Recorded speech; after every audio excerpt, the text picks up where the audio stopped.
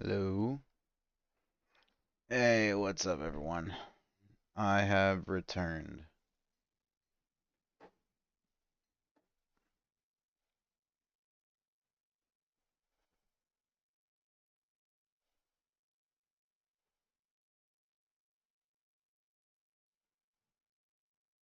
Oh, I got some followers while I was gone.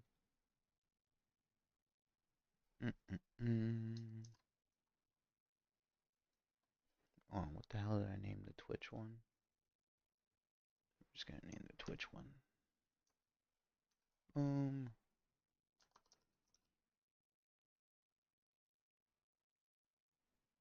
Boom. Bam. Let's check YouTube, see if anyone's commented anything. Nothing at the moment.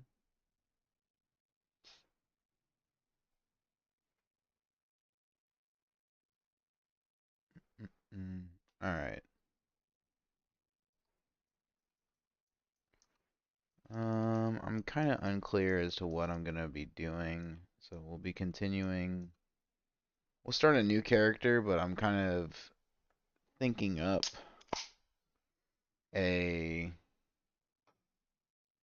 um trying to think up a new. I don't think the audio is gonna come out right. Nope, son of a bitch. I'm trying to think up a build that I want to do,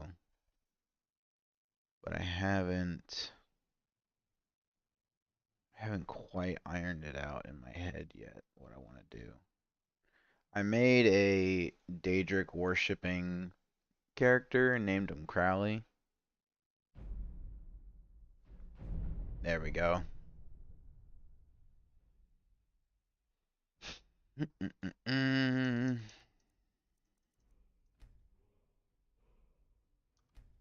Yeah.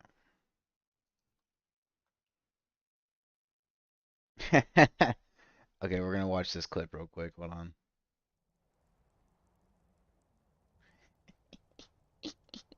Uh, Uh, your name, please? Stephen Bonnell. Okay.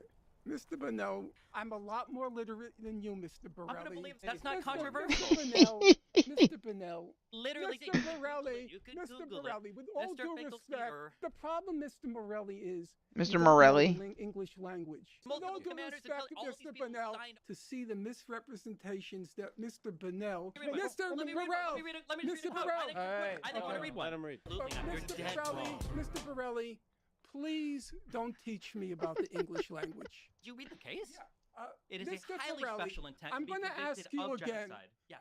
Please stop displaying your imbecility. Okay, I'm sorry if you think the Declaration of the Judge is imbecile. Don't put on public display that you're a moron. Display on camera if you're Mr. Burrell. Mr. Burrell. I read the case around 4 times. They just don't show genocidal Mr. Borelli, intent. brace yourself. The Israeli Minister of Mr. Finance on the Borelli, 8th of October. War. Mr. Bonnell, Wait, you do know how to pronounce my name. Are you mispronouncing it intentionally? Yeah, he made you into an Italian all the time. It may be meaningless to you, Mr. It was Bonnell. meaningless to everyone in the region. Mr. Bonnell. Who that else is- Mr. before 67? Bonnell. Mr. Bonnell, don't change the subject. The actual Destiny alternative. should Yes, talk about you're making money media, off you're of a media idiocy. blitz. Listen to this. The only option is Mr. Bonnell combat. is now an expert on Palestinian Hold on. mentality. Where it was a good We faith have effort. a written record. With all due We respect, have a written Mr. record, Pop Mr. Historian, you Burrell. can't even read the written records. I don't know why you're referring to it. Excuse Okay? me? I just said there are 15,000 pages. Mr. Burnell. And I'm sure you cherry picked your favorite quotes I from don't all of cherry them. pick. Okay, Hey, that's at great. least, That's Mr. great. Burrell, at Yeah. least I had a quote to cherry That's pick. great. All you Finkelstein, have and is I can, Wikipedia. Do you want me? I gave you quotes. All you I have can give is you quotes. Do you want Wikipedia. quotes? They asked for all of Israel in 67. Okay, What do you Mr. think those Burnell, wars were about? You're not going to respond to anything I'm saying because you have no I'll answer. respond to you. That's correct. Okay, yeah. Mr. Bonnell. If you're a historian, if you do all this work, you did the things, tell me what they said. Don't just tell me a sentence. Tell me by what Mr. metric. Bonnell. Mr. Burnell. Oh, wait, Destiny reacts to it. Nice. Hold Norm on. and Benny are historians. Wayne is a Middle East analyst.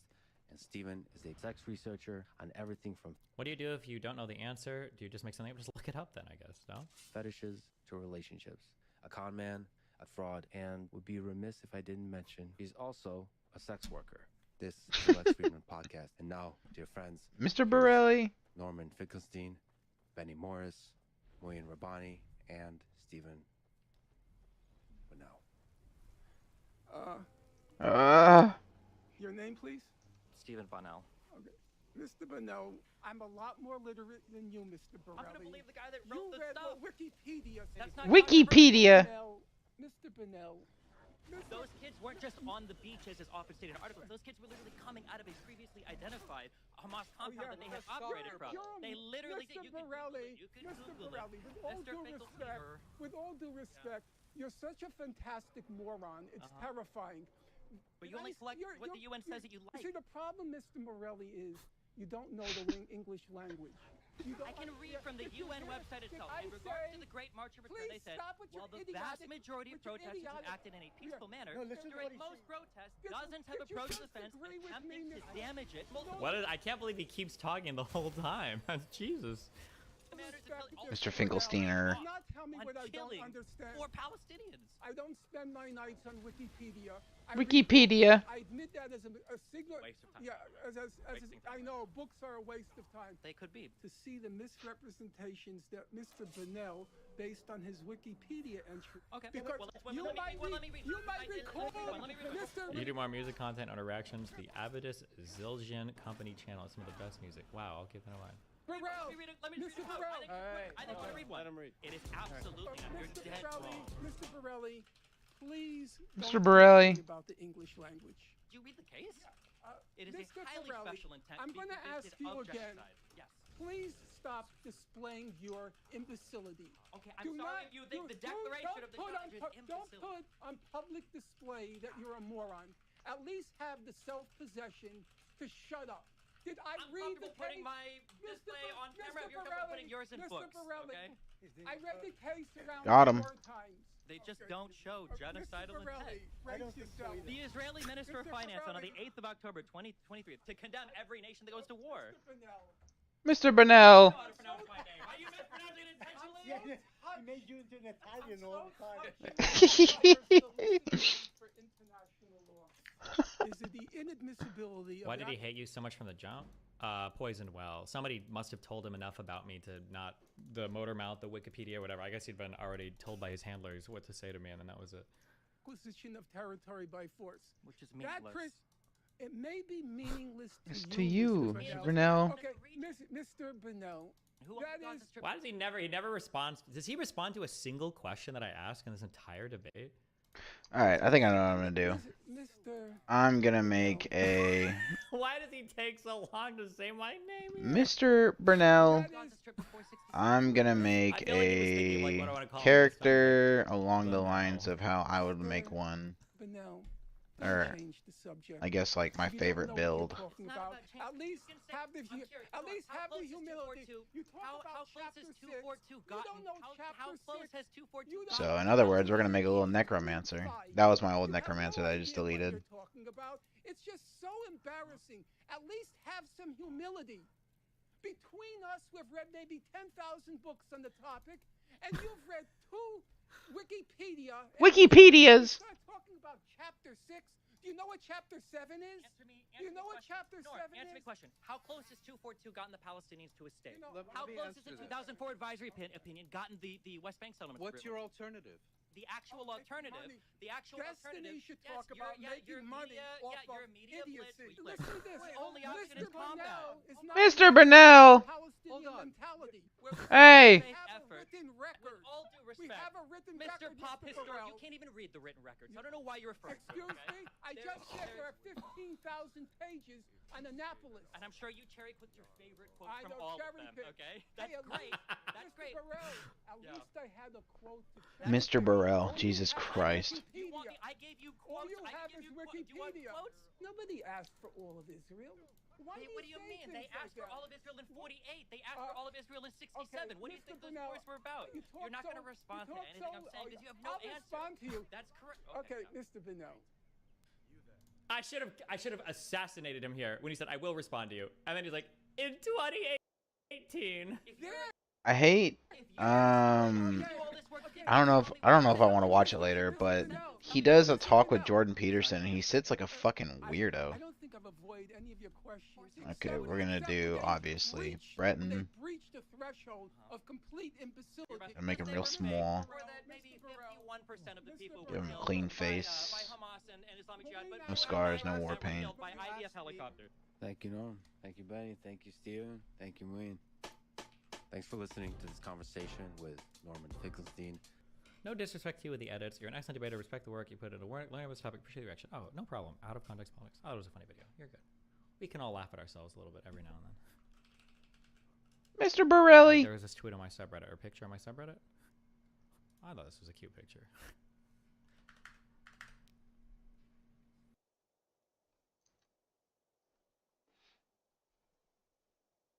Anyway.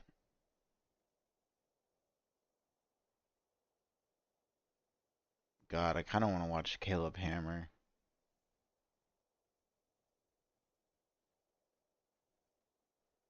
I'm also curious as to Gokanaru's. We're probably gonna have to skip around a lot in this video. So here is Sneako's response, all right? His official response. Official right? response. Because, you guys just Bonk. witnessed, Sneako's seen the video, right? He couldn't really plead ignorance too much. But what needs to be kept in mind, and what most people don't understand, is that Sneako got genuinely scared that night through the video. And I can show you the footage, and I might contrast it with this current response. Wish we could have like glasses in this game. Yeah, his vibe got completely for the night, and he ended up ending his stream. Since this character is going to be kind of representative of my favorite build, and I'm trying to make it channel, fit with Nihilist Pixel. People who clip his videos. I'm trying to make him fit with Nihilist Pixel and aka fit with Nietzsche and our boy Nietzsche. Oh my days. God, I wish I had the fucking picture. Or I had the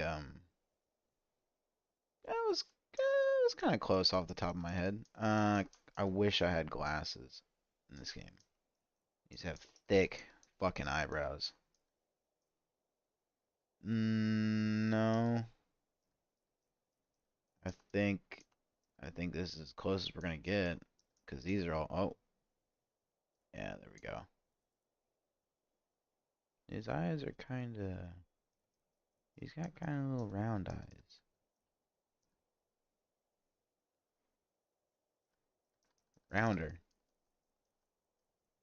Rounder, damn it. Okay. Kind of.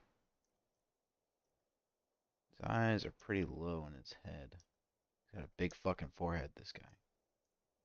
Eyes are super close together, too. Oh my god. Okay, the nose. I was kind of close off the top of my head. It's been a while since I've seen this guy. Okay, we need a nose that has the little ass in it. It's a little butt nose.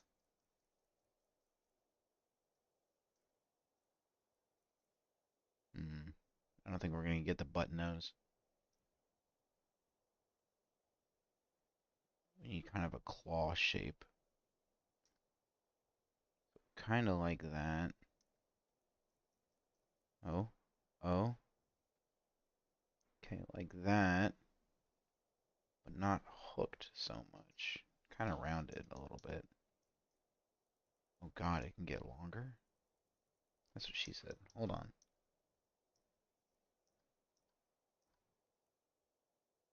Kind of like this. Like, no.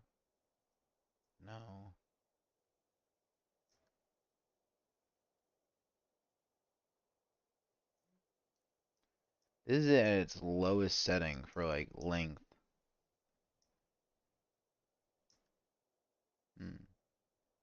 Oh wait, this'll work. Yeah, that'll do it. Can't really see his fucking lips because his mustache is so fucking thick. Cheekbones are kind of low. A little bit equal to his ears. Cheekbones are kind of wide too. His chin, he's got a decent chin. He should have mewed a little bit harder, but he's got a decent looking chin. Mouth, I don't really think we need to worry about since doesn't really can't really see his mouth. Chin. No, we need to make it wider though. Yeah. Yeah, like that. Why does the character look kind of fat? Okay. Hair we'll leave be because I don't think it gets better for short hair than that.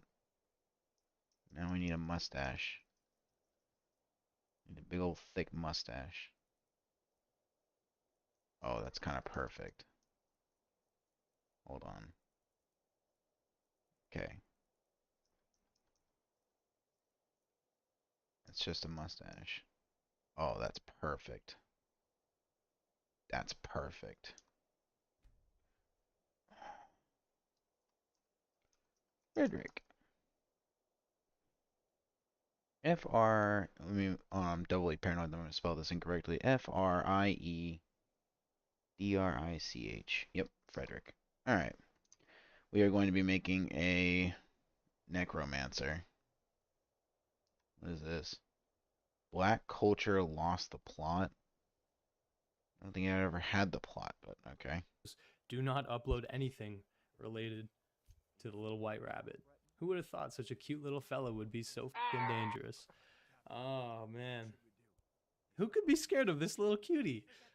I guess Sneeko. Basically, right, the thing that I didn't notice was that Sneeko actually did kind of, vaguely address the video a few days later, okay? And it's funny because this reminds me, Sneeko spends a lot of time shitting on Ethan Klein. Ethan Decline, he calls him. Base. And it's funny because in my mind, right, him and Ethan have so much in common. So much in common. And one of those things that they have in common is that when confronted with a video vigilante video, they prefer pretty much to, not address it head on, to speak vaguely about it, to kind of obscure their awareness, right? And so we're going to witness that right now, okay? There's going to be warning, okay, high levels of copium about to fucking be endured. So here we go. Sneeko's response. We're the soy boy collage people. You get a bunch of pasty white dudes and liberals and, and all these people, they make YouTube videos saying, like, the downfall of Sneeko. Okay, why Making that documentary, why ban it? Jesus Christ. I'm gonna have to like fucking blur this or something. Fuck. Hold on.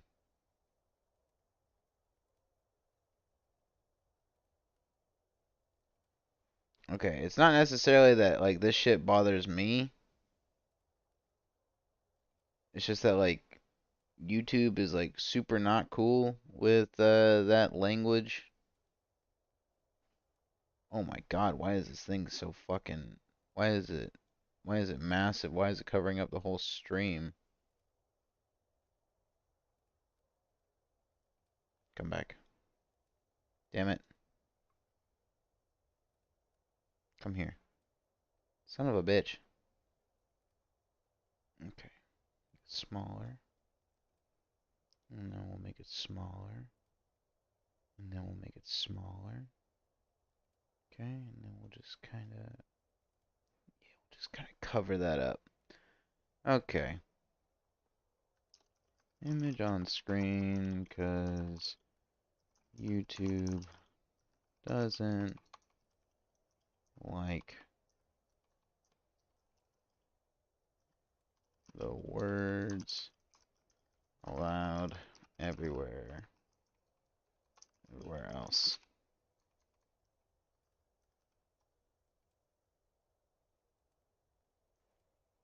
All right. every 6 months for 2 years now, I'm still here. Okay, so already immediately. Oh, and then he immediately, right after I do that, makes a documentary or whatever, a video. Jesus Christ! Right after I do that, an archetype, same person. We're all liberals. Right after I do that, we're all gay. He gets off of the video. We're all pasty white dudes. The pasty white dude allegation, I think that's interesting. I don't know that I would describe myself as a pasty white dude, but yeah, I'm curious. Where is this going? Because already I'm sensing a little shit. bit of, discomfort from him. Don't say W banned. Being banned sucks, but we've been able to survive it. We've been able to apply pressure and still be able to do something like this. So, this is one thing I will say. Being banned does suck, okay? And I'm very, very, very intimately aware of that. Obviously, the second session of Video Vigilante, the entire video was dedicated to defending Mumkey Jones, someone who was extremely and aggressively hunted down by YouTube and, removed. Being banned does suck. And on that level, I do empathize with Sneeko, and I kind of have to acknowledge, like, he is kind of doing, better than what most people who get banned end up doing, which is nothing, right? Persona non grata. This is the Twitch audience over here. So I said a word the other day that kind of made a lot of people a little angry with me. But it was a live stream, so there's not really anything we can do about it beyond this point. And unfortunately, there's no takey backsies for these types of things, so it was kind of a big whoopsies on my part. A big no bueno for all the people that get offended by those types of things. And so there was a terrible thing on the internet, and it was like worse than poopy. Oh my god, So and then kind of Jesus almost Christ, Goku, stop, fuck. Talked about it in the past, right? Like now that's critical that he's mimicking. Every time I stop paying Critical attention to the of video and says I'm playing with my he's a sword boy, cube, liberal, weak, fucking whatever. boom, the words are back on He screen. promotes gaming, right? He promotes porn, which those two are actually kind of true, but yeah, I'm curious, where's he going with this? Diarrhea. Guys, this terrible thing is worse than poopy diarrhea mixed with vomited poop. Am I right? So I was looking at Twitter and I'm having the mainstream opinion that everybody has. And one reminder, because people are texting me like there's more hit pieces going out on YouTube and stuff like that. I don't know if you guys have seen the chats. I wonder if you've seen those. More hit pieces like the devastating demise of Sneeko, and the thumbnail's me like.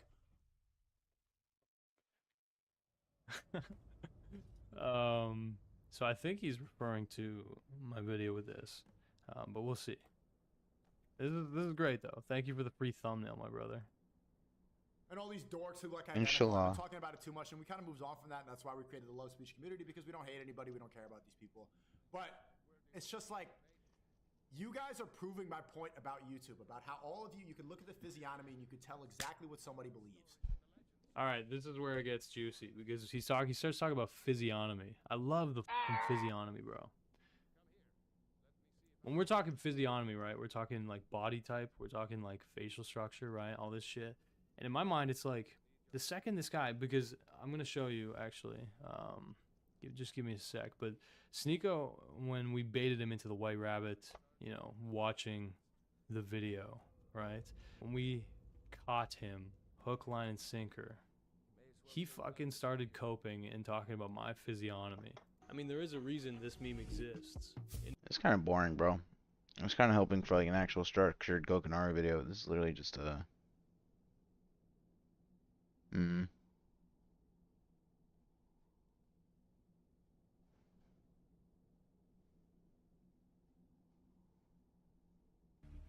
Are we done with your bad stand-up routine? Almost. But you always gotta end on your best joke.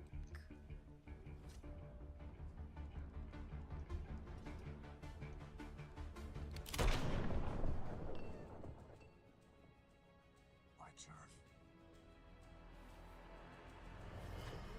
Bloody shock!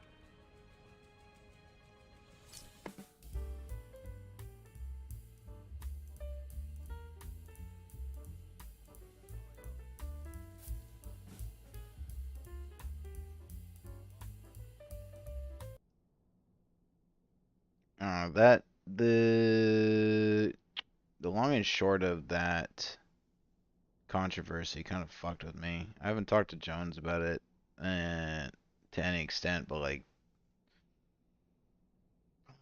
killing off Arkham Batman with just a gunshot wound to the head is kind of fucking pathetic. Hey, what's up, Jones? Jesus, you're like psychic, dude. I was literally talking about you just now. Watch that animation about what Arkham Batman would actually do in that scenario. Hold on one second.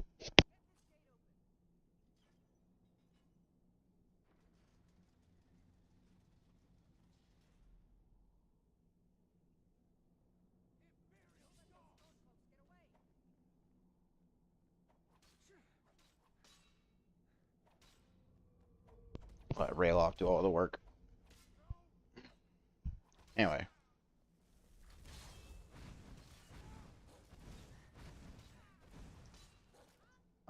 On screen, we had this video right here about what Arkham Batman would actually do, and it's basically just him eating the bullet and then beating the shit out of everyone. I don't know, man. I saw some more videos of him getting blasted, and it just felt kind of gross, man. I don't like Batman going out like that. Mind controlled or not.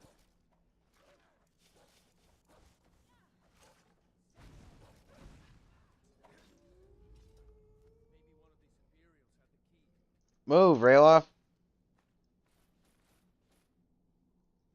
Right now, I'm debating on what to watch.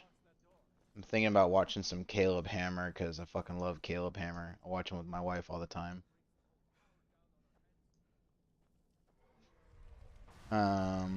Or watching some drama, or watching some random lore debate video or something. Right now, I'm building a. I'm just doing a typical necromancer character. My favorite build.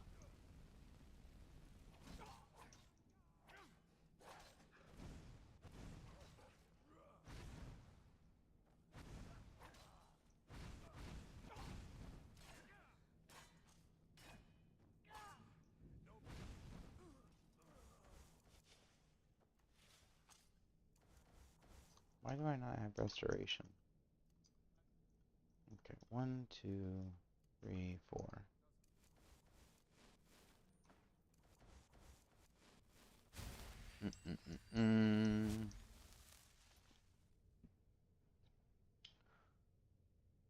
What to watch, what to watch.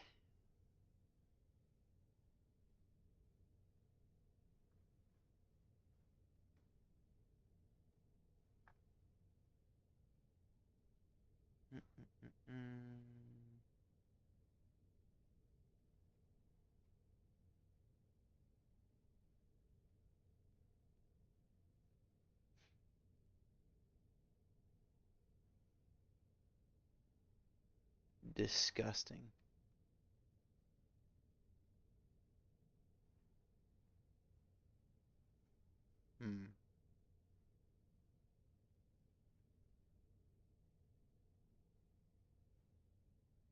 I don't know.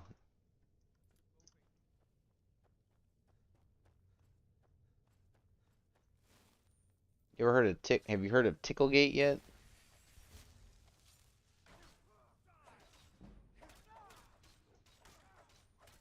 Guess we can watch Evan and Preach talk about Ticklegate.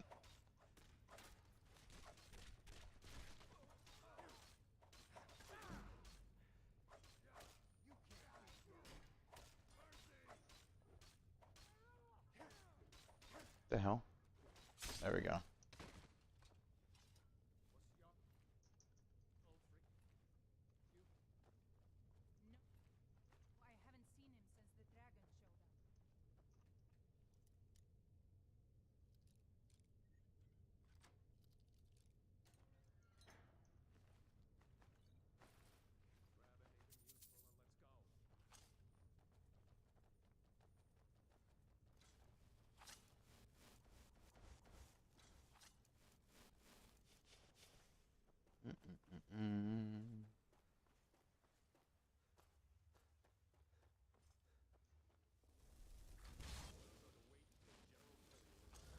I guess we can watch Ticklegate. Okay, so this story has... So the background on Ticklegate that I'm aware of is streamer and other streamer, well, big time Mondo millionaire creator and smaller streamer are at a party in Austin, Texas. She's 18, but she's drinking at a party, and he's drinking as well. He thinks she's 21. Again, that doesn't really matter because she's 18 regardless. Well, it doesn't matter for what's about to happen, but it matters for, like, the drinking, I guess. But she's drinking and he's drinking, and so they're doing little party games at the party, and they start cuddling up to each other. He gets frisky. Um, he gets frisky. They shebang, and then like months later, she claims that he sexually assaulted her, or that not sexually assaulted, sorry, that he was being creepy because he was 20 something, like 27 or something, and she was 18.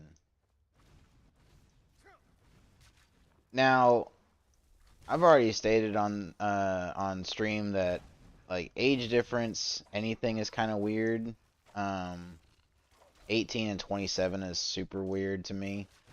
But you're an adult at that point. At that point, you got to make your own decisions, and she puts it all of it on him and says that he should not have done what he did. Um, I don't know about the rest of you, but were I still single and I was at a party and a girl shows interest in me and we're snuggling and you know I go to cop a feel, and then not only in this story when he cops a feel, she gets up to go get something and then she comes back to sit on the couch, and then he does it again, and then she doesn't say anything either time. And then like she does this repeatedly throughout the night where she gets up to grab something and comes right back to him. And so I don't know, to me that's kind of a signal that she's either into it or she's cool with me doing it. The second one is probably bordering on the okay line, but the first one is what I would have picked up on. If she keeps coming back over and over again to be there needs to be a better word than groped or diddled, but I guess groped would be better or would be appropriate. There has to be a better word. She got felt up and they were making out, then they shaboinked, and then yada yada yada. So there's been this big meltdown in the community because people are calling him a creep and a weirdo and a freak, and everyone's rushing to her defense. But again, just a reminder before we get into Abba and Preach's video, the only thing that verifiably happened was kissing, groping, and consensual boinking. The charge is that he, as the adult, took advantage of her. That's the claim laid out. Now, being totally transparent, I think it's all bullshit. I think that, not that she may actually feel this way, but I think that her friends or her family or some professional should probably tell her, like, to grow up, I guess. She's an adult, and she chose to kiss this gentleman. She chose to allow him to feel her up. She chose to have sex with him, and to say that you're 18, you're young, and you don't know what you were doing is ridiculous and taking away your own agency as an adult. And then at that point, if you truly think that at 18 you cannot be making your own decisions, you shouldn't have like any ability to sign up for credit cards or have a bank account or vote or do like anything that a thinking, rationalizing human being should be able to do. If at 18 you think people are taking advantage of you because y'all are vibing together, we'll see what Abba and Preach have to say. Has to be one of the dumbest, most terminally online thing. What? I honestly think young people's brains are rotten when it comes to all topics of consent. Okay, essentially this involves two Twitch streamers. Okay, some very, very strong allegations. All right, you can be the judge. Last year, at the beginning of summer, This is her. by a significantly older Significantly older. 9 years. I was freshly 18. Freshly 18. And had just graduated. Dude. Also, I'm gonna be tearing her apart. If you want to go watch her, damn, I can't remember her name. If y'all are interested, I'll link, in the description her video, her confession or whatever. But I hate this term, freshly 18. Freshly 18. Maybe in a more complicated sense, we can like discuss whether or not 18-year-olds have the brain power or the capacity to be giving consent to those that are significantly older, since there's a likelihood of manipulation and all that. But you're either an adult or you're not an adult legally. You're either an adult or you're not an adult in a real world sense. And if you're not an adult, you shouldn't be in any areas or circumstances or predicaments where there are other adults. You need to go back to like high school, or you need to go to college again, and you need to like just grow up, is my thinking. Like, you need to just be away from all other adults that are thinking, acting, and operating in the real world as it is presently. Freshly 18. Jesus Christ. I don't know. I mean, my own personal opinion, like, if I was made God Emperor, there would be no relationship where the age gap is larger than, like 3 years. If I was God Emperor, and I could institute, like, whatever rule for reality I wanted, it would just be, like, people that are 3 years apart, or people that are more than 3 years apart have to, like, apply to be together. Go through, like, some, like, office of, I don't know, office of truth and management or some shit that, like, judges both their mindsets to see if they're truly adults or not, or see if the older person is actually into them for their personality and not out to manipulate them, and the younger person is actually understanding that this older person has the ability to manipulate them. But because clearly a 9-year age difference, pretty bad. Not the worst I've ever seen.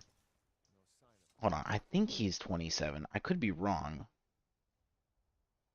How old is George? Not found. Okay, he's 27. Okay, 9-year age difference. Not the worst. Not the best. Not the worst I've ever seen. I've seen 15. I've seen people like 30 years in difference on like dating shows and internet bullshit chicanery, but not good. Not the best. Graduated high school a few. Oh yeah, freshly 18. You're either 18 or you're not 18, dude. You're either an adult or you're not an adult. Legally speaking. Like, this is a legal matter. We're not debating philosophically or hypothetically. This is like a real actual situation that has legal ramifications, and I think she should be sued to like whatever extent George Not Found can sue her because of how she portrayed this whole situation and basically shat all over his image. Few weeks prior. Freshly 18 is a wild line, is it not? It's like, I was like, freshly 18. Bro, they're biting my shit. They're literally taking my takes before I've even said them. That's what I see.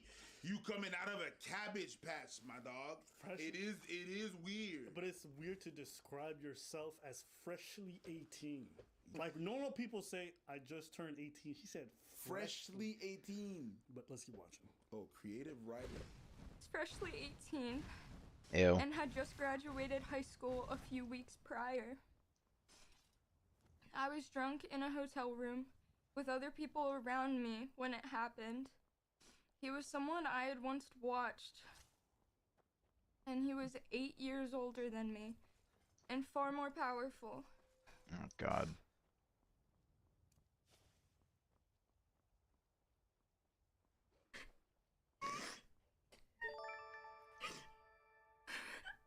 Not the Twitch dono sound in the background. Here's the crazy part.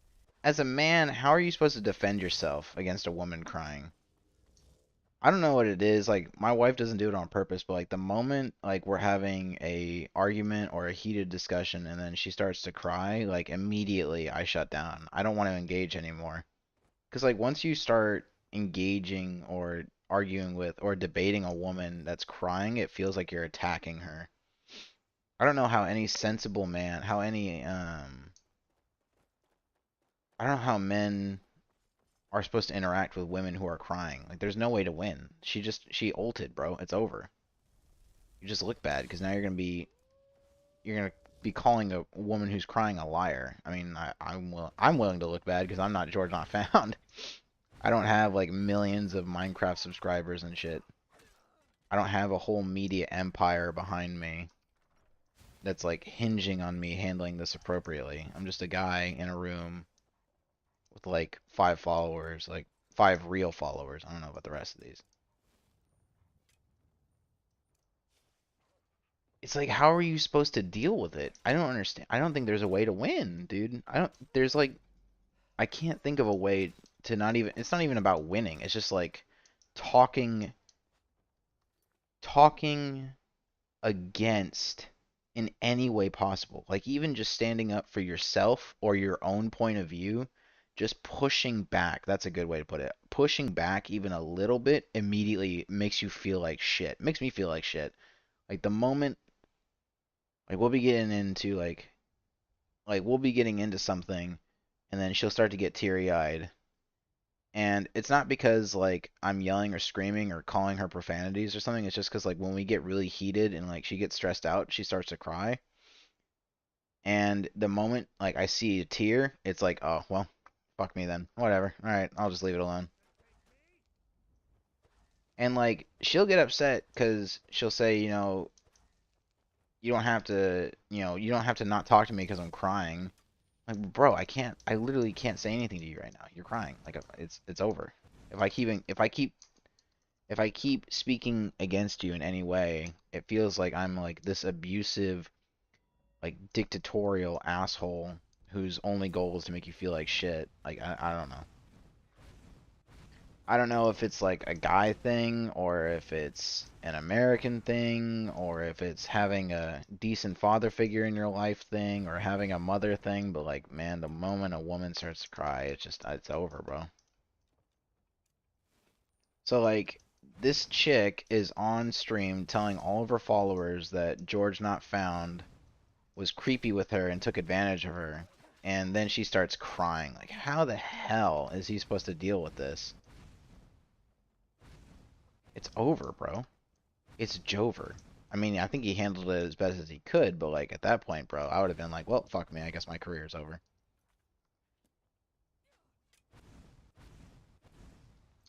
This is also why I tell people don't be fooling around with women you're not in a relationship with. Don't do it, bro. This is how you end up in situations like this. Don't fool around with women you're not in a relationship with.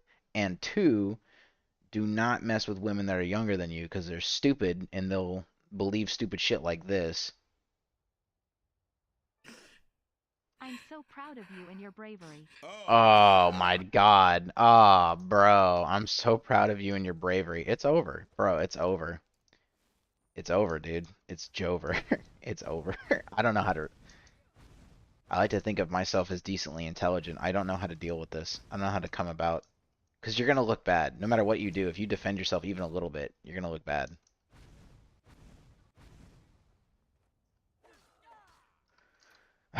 Bro, I'm definitely more preach than I am ABBA from hearing that. Like, to me, I would have heard that Dono sound, I'm like, bro, it's over. It's done. Sorry, someone donated to say that shit with a robot. I'm so proud of you and your bravery. No, it's... Okay, I'm sorry. Let me just keep watching. No. The full story is quite short. It was at a convention in a hotel room. It was my first convention I was invited to, so I stuck by one of my best friends the entire time. I was nervous but excited about it all and felt really grown up. One night we were at God, I feel gross watching this. I felt really grown up. You're either a grown up or you're not, dude. You're either a kid or you're not. You're 18. You can be conscripted into, like, you can go to war. The government can put you behind a, like, multi-billion-dollar piece of equipment. You can be trained to kill people. You can vote. and decide like every policy on your local, state, and federal level in your country. You can travel the world. You can apply to credit cards and like put yourself in like $50 billion of debt. Like the amount of responsibility that's now on you is crazy. But at 18, as a society, we've decided that this is the age that you need to be in order to receive this responsibility. If you're not ready for that responsibility, if you're not ready to be an adult, why the fuck are you going about to these conventions? You should already be an adult. This is ridiculous. At 18, I already had a full-time job and was going to school. At 18, I was making moves to like get out of my parents' house.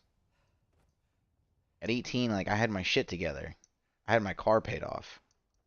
At 16, I had my first job. I don't know, the idea that she was freshly 18 going to her first convention and she felt like an adult. To me, if I were to say that about a woman, that would be an insult. It would be me infantilizing her, but she's infantilizing herself, which is tripping me out. Like all of your rights to vote and to do all this, that, and the other need to just be the moment I hear you go, I was freshly 18 and I had gone to my first event and I felt like such an adult. Like if you're doing nothing, that's fine, right? But you have the legal ability to do all these things. Like at 18, you should be an adult. At 18, you like the goal of your parents is to get you ready for the world from 1 to 17. You're supposed to be oriented such that at 18 you can operate. It doesn't mean that you go out into the world and you have your own apartment and you have like a 401k and all this shit. At 18, yo, you're far from being an adult. Bro, how? You're supposed to be an adult at that point. If that's the case, like the legal age for like voting and drinking and all that shit needs to be raised. Well, at 21 it's voting, or at 21 it's drinking, but at 18 you can own a firearm. Like you can own a rifle at 18. If you're far from being an adult at 18, you shouldn't have the ability to do jack shit. You should just be in your house, like still preparing to be an adult. And the government shouldn't take like anything you say or do seriously. You should not be able to join the army. You should not be able to vote. You should not be able to drive without like a special permit. Like you shouldn't even be able to apply for credit at that age. You shouldn't be able to do any of that shit. If that's the case.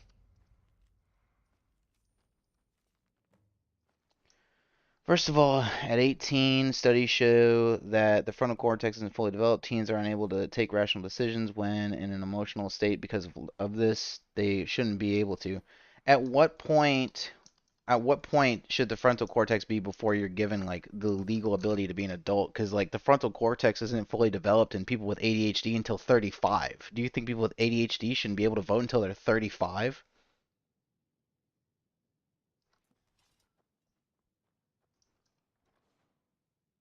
The law is old and it should be changed. Yeah, no, I don't agree. I think that we've infantilized people to such a point where they think that at 18 they can't have their shit together. Meanwhile, how old were the founding fathers when they like established this country? No. Old were the founding fathers.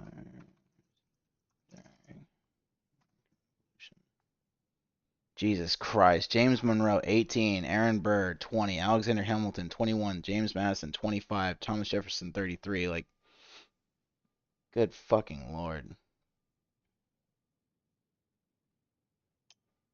We're younger than 40 years old.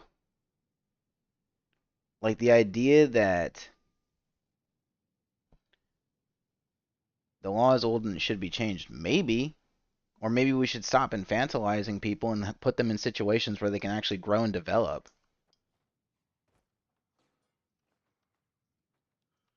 I forgot what I was even doing right now.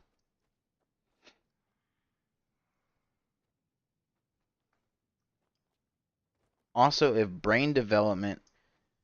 So, my brain blast is hurting. So, if we base rights on cognitive development and the state of the brain, at what point do you draw a line when it comes to IQ differentiation, or do you not care about IQ and you only care about the development of the prefrontal cortex?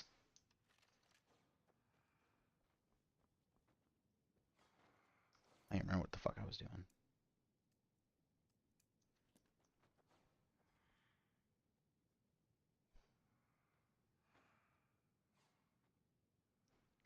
I grew up in a post-Soviet country. At 3 years old, I saw people gunned down. Okay.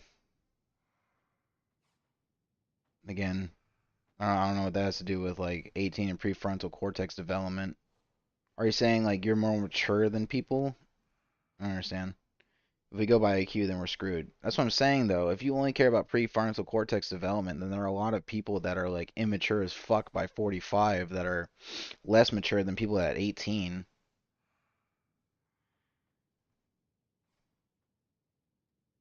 We create the law and the rule around 18, and it should be on parents to get their kids ready because at 18 that responsibility is hoisted upon them. They're not ready. That's a shitty parent, but past 18, it's no longer the parent's duty, bro. That's your responsibility as an adult. That might be unfair, might be uncouth, but no matter where you put that line, at some point you have to grow up and own your shit. And in this country, it's 18. In this country, you are supposed to be ready to go out into the world and do everything at 18. That doesn't mean you have to. That doesn't mean you need to have a 401k and you need to like be renting or owning property by 18. But at 18, you should understand that you have a lot of responsibility now and you have to act like a fucking adult. And saying that you're freshly 18 and that you went to a what do you call it? You went to a event and you were adulting and you were feeling like an adult is a sign of immaturity and probably shows you shouldn't have been there. My point is I went through real hardship, started working at 14 years old, left home at 16 years old, but it didn't mature me faster, it just traumatized me more. Again, I don't understand. You went through real hardship, okay? But again, you're proving my point that you can deal with stuff like that at 14. So even younger than 18, you can deal with stuff like that.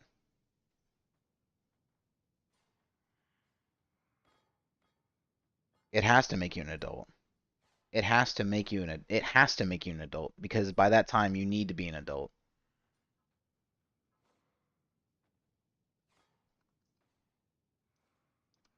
Like back in the day, you could start a family at 14. By 14, you were supposed to be an adult. That might not make you an adult by like modern standards, but you had to be an adult. And at 18, you have to be an adult. And whether you think like, if you think that like the maturity of the brain is what determines adulthood, then there were a lot of child kings and emperors who were responsible for the safety and progress and benefit of entire nations of people that were able to do it younger than 18.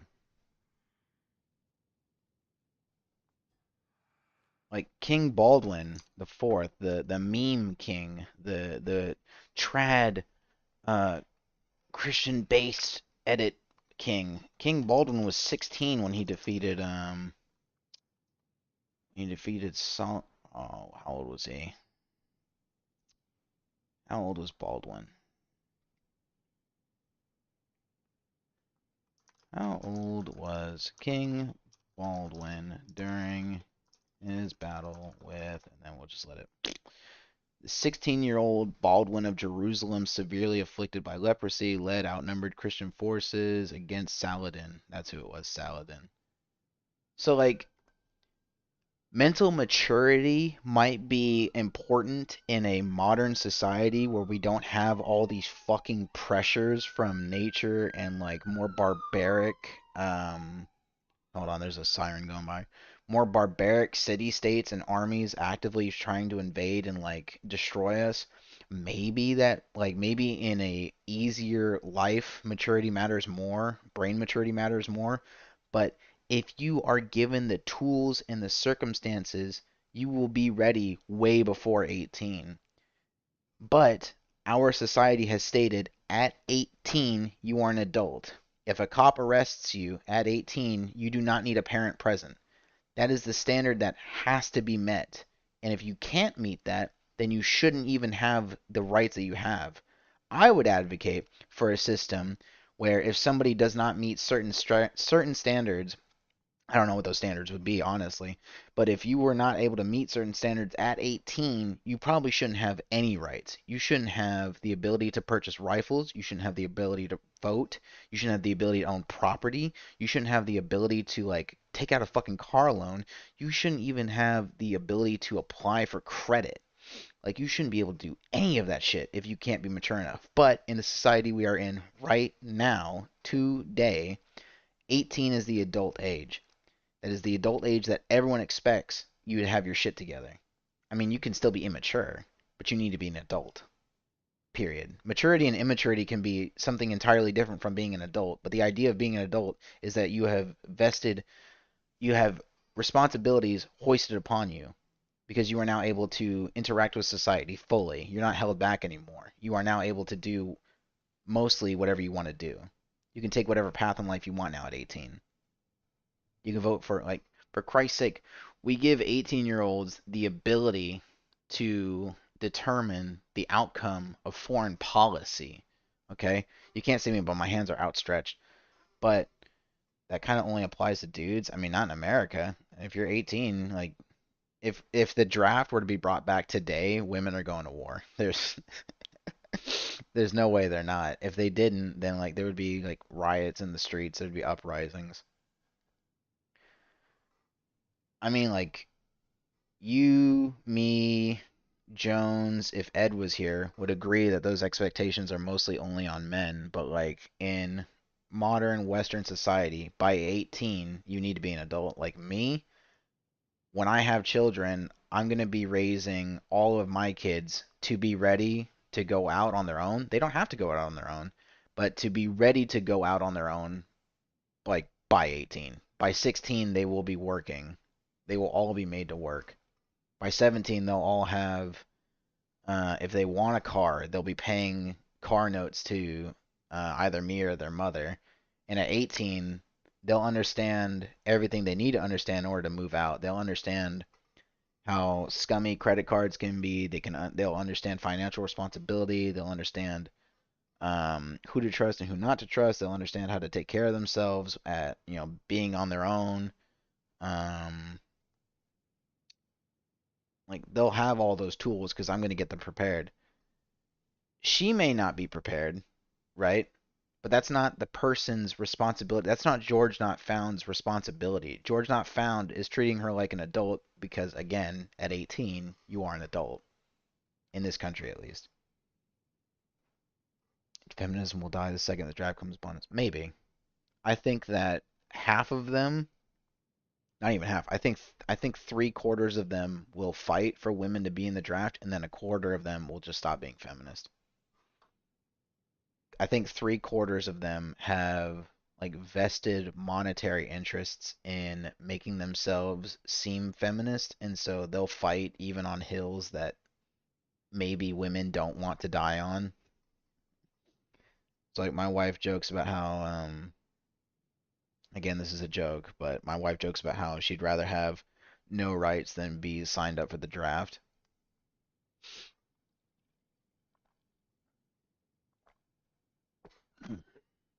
I think we have different definitions of adult and teenage. I'm not talking about the legal. I think you're talking about maturity, and I'm talking about just being an adult. Okay. So like, but I think we both agree though. I think we both agree that at 18, you probably aren't mature, right? You're probably not mature, but you're an adult. That's my only point, is that because right now this whole discussion is within the framework of it's in the framework of Ticklegate, aka George Not Found against Katie Bugs. And in my mind, George Not Found has absolutely no fucking, like, he has no responsibility or duty to check and see if Katie Bugs is mature enough to be in a, not even sexual, but like be in a I guess vaguely sexual relationship. He has no duty to check that, no responsibility to check, because she's supposed to be 18. She's supposed to be an adult. Now, you and I would probably say at 18, you shouldn't be banging. If you are above 18 and you are a guy, you probably shouldn't be screwing around with anyone that's like you should. If you are a 27-year-old man, you should not be playing around with 18-year-olds.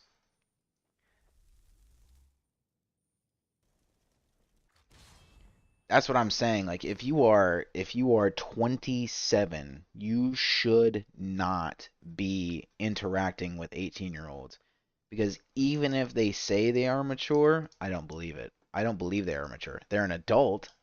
They are supposed to be mature, but I don't know if they are. And because I don't know if they are, I'm not going to treat them as if they are. That's what I would say to George Not Found, or to anyone in his position who is getting into what's the word? Getting into non-monogamous sexual relationships, or not even non-monogamous, non-committal relationships with women. I wouldn't recommend you starting, continuing, or not starting or continuing any interactions with a woman younger than like 3 years. Like 3 years your junior is what I would recommend.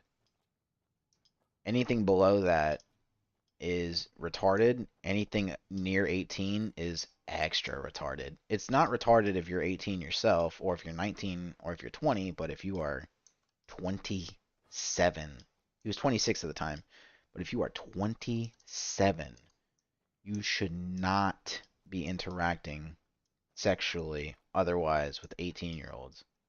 Because even if you think they are mature, because they could be mature, but man, if they're not mature, this is what happens. This is what happens if they're not mature.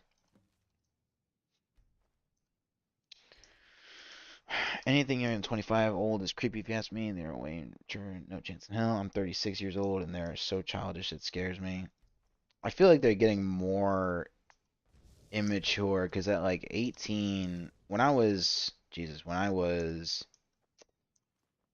like 11 or 12, my mother told me if I got a woman pregnant that the housing and clothing my parents would assist with, but like the food, the medical care, all that shit was coming out of my bank account or my hide. And my mother was not playing around. My mother was being dead serious and told me that if I got a woman pregnant, like it would be my responsibility. So like from a super young age, I was told to be responsible.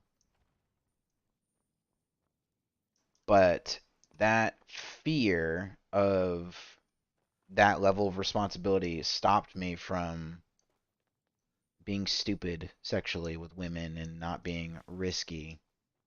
Because I knew that like if I did fuck up and got a woman pregnant, I was fucked. Like there was no safety net. I was screwed. So that fear caused me to be much more mature for my age than I was supposed to be. Or like, if I was to be sexual with a woman, there was always a condom involved. There was never no, oh, well, maybe we can, oh, you know, maybe we can pull out. There was none of that shit. None of that. Never. Because I was scared to death of that shit. Man, I wouldn't even say look. We have an individual in our community who's a Eastern Orthodox Christian, and I think that his policy on stay away and avoid as much as possible is probably the best way to handle it. Because look, this guy dipped his pinky toe into the water. Okay, dipped his pinky toe into the 18-year-old water, and then now he is completely and totally like his career's taking a fucking major hit because this woman again, like, do you know what's going on in this situation right here? Oh, nice. We got two Orthodox. What am I doing? What am I saying that's bringing y'all around? I think it's the Skyrim. What do you call it? So this gentleman, George Not Found, was kissing and making out and groping this chick, Katie Bugs, at a party in Austin, and she claims that he was being manipulative and exploiting her because she was so young and he was so old. Now, that word manipulate is kind of key because in the moment she was enjoying herself and having fun, but then after the fact she feels as though she was taken advantage of. Again, she feels like there's a conspiracy going on. We haven't gotten into this, Jones, but there's a conspiracy that she's lying about feeling this way. But what I would tell people and what I would recommend to all young men is do not interact with women around this age, because even though they are adults and they should be mature, they're not. And so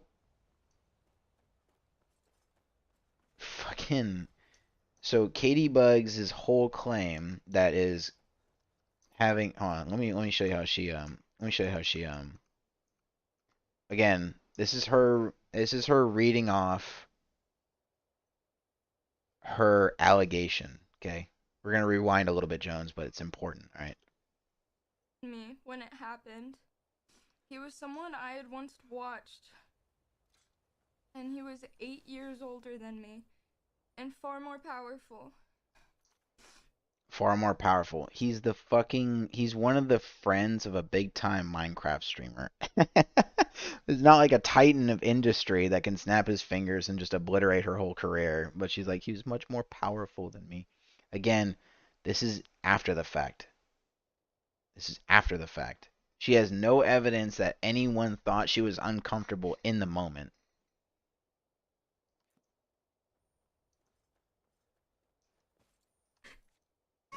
Okay, you see that reaction and you think like, oh my god, we call it rock starring. But like it's R asterisk asterisk I N yeah. R asterisk asterisk ing. That word's not allowed on YouTube, but you would think that's what's being talked about right now. But what's being talked about right now that's having her react like this is she was kissing with the dude at a party. I don't know. Funnily enough, there's another conspiracy theory regarding that as well. Supposedly, now I've got no evidence to back this up, and it might be a 6-hour stream just diving into this theory, but there is a theory that the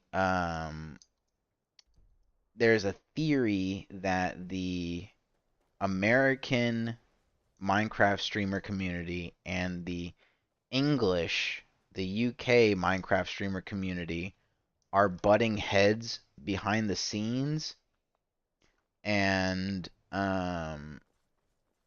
they're the people in these communities are the ones pulling the strings behind the allegations and whatnot. The current theory for Katie Bugs, is that there are Minecraft streamers in England that are convincing her that she was manipulated and taken advantage of so that she would come out with a story like this against Georgia Not Found. Again, this is all conspiracy theory. Okay, this is all conspiratorial. The only evidence right now is that the first person to react to this allegation was a English Minecraft streamer who was reacting to and supporting allegations from other allegations against other American Minecraft streamers. That is the evidence for this theory. It's very circumstantial, but it's interesting to me, the idea that behind the scenes there's a little shadow war. Jesus Christ, that arrow just took me out. I call it rock starring. We call the perpetrators rock stars. But that's what, just to keep it unique. But yeah, that's the theory. See, that's what you would hope, right? You would hope that it would go straight to the cops, but I'm actually not sure. I'm actually not sure if they would. Oh my god, I cannot do this fight. I'm out of here, bro. They're gonna kill me. They're gonna fucking murder me. Like, what do you call it? Every time there's an allegation of rock starring, of graping, I don't know if I've ever seen charges come about against a YouTuber. Because I don't know if y'all remember this, but the whole Tobuscus drama, his girlfriend accused Toby of being like a drug-addled rock star and was beating on her and like rock starring her every like fucking week, and no charges were filed, right? No police reports were made. And when she came out and said that everything she had said was bullshit, except for like him like doing drugs and like getting loud, no charges were filed against her for saying that he was doing all that shit to her. Son of a bitch. Fucking rock joint. Fuck y'all. The dude screwed up for putting himself in that situation, so I honestly have no mercy for him. To be aged as a man, you should have self-control, especially in your public figure and reputation. That's the thing. Like, I don't ever have sympathy for these people, other than like, fuck, you know, how would he go about dealing with that? Like, from a purely strategical standpoint, I feel bad because I don't know how the hell one would handle this without looking like a fucking psycho. But yeah, most definitely, he put himself in this situation. Like, what the fuck? What am I? Why are you attacking? Oh, I'm just getting chased by even more wolves. This is like what? This is like the second pair of wolves I killed. So like, I'm not a Christian. I used to be. Like, I'm an atheist, but the moral, what do you call it? The moral, not suggestions, I guess rules laid out by Christianity are extremely useful and I think good to use for the modern era. So I'll constantly point people that are kind of a-religious like me back toward another set of wolves. What the fuck? I'll send people that are a-religious back towards Christ, just because I feel like that meaning and that structure will help out their life a lot. And I think the push to keep the push to not only abstain from sin, but to actively orient yourself in such a way to where you avoid sin altogether is probably the best course of action for young men, especially in this environment where someone like this can come along and just obliterate your career. It's probably best that you don't go to the parties. It's probably best that you don't imbibe in alcohol at these parties if you do go to the parties. It's probably best that you don't engage in sexual activity with other people at these parties if you're not in a relationship with them. Why are you all attacking me? I killed the witnesses. What bounty? I didn't do anything.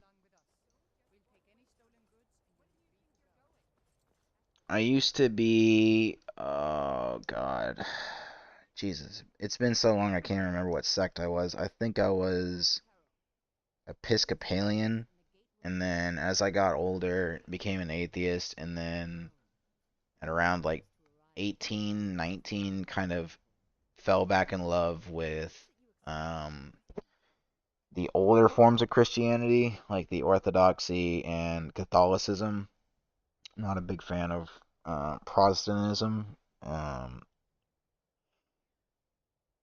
I think like Baptists are pretty cool, but the Orthodoxy and Catholicism are probably the two that I would stand the hardest for, just because they're much older and much less likely to be tainted by a lot of the New Age world shit.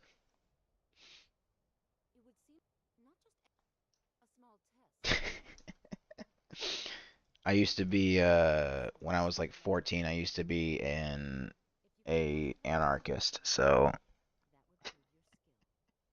we all have we all have we all have episodes. I forgot what she even wanted me to do. But yeah, like just this whole situation just kind of exemplifies why I don't think young men should be engaging in these non-monogamous sexual activities, and then also why I don't think they should be engaging in these activities with women that are 18. It's fucking stupid.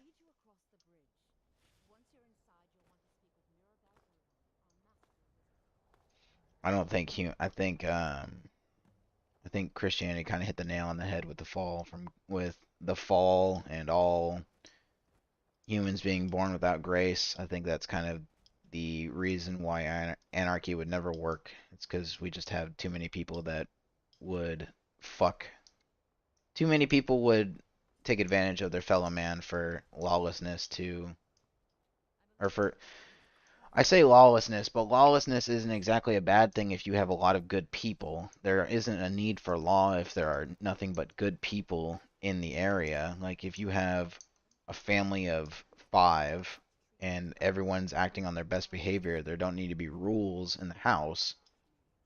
But if the children are eating their vegetables, if everyone's going to bed on time, if nobody's using the phones inappropriately, then you don't need house rules. But it's the inclination to do, I wouldn't say evil, but to do bad in all humans, that desire to satiate some baser instinct, like I mean, I don't know, I guess greed, lust. I mean, using words from Christianity again, but that desire to satiate those wants versus meeting your needs only kind of is the reason why we have to have the rules of the house, and it's why we have to have laws within the society. But if you had a society of people that only do good and that only want to do good, then you wouldn't need laws. So in that sense, anarchism would work, but I just don't think humans are capable of that, or there's not enough humans that are capable of that.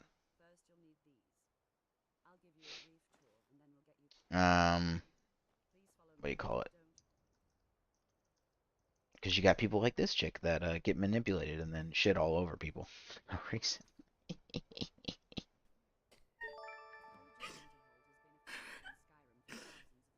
I'm so proud of you and your bravery. Oh my The cringe. Sorry, someone donated to say that shit with a robot. I'm so proud of you and your bravery. God. The full story is quite short. It was at a convention in a hotel room. It was my first convention I was invited to, so I stuck by one of my best friends the entire time. I was nervous but excited about it all and felt really grown up. One night we were at a house party when we decided to leave. It was me, my best friend, and her other friend. This other friend was romantically talking to a really big creator at the time. He was also the best friend of my soon-to-be assaulter. She wanted to go back. Assaulter. Assaulter. Jack and Jones. Assaulter. Oh, just to recontextualize, this guy made out with her and felt her up at a party, and she kept coming back to the couch to cuddle with him and to be groped, I guess. Assaulter. Assaulter. I hate the way these people use these fucking words, because when you think assault, immediately your brain is triggered to think like, you know, violence. Immediately your brain is triggered to think like the violent um disregard of one's consent. But that's not what happened at all. But that word is it's an interesting word to use. See, that's the thing.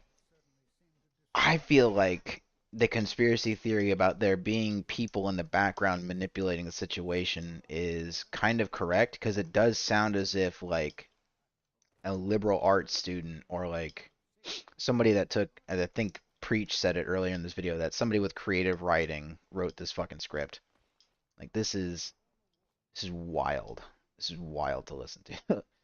And every time I recontextualize it again, the purpose is to like, she wants you to think that he was like like like doing what Jacob Blake was doing, and like finger rock starring this woman against, like, finger rock starring this woman in front of all these people. That's what she wants you to think. That's not what happened. Back to his hotel room, but didn't want to go alone, so we went with her. I didn't really mind, as I was up for anything. When we got to the hotel room, it was the creator, the girl was talking to, and his best friend. The two of them and the three of us. Not much happened that first night, just some drinking and talking at a table. The guy's friend had been passing flirts at me the entire night, but because he was the oldest in the room, we assumed he didn't know my age. Later that night, when I left, I received Instagram DMs from him, and in my Instagram bio, in bold, was my age, 18, confirming he knew how old I was. A few days passed when I found myself... There's another, I don't know if Abba and Preach are going to get into it, okay? But I hope they get into it. I don't know if they will, but I'm going to get into it just because I want to be responsible and give the whole story because of how hard she's trying to slander this guy. And again, I don't watch Minecraft streamers, okay? I don't give a fuck about Minecraft streamers. I'm only doing this because I don't like it when people lie blatantly to go after somebody. So she says that in her Instagram bio is her age. So her Instagram bio is like, it's like this. It's like, let's make this big so everyone can see it. Do 36 points. Why is this not typing? Okay. Her Instagram bio is like Katie Smiley 19. Okay. Now this smiley isn't actually a smiley. It's an emoticon. Like all of this is an emoticon. So the way that Instagram works, and George Not Found shows this in his video, is if I put anything like example 445 and then emoticon 7784, this, when I message you, is gonna show up as your profile name. everything after the special character and the special character itself will not appear. So she's going to show in a second her Instagram name says like Katie Heart 19. But because of the heart, the 19 doesn't appear. Now, there is a theory that she intentionally left that out of the screenshots because she screenshots her Instagram name but does not screenshot her name in the messages because it would have appeared as Katie. Whether she did that intentionally and she did not know, that's up for y'all to decide. My personal opinion is that this whole situation is fishy as fuck, and I don't think this is an actual victim. I think that this is somebody that was lied to and probably told that this is a much bigger deal than it actually is. And these people that manipulated her are the ones providing the screenshots and the script and the supporting evidence. That's my personal opinion. Again, there's like very little evidence for that, but that's where my brain goes immediately. Myself in the same situation. Us three were at a party when it got boring, and whether the girl wanted to leave and go to his room, or he asked us to, I cannot remember. See, I love that you said that, Jack, because that's exactly what I would say. Even if she is 19, right? What does that have to do with her reciprocating, flirting, and messaging with this guy? Why are you two attacking me? What did I do? So even if it said 18, even if it said 19, what does it matter? Her point is that it matters a whole lot because she was so young. That's her point. I don't buy that shit for a second. I don't think it matters. I think what truly matters is that they were both adults and that if she did not want a sexual interaction, she should have hit the block button. Or if she did not want a conversation with him, that she should have hit the block button.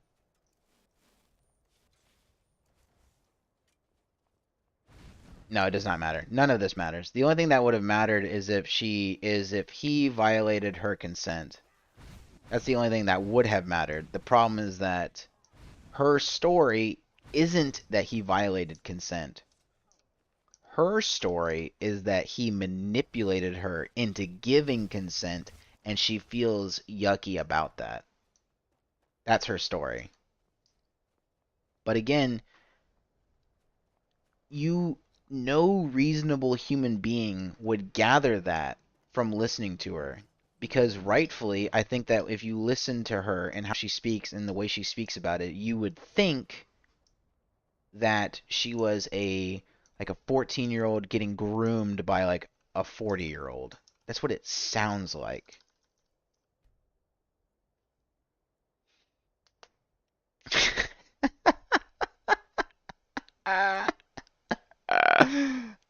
Without condoning or what is it? What does it say? Without condemning or condoning, I understand your statement. That's how I'll put it. Once again, I was drunker than the night before and was willing to go anywhere. I was naive, and so we went back. I remember a friend seeing me in the lobby on the way. They were worried by the way I was acting and asked if I was okay. I was really drunk, and it was an eerie feeling, like they could sense something was wrong, and I wonder what would have happened if I had picked up on it, and if I wasn't drunk, and if I didn't wave it off. But I don't want to dwell on the... Okay. Again, her evidence so far has been what? Has been what, people? Can anyone remember? Anyone? Anyone? Bueller?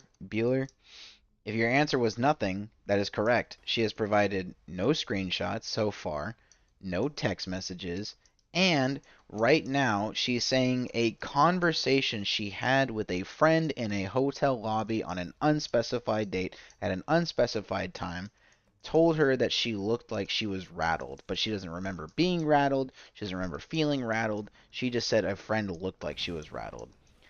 I don't know about y'all.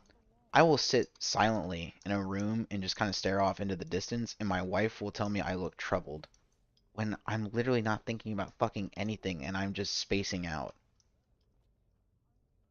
Should I then go, oh, well, maybe my wife was seeing something that I wasn't? Maybe I am troubled. No, I'm just going to say, no, I wasn't troubled. But her, she's using that conversation that we have no evidence for, that conversation as something happened to her. And again, to reiterate, that something that happened to her was making out and groping on a couch.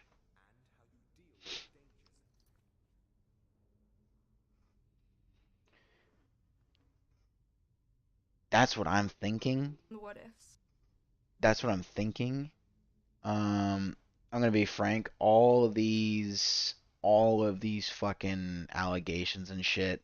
I wait, I think, like a week or two after, until everyone and their mother has picked through it clean, like fucking vultures. Because there is no point in believing any of these fucking people. These young social media influencers, there is no fucking point in believing in any one of them because they lie about the wildest shit for no reason whatsoever other than to make another creator look bad. And again, what point is there to that? Or this is not, these people are making enough money right now to like retire at 37. But they all act as if this is some big fucking deal. And none of it is. These allegations are ridiculous. Like, there are women that are. How do I put this without being insensitive? There are women every day who suffer like the worst. Like, oh, who said it? There was something like, do not underestimate a human's ability or a human's mastery in cruelty or something like that. There are people, not just women, there are people that suffer like the worst humanity can possibly commit every single day. There is some new fucking horror made by man and inflicted upon their fellow man every day. If a woman were to cry like this in front of me over something serious, my heart would break and bleed for them. When a woman is crying over kissing and groping that they felt weird about, it not only hardens my heart, it instills like fear. It instills not fear, it instills hatred for this group of people, for these influencers. It inspires disgust and it instills hatred because I feel like you have to be next level sheltered. Now, I have never gone through something this fucking traumatic. I've never gone through anything, not this, but I've never gone through some shit that my parents and my friends have gone through, and I acknowledge that. I understand that there are levels to tragedy and things that people can experience. I do not subscribe to the idea that if you are sheltered and you have something bad happen to you, that even if your level of stress and anxiety is equivalent to somebody who has experienced something serious that hasn't been sheltered their whole life and has experienced, like, there's some study out there where, like, if someone is sheltered their whole life and then they are talked to in a way that makes them feel uncomfortable, their level of stress and anxiety is equivalent to somebody who has like had PTSD and seen war. Like their cortisol levels are like almost the same. I don't care if their I guess their brain, their chemical reaction is the same, that sheltered person needs to be made fun of and needs to like be brought into the real world and have an understanding that their suffering is nowhere near the level of suffering a human being can endure and has endured in this in this very moment. Something is happening so fucking unspeakably horrible that the person it happened to will never forget it. That person crying and sobbing and like curling up into a ball and wanting to give up, my heart breaks for them. This person acting as if their suffering is equivalent to that person, it makes me fucking ill, like physically, and it makes me angry. So her crying and stuff like that. I said to Jones earlier that when a woman cries, it's really hard for a man to push back. But I think for me, I would just lose my shit and just start going ape shit if this person was crying in front of me. Just because if I had no context, I would be like, oh fuck, well, I give up. A woman's crying, I'm gonna lose. But if I know the context, like I do right now, I would just become unhinged. I would become a psychopath because I would just start like screaming at them like, "Get over it, you fucking loser, you pussy, Jesus Christ. Do you not have any fucking idea what's going on in your own city? You fucking dumb fuck. Some fucking guy that I liked kissed me and made out with me and he's a lot older than me. Boo fucking who?" 18 years old, I had a SWAT team wake me up at 5 in the morning, guns put to my face, and I cracked jokes with them, and even napped while they were serving. It's just,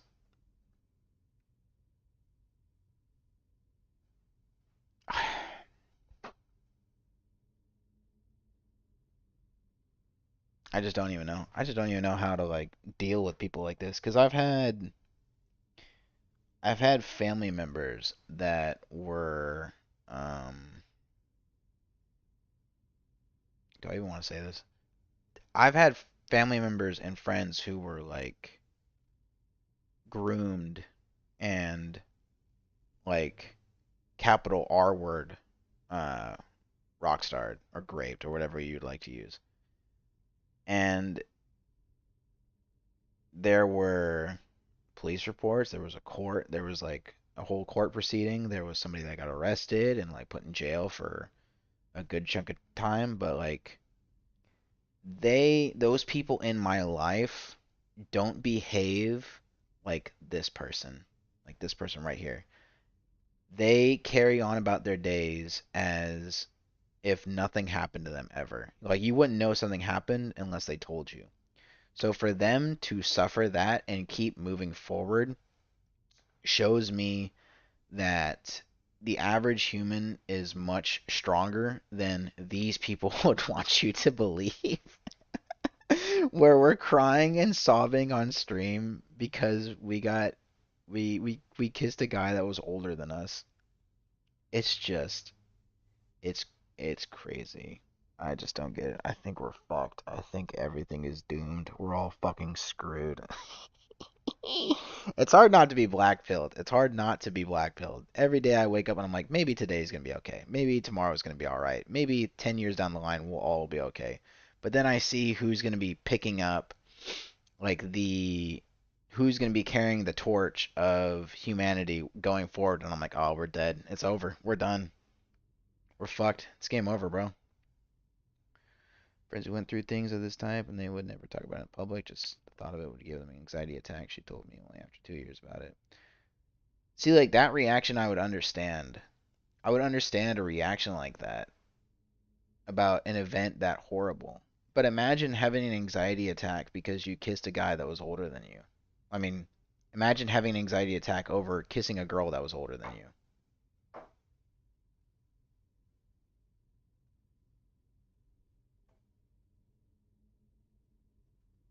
It's just wild. I think it's akin to stolen valor.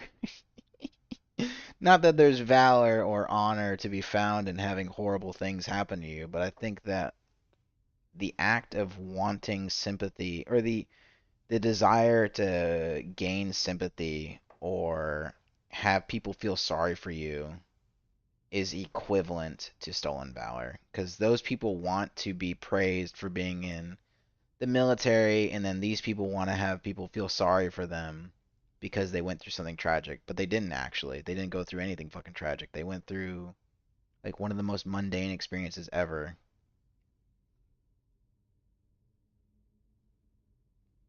Every time I hear one of these people speak out or speak up or talk about their story and then they're sobbing and crying over this, I'm worried that people will react the way I have, because what you're saying is true. It does cheapen and downplay real victims. Like how long, how many of these stories would one have to consume before they don't care about actual victims? Like, how many times do they have to hear a woman lie? How many times do they have to hear like an Amber Heard or a Katie Bugs? How many times does that story have to come about before someone becomes completely jaded and just doesn't give a fuck anymore? That's what I wonder about, and that's what I'm worried about. That night, I went up to his room. Back at the hotel room again were the two friends and us three girls. At the time, all of us girls were already really drunk from the party we were coming from. Also, how distasteful is it to have your fucking sub count and your follower count going as you are reading off your statement? Like, oh my god, dude, what the fuck? Oh man. Oh my days. It's like a parody almost. It's written. Oh my god, there has to be a higher power, because this is written. There has to be a higher power and there has to be a lower power. There has to be a devil, because this is written almost like a comedy. She has her fucking sub count and her follower count while reading her sexual assault story. This has to be a parody. It has to be a meme. It can't be anything other than that. Stumbling and everything. There was more alcohol in the room, and we were encouraged to drink some more as they offered the bottles to us. Oh, they said man. they would join Also us true. in drinking and insisted on drinking games, and, already drunk, I obviously complied. We sat on the couch and answered questions about each other, drinking a bunch, and the older guy sat right next to me while playing. I confused my nerves for excitement, as I had never been around such a big creator before. I remember getting drunker and drunker and really tired around this time. It was about 3 a.m. Right before the incident, I had answered a question about my age. We were playing a drinking game and talking about sex, and I admitted to everyone in the room that I was 18 and that I was a virgin at the time.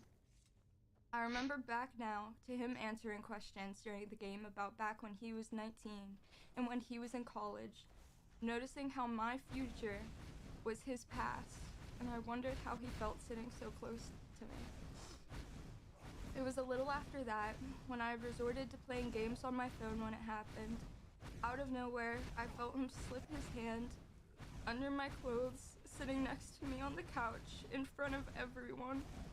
He disguised it with a simple, "Are you ticklish?" I coughed out a no, still staring at my phone. I was overly aware of the fact that we were in front of other people, the fact that everyone else was sitting around us, watching us, including my best friend, and that his hand was inching further to places I hadn't asked for it to be. He made a game out of my embarrassment, where he would touch me in certain areas to make me lose the phone game I was playing. Alright, but here's the thing. That's disgusting, right? That's disgusting when it's coming from a woman that's crying. Right? Now, what if I told you, Jack? What if I told you, Jack, that at the time, not only was she not looking uncomfortable, she would get up, grab a drink, or get up, go to the bathroom, and then come back to the exact same spot she was in for it to continue.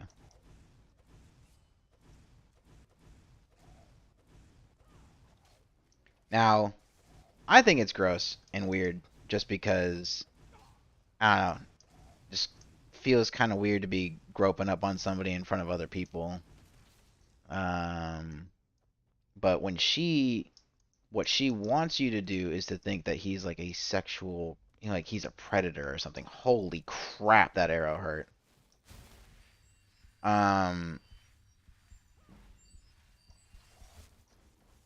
I think that this is kind of the normal, like, debauchery, or what do you call it? The normal,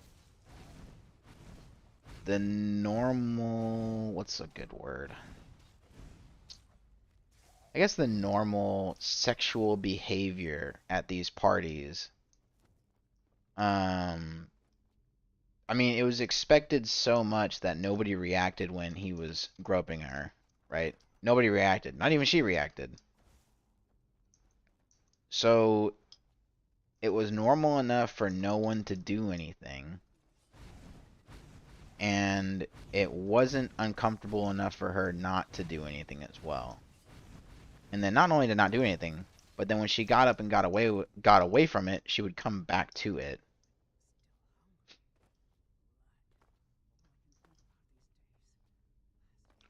But the thing is, like, I think they're all creepy. They're allowing an 18-year-old to be drinking with them. I mean, they're all creepy. It's not just him, it's all of them. They're all weird. Like, I would have heard there was an 18-year-old at the function, and then I would have dipped. Like, I would have been, because like where I go to drink is I go to bars with coworkers or friends or my wife, and we grab a beer, we sit out, and we chill. I don't typically attend parties, but if I was at a party and someone told me there's an 18-year-old drinking, I'm out. I'm leaving. I'm gone, dude. I'm not anywhere near that shit. Because to me, that's weird. Maybe they're mature enough, maybe blah blah blah, but it's like an illegal it's illegal and everyone's cool with illegal shit being done, so I'm out. Like drugs or minors, I would consider them minors, but drugs or people below the age of 21 being at the function, I'm out. I'm going home. I'm gonna go snuggle my cat, my dog, and play Skyrim. But to these people, the drugs, the 18-year-olds, the alcohol, it's all normal. It's all normal to them.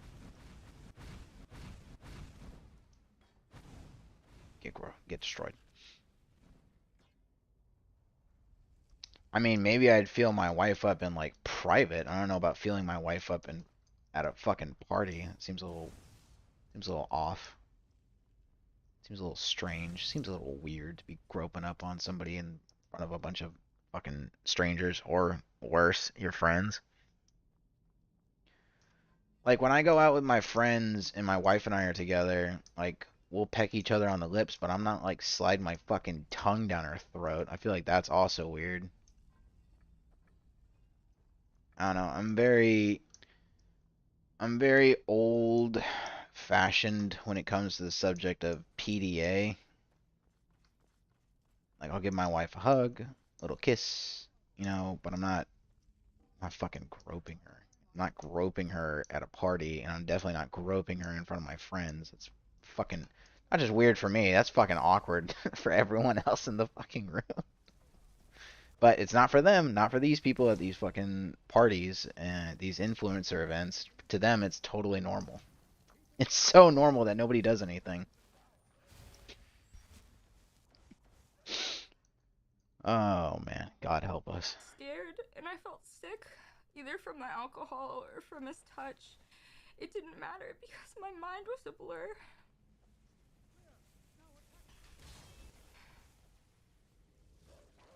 I didn't speak or move.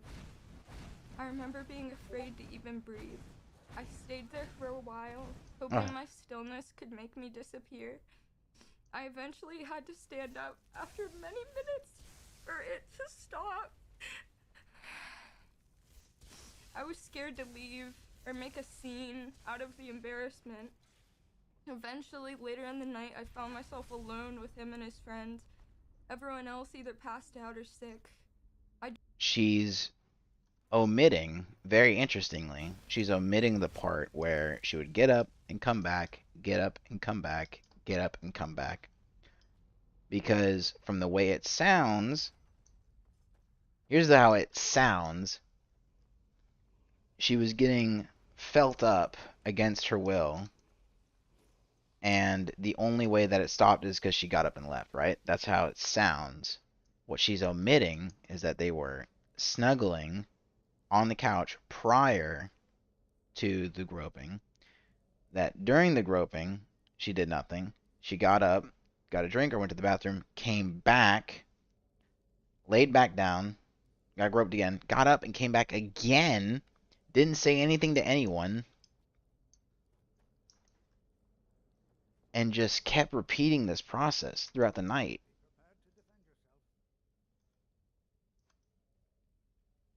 Again, the way she portrays it is literally not how it happened. And it's weird because, like, she lies in this statement, and then the parts she's telling the truth on, she wants to make look as bad as possible. Just very interesting. Very interesting what's going down. I dread the scenarios that could have played out that night. The what ifs. I was just so naive, and lucky or not, the night came to an end with just that. The night lasted until 6 a.m. I was still drunk, either from alcohol or Maybe. I don't know. If I was a defense attorney, I would have. Here's the thing. Defense attorneys get a bad rap, but, like, their job is to be the bad guy. Because, like, you have to argue against a crying woman in court, and you have to say, like, why did she get up and come back over and over and over again? And then if the other lawyer says, well, she was pressured into it, then you would have to, as a good defense lawyer, say, where's the proof? What's the proof of her being pressured into it? Were other people telling her at the party, like, hey, man, you're acting weird. Like, why are you killing the vibe? Other people are telling her to sit at the couch. No one's telling her to sit at the couch. She may be telling herself to sit at the couch because of the situation she's in, but there's no way to know that because that's all in her head and none of it was said. That's what I would rebuke with.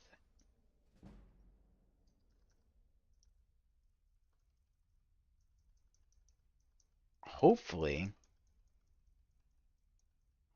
he gets a decent attorney and he can maybe sue her for defamation and libel because she tweeted it out as well. Hopefully. I feel like people like this need to be punished. Oh, and if she does get an attorney, I'm gonna be curious to see what their legal argument is as to what happened because they didn't go to the cops. Like if she goes to civil court and she says like, oh well, this event caused me lots of stress and loss of income. It's like okay, good luck with that. tiredness. I went to leave, and the older guy decided to leave with me. We walked to the elevators, where I didn't get on. He then pretended that the elevator was broken, and that he couldn't leave, telling me to get in the elevator to prove it was broken, and then after a few minutes, he ended the night with a, guess I'm going now, leaving with a wounded puppy look. He proceeded to Instagram message me for a bit after that, simple flirting or asking about the next convention I was going to, saying stuff about seeing me. Simple flirting. That sounds like he was making advances and none of them were reciprocated, but that's not what happened. Advances were made and reciprocated, and I don't know about anyone else watching this now or in the future. Why does he keep asking me questions? Can you fuck off? If I had a traumatic experience with somebody, or I just didn't like someone, period, I feel like I would block them right after. Maybe that's unreasonable. But I don't know. Seems kind of strange that this creepy dude that only wanted to use her for sex, she didn't just block immediately after getting released from his clutches. And it's also interesting that she's not showing the text messages as she's saying this. Hopefully Abba and Preach get into why that is, because there is a reason why. I'm just curious. I'm just laying that out for you, planting little seeds in your mind. What do you call it? I'm priming y'all. I'm getting y'all ready. Okay, I'm working my fingers into your mind. And I'm getting you ready for what's about to come up. Because if they don't get into it, I will get into it. Because there's another video covering his response Simple messages where he actually shows the messages. Into nothing. At the time of it all, I convinced myself I was lucky. I was lucky that that had happened to me. True. I was excited to be around such big creators, to be at that convention in general. I figured that's just how things were, that was the price I had to pay to be there, that anyone would have loved to be in my position, and that I should have appreciated it.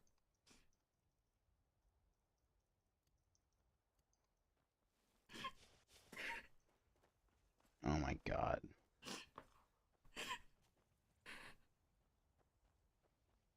It was a first. That night, it was the first time anyone had ever touched me.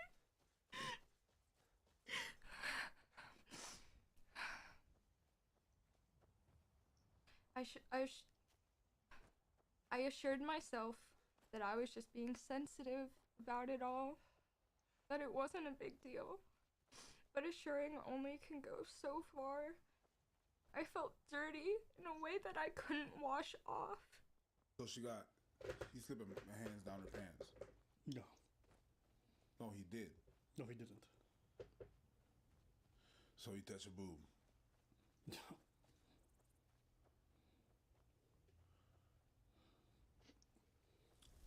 Abba, this is not me being insensitive.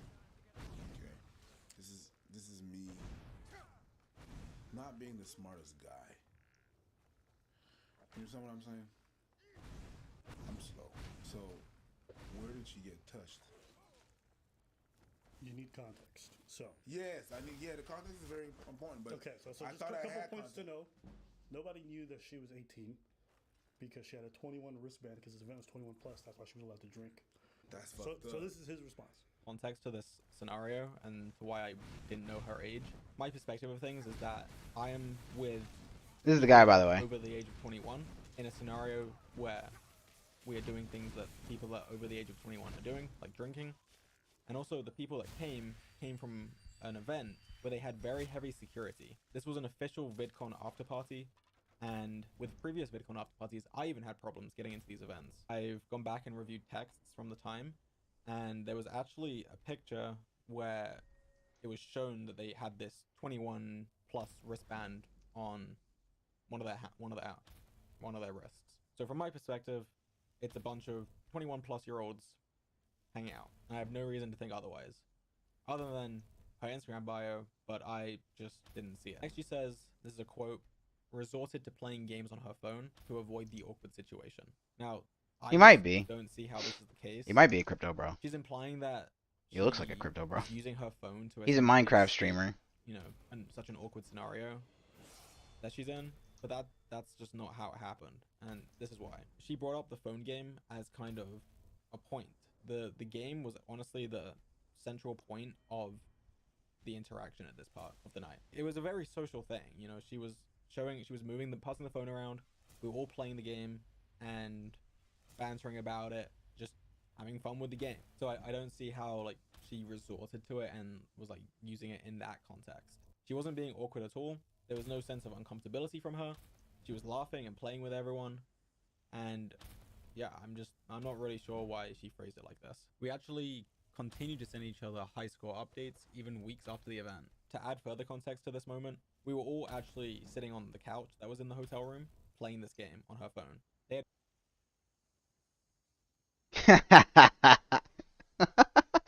Again, without condoning or condemning, I understand. Also, he sends an update, right? She sends an update. What the fuck? You are crazy. Too good, is what she responds with. I don't know why this little thing won't go away, like this little bar here. But she says too good. Okay? I don't know about you. I don't know about anyone else. I'm not interacting with somebody that violated me like this. I'm not sending them shit. I'm not talking to them. I'm not getting in communication with them. I'm not doing fuck all if I got violated. That's all, that's all I'll say. We were all actually sitting on the couch that was in the hotel room playing this game on her phone. They had already been drinking before they arrived. They were drunk, and the way this is phrased, it makes us out to look like we're kind of preying on them and like forcing them to drink when they didn't want to, when that's not the case. And as I mentioned earlier, they were even the ones asking to play the drinking games via the texts before they had even arrived. So then this is when her most important claim happens. I'm just going to read the quote. She says, "Out of nowhere, I felt him slip his hand under my clothes, sitting next to me on the couch in front of everyone. He disguised it with a simple, 'Are you ticklish?' I coughed out a no, and still staring at my phone, I was overly aware of the fact that we were in front of other people. The fact that everyone else was sitting around us, watching us, including my best friend, and that his hand was inching further to places I hadn't asked it to be. Again, True. As I mentioned before, we had previously been cuddling on this couch for around an hour, but I did place my hand on her waist under her shirt. The way it's phrased makes it sound like it just happened out of nowhere, when in reality we had been cuddling for over an hour at this point, and it was not out of nowhere. Bro, I'm done. I'm done, Jack. Oh my god, I should have rewatched his. Oh my days, I should have rewatched it. Oh, I should have fucking rewatched. I should have rewatched his statement. Oh my god. Oh my god, I'm gonna flip this chair. Bro, he didn't even touch her boobies. Bro, he didn't even grope her. I'm about to kick these chairs over. I have to be careful because I have neighbors that I respect. Oh, breathe. Hold on. Oh God, I need to move out into the countryside or something so I can like scream and like bang my desk like a fucking psycho. Okay. So, didn't grope her. If you believe him, which I do believe him because she was lying. Didn't grope her. Didn't feel her up. What I would need. Oh my days. You're horrible. What I would need at this point is either someone at the party, even if it is her friend, I would need someone at that party to come out and say they saw him feeling her up. Because right now, if he's saying, because that's a crazy claim to make, right? That's crazy to come out and say, no, I didn't even touch her. If that is true, which I believe it's true, but if that is true, then we are complaining and making a scene out of nothing, which is crazy. That's wild, bro. This woman needs to be stopped. Evil. And that's what all, that's what all this is about. I can't. Dude, again, just like earlier, this is my reaction. Okay? This would be my wife. This is my reaction, okay? This is like soul-shattering shit. We're cuddling. You were Gucci, Gucci, Gucci. Me too! I couldn't believe it. I had to go back and reread that shit. See, this is you, Jack, alright? And this is me, okay? This is my live reaction, Jack. Alright, this is you laughing. You sicko. This is you right here. My time's like, wait, he touched her titty, right? Gucci, Gucci, go! You know that Pillsbury, the... Me too. Yeah! That's what it's about. And you know what they're saying? Cuddling doesn't mean you have the right to touch her stuff.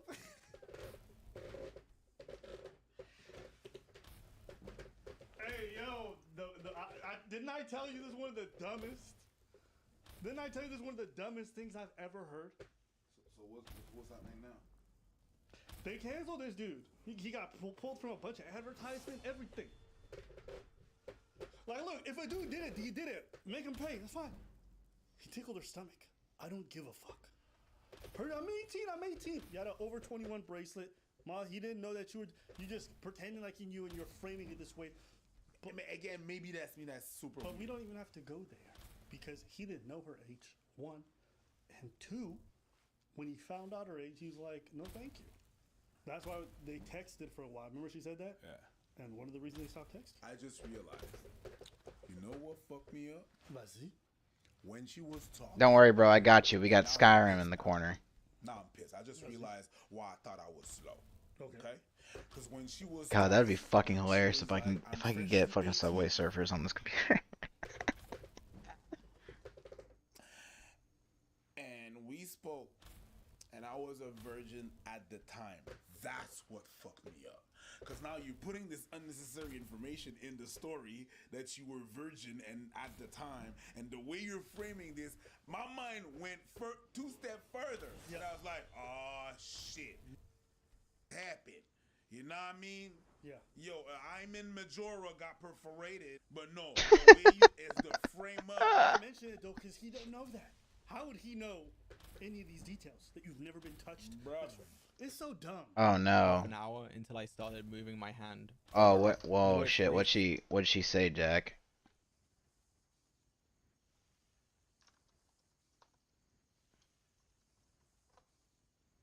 Oh wait, not Twitter. Fuck. You said she has a Tumblr? Who the hell has a Tumblr anymore? Oh, this can't. This can't be her, right?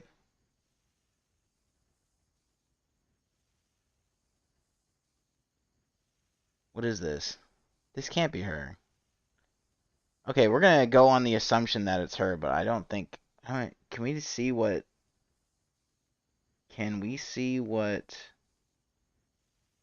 This is disgusting. Is this real? This can't be real. I think you sent me to a bullshit page.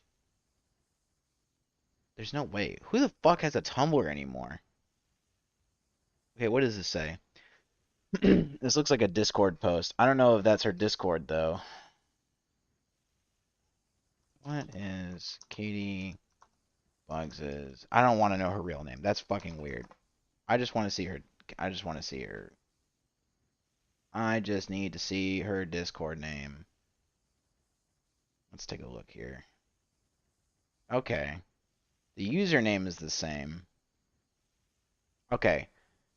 For the sake of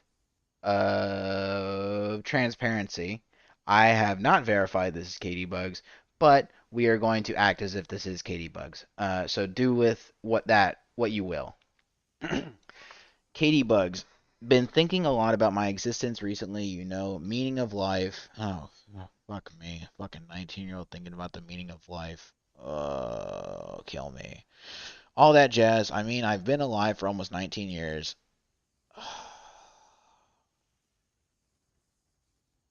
Hold on. Give me I gotta collect myself. Hold on. I have to get ready. Holy shit, and what the fuck have I been doing all this time? I couldn't tell you. I've traveled, been admired. Oh, why would you throw that in there? That's not an accomplishment. That's not something you've done. That's just something that happens to you. Written poetry, probably shitty poetry. Music, listen to songs. Eat good food. Why? I can't remember a single thing. Jesus Christ. I could have cured cancer, and I wouldn't have remembered. Oh, I'd probably still be sitting in my bed tonight like I am, wondering what I've done with my life. That's the issue. It's never enough. No matter what we do, we could be doing more and being more, and that's all. That's the thing about life. That's not the point of life at all. It's not about how much you can do. It's not about how great you become. As long as you're good to yourself, as long as you try to be kind, and as long as you're human, you're doing your part. It always made me nervous. The thought of none of my plans working out, the thought that one day all this work just amounts to nothing, that everyone moves on and I'm left. I don't know what the meaning of life would be then, but I think I'll be okay no matter what happens. I'll just keep living, experiencing. I mean, seriously, even just laying in bed right now, it's a once in a lifetime experience. Well, maybe not once because I do this every night. Wallowing in self pity. I'm gonna fucking end my life. That's from me, not from her. I'm gonna keep reading. But still, there was a lot of decisions that put me in this exact spot right now. Typing this out, laying in bed, second guessing my purpose in life, who I am, to doubt fate or doubt my past self. I trust that things will turn out fine. I think she meant to say fine, but she said turn out fine. Even if not, even if it's not what I plan, and not all of life has to be extraordinary. I'm just lucky to have lived it all. Thank you. Good night. Okay, that sounds like super cope from somebody getting called out on their bullshit. That's what I'm gonna read that as. I'm reading that as somebody that has realized how badly they fucked up and now they are stuck holding the bag because they listened to a bunch of dumb fucks tell her that she was sexually assaulted, and so she reacted and tried to throw it all on Georgia Not Found, and now she regrets it all. And Twitter. It's it's kind of cringe. It's kind of crazy. I don't know if this is Katie Bugs. This might be Katie Bugs. It's a big follower account. What is this? This was March 11th, so this was 12 days ago. For now, this is what I have to say. He admitted to touching me, that I was drunk, that I verbally didn't consent. In my mind, the conversation is over. He said silence does not equal consent yet. Okay, well, I'm gonna, I'm probably going to, I'm, I'm probably gonna jump off my balcony in a video game. That was a meme. Very deep meta irony humor. He admitted to touching me.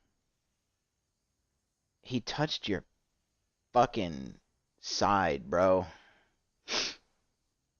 What are you talking about? That I was drunk? Yeah, you were drinking. You're 18. You shouldn't have been drinking. How is that his responsibility? He is not your father. He is not God. He does not have divine control over you. What are you talking about?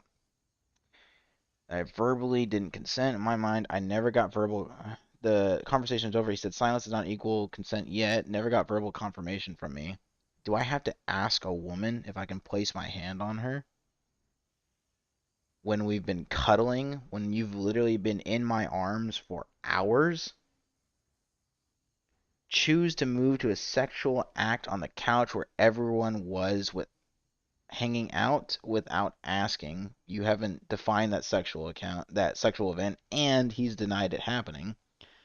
I don't know how those two facts coexist. How can I consent when there was no question? How can I consent when drunk? Why don't you leave then? How can I consent when there was no question? You can say no. You can say no, or you can leave. You can get up and walk away. I prepared proof on the idea he wouldn't admit to it. He would deny touching me or being there, but he admitted it. I was drunk and he touched me in front of everyone that I never. I'm gonna have to like speed blitz this because if I spend time picking this apart, this is gonna take like 4 hours. I'm still asked for a response, proof, explanations. Frankly, I think it's fucking insane. Yes, you have to have evidence when you fucking when you accuse somebody. You psycho. You still need more after hearing him admit those two simple facts, then nothing I can say is going to change your mind, but here it is anyway. Addressing the stream. As for the iMessages he showed outside of Insta DMs, all proof was him showing a group chat he wasn't even in, showing messages from my friends, which isn't me. The only message showing a response from me was when he asked about the drinking game we played, ? That was after we played it the first night. The night where nothing happened. I liked the game and wanted to play it with other friends at the convention, so I asked for the name. Don't know how it's relevant to anything. Why I went back. Because my friends want to, and I went with them everywhere. They went that trip. So if they went to like a back alley to like score some heroin, would you follow them, Katie Bugs? God help me. I would also like to clear up that all this happened when I went back. Nothing happened the first night. Something I also did not admit at first because it's embarrassing and I thought irrelevant. When she said why I went back, I thought that meant like why she went back to the couch, not why she went back to the party. Who gives a shit about why you went back to the party? I want to know why you kept going back to the couch. Another reason I was willing to go back was I heard of a different creator who was in the room I wanted to meet, but then I found out they had left an hour earlier. I was already in the Uber. So why didn't you cancel the Uber? Why didn't you hop out? Jesus fuck. You just if I have plans that are canceled, why would I ride an Uber to the canceled plans? That's stupid. No human actually does this. And if you do this, then you need to like not be operating on your own within society. You need to be like a ward of the state or something. I had forgotten until this looking back at texts where I said this to a friend the day after. Do you have those texts? Do you show those texts? But Blank brought me and Ghosty back to Dream's room to see him. He said Blank was there too with some other people, so I was excited because I always wanted to get to know Blank. I left right before we showed up, so it's just Dream and George, and then we show up anyway, and I'm like, oh fuck, okay, drinking games, etc. Ghosty leaves to throw up, then it's like four of us, and we are all drunk, and it was honestly really weird because I was drunk and too tired to comprehend what was happening, but we were still up till like 6:30. Okay, what is this though? Where's the actual conversation? Why do we have only the speech bubble? We don't have the person she was messaging. We don't have a date. We don't have a time. We don't have anything. We just have this singular speech bubble that I could punch up in like a fake text bubble creator online. Like, what is this? This isn't proof of anything. What the fuck is Katiebugs posting here? These I'm more interested in, but we're going to read this right here. Insta DMs. They were all fine. Like I said in my stream, I did have my age in my bio. We addressed that already. The messages were nothing insane, just banter. Like I said, I admitted to messaging him after. I never hid the fact. I was still considering myself lucky for what happened to me, even if I was uncomfortable and didn't ask for it. I was hating myself around now, thinking I was ungrateful, but as you can see, nothing insane or proof-worthy was being said, just banter. Okay, let's take a read for these for ourselves. Okay, why is it not letting me zoom in on her fucking... Oh, God. Okay, we're just gonna have to... He says, I hope you get lost June 24th at 9:36 a.m. She says, I hope your elevator fucking plummeted as soon as you stepped in it. That was at 6:06 p.m. same day. He responds 2 hours later, I'm so sorry for the bad news, but it didn't, and I made it back so easily and slept so well. Try harder to die next time. I don't know about y'all, but this is typically how this is how I flirt with my wife. It's just saying stupid shit like this. So to me, this comes off as very flirtatious or very friendly at the very least. I don't know what this is evidence of just banter, but I wouldn't be bantering with somebody that fucking assaulted me. He says, so you better start being nice to me. This is on June. Hold on, I gotta like get into the. This is on June 25th. If you come to Dreams Hotel again tonight, I'm shooting your leg, so don't. Says, oh, awkward. I'm in his room right now. You're not gonna do shit. She says, throw a wet tampon at you. He says, it worked. He says, thank God. Or she says, thank God. Never message me again. Can't believe you already missed me. And then next is this is on Jesus Christ, why can't she just post the actual pictures instead of like including them in this stupid fucking document? I can't even see the date on these damn things. Looks like July 18th. So this would have been what, a month later? June, yeah. So a month later, so there's like a whole month of messages we don't have, but okay, we'll go with these. We have a whole month of communication we're missing out on.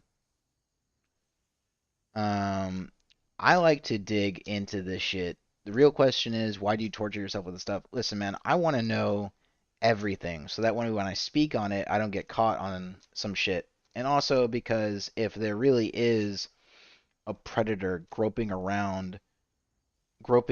young women without their consent, I would like to know that way I can shit on his fans in the future or shit on him if I ever got the opportunity. But this ain't it, bro. And I got to make sure that this ain't it. I got to be 100% sure. And I'm like 150% sure. I'm becoming more sure as we're going through this. Because there's a whole month of no communication, supposedly. I don't believe that. I think she's picking messages where she's kind of coming off as, I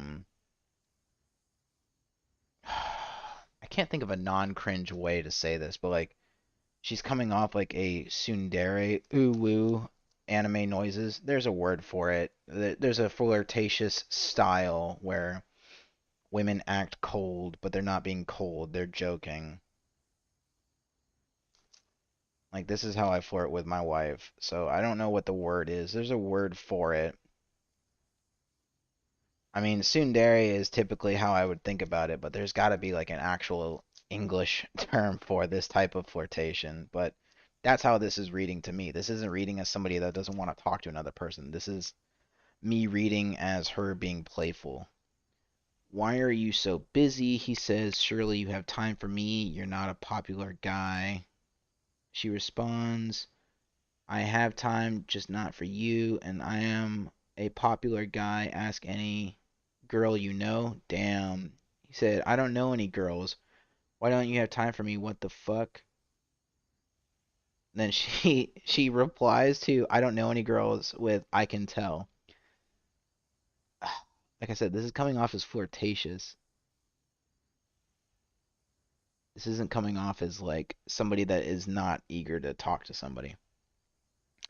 Again, I felt lucky to be talking to a verified account, someone famous, someone I had followed and watched for a while. I was uncomfortable with what happened, but trying to swallow it and suck it up so I didn't have to acknowledge or accept it, although our texting ended a month after.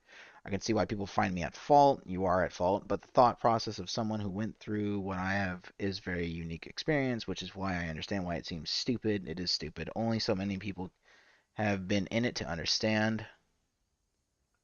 Okay, again, he said at one point he asked for my snap. There are good ones. Also, Instagram messaging lame. What's your snap? But we did not Snapchat much at all because I don't use Snapchat. I haven't since around middle school. And okay, why do you still have it then if you don't use it? Also, I like the implication that you didn't use it since middle school, so only young people are using it. Just this woman's desire to make herself seem so feeble and like retarded. Like she is just a bumbling child being taken advantage of by like this apex predator, George Not Found. It's just weird and gross. Because like if any man were to do this to a woman, he would be like obliterated. Like he wouldn't have a career anywhere anymore if he were to treat a woman like this. But she's like, I should be treated like this because I'm so young and naive and like stupid.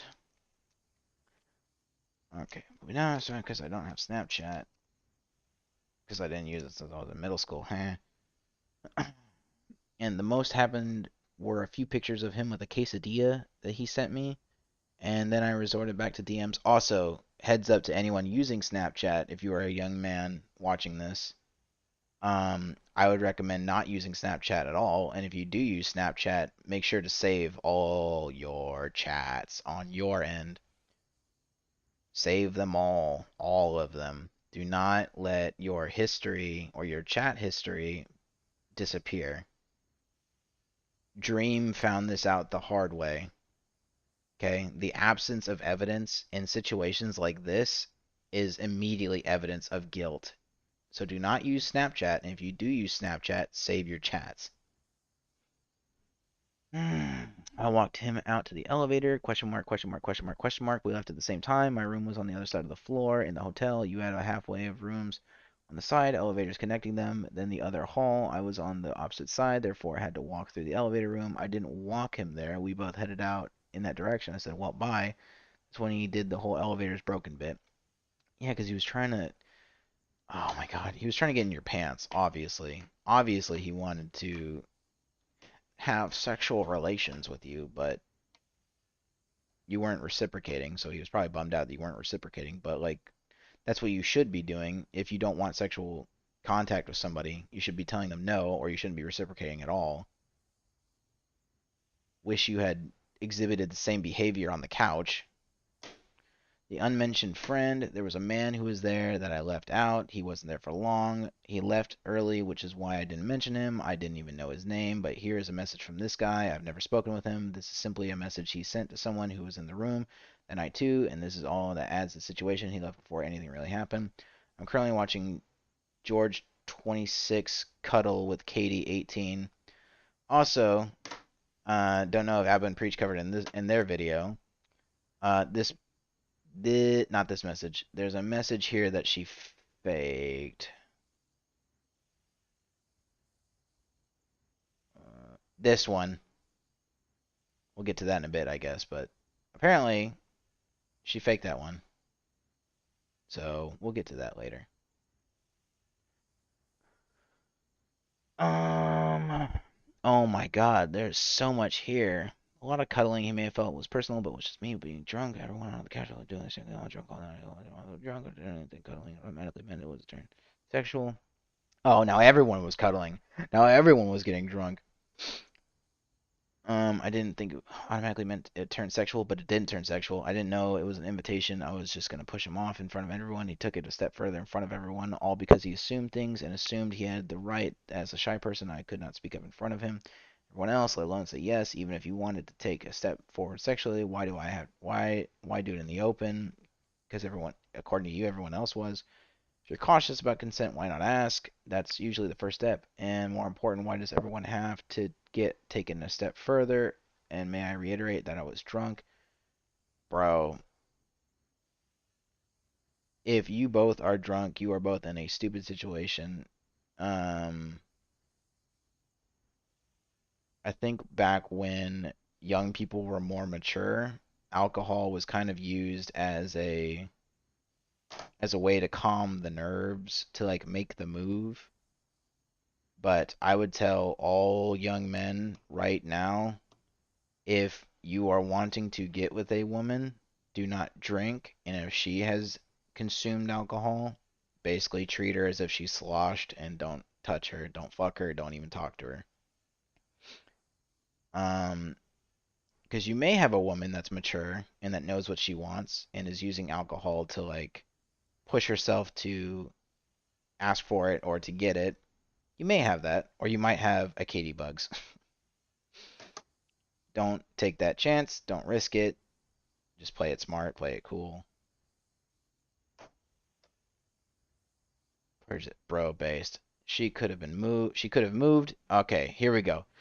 Here we go. Okay, she's addressing me now, guys. All right, she's literally talking to me, bros. Okay, here we go. Yes, I got up and sat in the same spot, getting up to drink more, etc. Mentally, I believe in a room on a sofa with people on it. You just sit back where you were when you got up. Oh, God. Oh, God. So you just get back into his arms? What are you talking about? Maybe you sit on the same cushion, but you snuggle back up into him? What do you mean? Mentally, I was also drunk, and even if I were to move, that would be an obvious hit to his ego, to him and everyone in the room. A bold move I didn't need to make. I could just deal with it till the night was over, and I didn't want someone I had watched for a while with a large following to hate me for denying to even sit near him. I didn't want to embarrass him or myself. I know it's dumb thought process. I acknowledge it. Here's my problem with that. That could have been true if you were immediately regretful, if you were immediately creeped out by it. I would believe that. The fact that not only did you re-engage in the cuddling, but the fact that you lied about the cuddling in the first place, and the fact that you were still flirtatious with him afterwards, and you told us on your previous statement, the recorded statement is before this one, that you thought you were lucky does not give evidence that you regretted it and didn't like it from the beginning. Broke a bottle over my head once because she got so angry. That's psychotic, bro. Yeah, don't be with women that fucking beat you. Not acceptable. They'll kill you at some point. She stayed when her friends left. I didn't make the conscious decision to choose to stay. My friend left throwing up in her hand, and I didn't know. She was just so drunk. I don't give a shit about this point. Well, he assumed because your body language. I don't give a shit about this point. We got to keep going. This is ridiculous. But he was drunk too. Personally, when I'm drunk, I don't stick my hand on her. Oh my god. Okay, this might be a self-report, but when I'm drunk and I'm near my best friends that I've known since I was in elementary school, I feel them up a little bit. I slap their ass. I grab their thighs pretty hard. I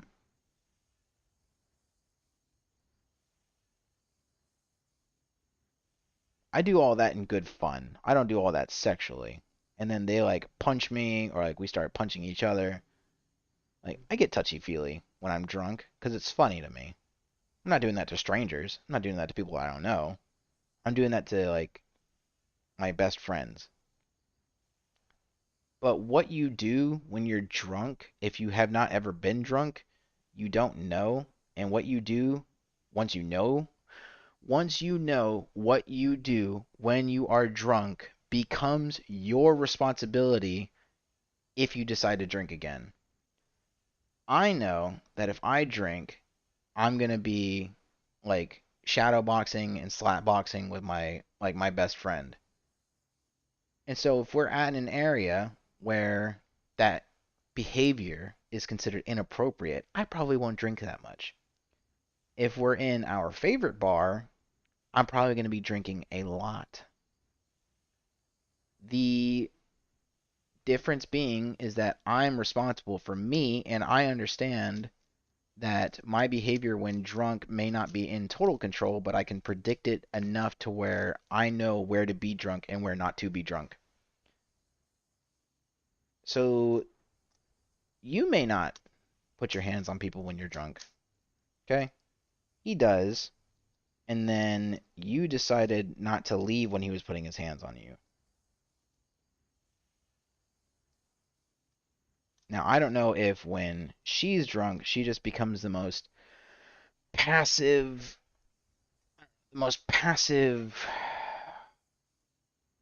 what's a proper word for this?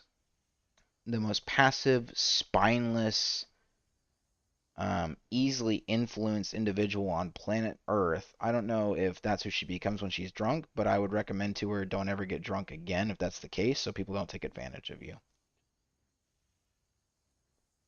That would be my recommendation. Maybe that's victim blaming. I don't give a shit. If you become this passive entity that cannot say no and cannot resist anything happening to you, which I don't believe, by the way, because he was obviously signaling that he wanted to sleep with her in the elevator, and she went away. She walked away. So she has the ability to say no. I don't believe her. But if she wasn't able to say no when she's drunk and she just goes along with the flow, I would tell her don't ever get drunk again, or at least don't get drunk near people that you don't know very well. And to George Not Found, this is the big evidence, or this is the big take for you, bro. Stop drinking at these fucking parties and stop flirting with women that are not within 3 years of your age, because these women are going to fucking destroy you and they're going to ruin your career because they can't handle anything above the most blatant, the most unromantic form of conversation and like flirtation. Like it all has to be extremely it has to be, do you mind if I touch you here? Do you mind if I give you a little kiss on the cheek? Do you mind, oh, I fucked this up. What the fuck? Do you mind if I breathe next to you? You have to ask consent for everything. That's how she's portraying herself, and I don't think that's how she actually is. I don't believe that, but that's how she's portraying herself.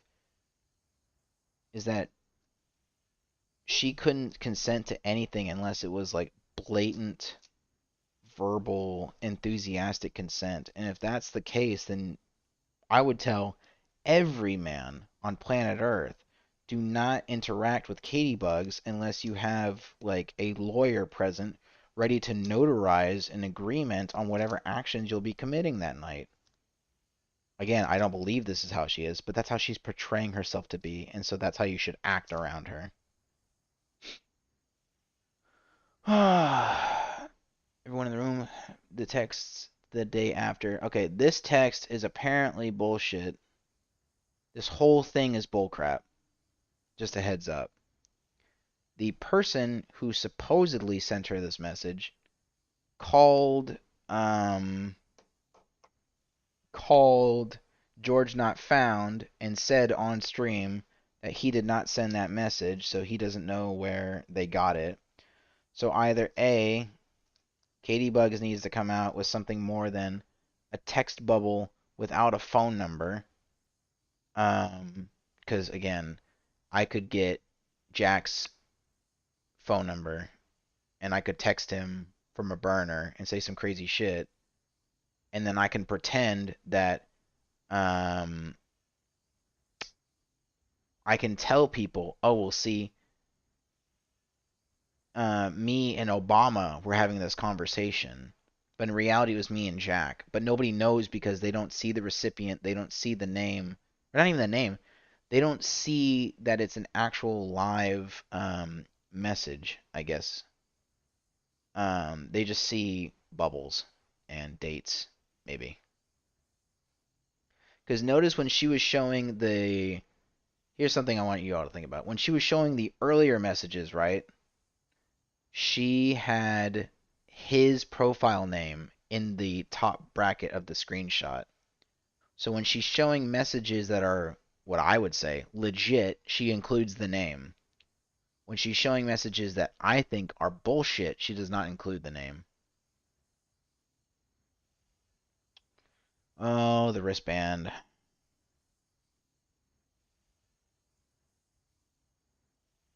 I guess this message proves that it was somebody else's hand that had the wristband on.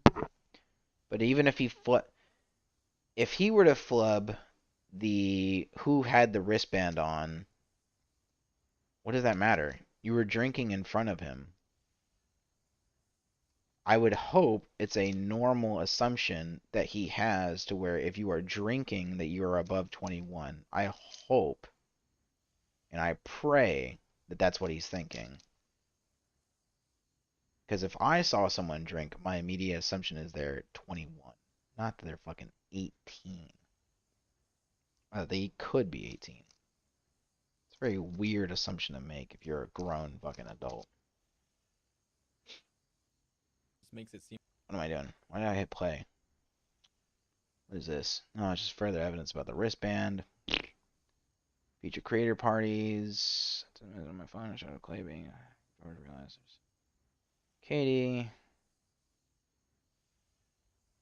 I thought she was 21. The girl who left early also sent me this earlier today. Her conversation with Clay that night before she left his room. She recalls. Right a few days later, I took a message on my phone, showed it to Clay, and be like, Katie, and he looks like deadpan is like, I don't see why it matters. Like, okay. The girl who left early also sent me this message today. It is her conversation with Clay that night before she left the room, as she recalls to a friend a few days later. I typed a message on my phone and showed it to Clay, like being like, does George realize there's 8 years between him and Katie? And he looks at me deadpan and is like, I don't see why it matters. And I'm like, oh, okay. Yeah, why does it matter? It matters to me because I'm like a old-fashioned person and I'm a bit conservative when it comes to like sex culture or whatever. If you're a bunch of fucking young influencers brain rotted by Austin and California, I don't expect any of you to find this strange. I don't expect any of you to have a problem with there being an 8-year age difference. With the amount of shit that y'all do, I don't expect any of you to feel differently about there being an 8-year age difference between George and Katie. if you are all okay with Katie drinking at 18 and yet not okay with her getting into a sexual scenario with between her and George Not Found, that's more a reflection on you all being hypocrites and retarded rather than having the consistent stance that both of those things are wrong. Because if y'all were consistent with your own worldview, you would say, oh, that's fine. She's 18. She's an adult. Both of those things are fine. Me being consistent is saying both of those situations are weird. Well, not weird. One is illegal and one is weird. Both of those situations are bad, immoral. One of them being outright illegal. But you new age progressive sexually liberated retards are just very hypocritical and strange. I think that you only hold this belief that it's weird that there's an 8-year age difference because you don't like George Is Not Found. If y'all liked him, y'all wouldn't have given a shit. That's my take. And now we're saying who asked to lose their virginity. What the fuck? That night, the game we were playing asked who was the last to lose their virginity. What kind of fucking game is this? I think I'm just old. I think I'm old. I'm an old fucking man with big wrinkly balls that drag along the floor because I've never heard of this game. What a very strange game. This is when I said me because I was 18, still a virgin. Are you even? I mean, just from a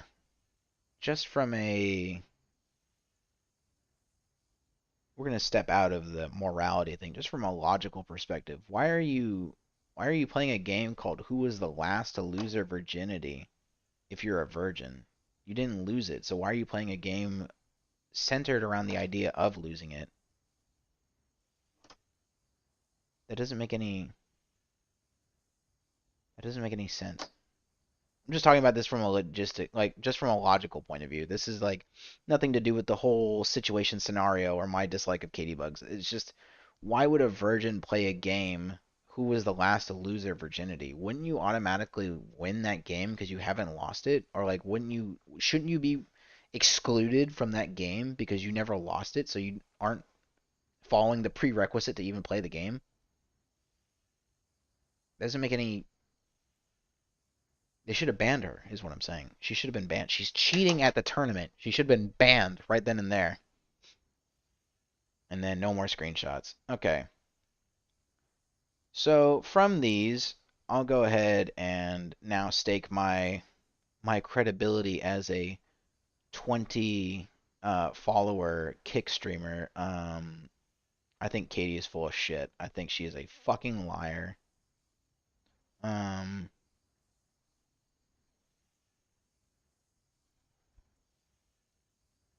This is... What the fuck is this? What is this? No, this can't be real. Oh god, now I'm gonna look into this. Bro, this can't be real. Breaking, French-Canadian streamer XQC brought his sister on stream and ended up kissing her passionately, eyes closed. Why isn't Twitch banning him for this behavior? That can't be his sister. That can't be his sister. Oh, I can't read the comments because I'm fucking banned. Fuck. Wait, can I? Oh, I can.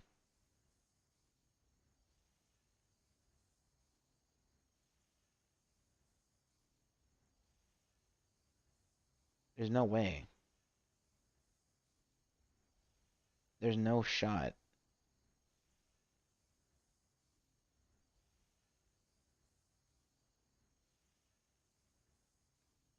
It can't be his. That can't be his sister.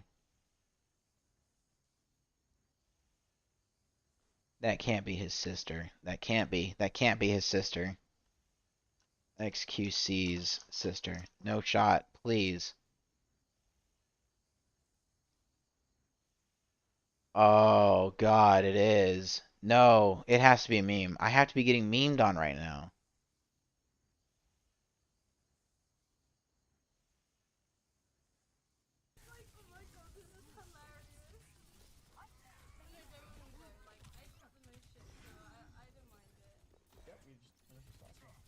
Okay, it's a meme. Oh, thank you, God. Yes, I am very wet right now because you dropped a whole fucking coke on my foot. Yes, I am wet as fuck. Okay. Okay. I think we're good. I think it's a meme. I think we're alright.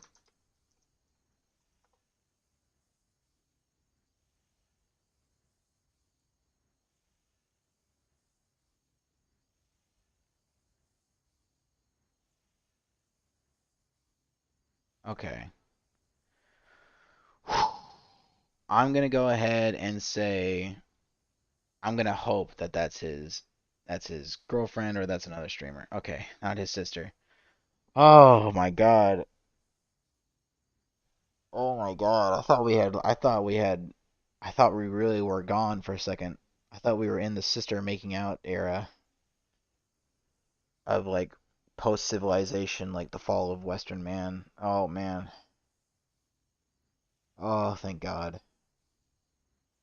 I feel like I just got a call from like my family member who told me they were in a car accident and then like everyone turned out to be okay. Oh man, that was a very oh that was a very stressful 30 seconds of my life. Oh, that XQC was doing Sweet Home Alabama shit.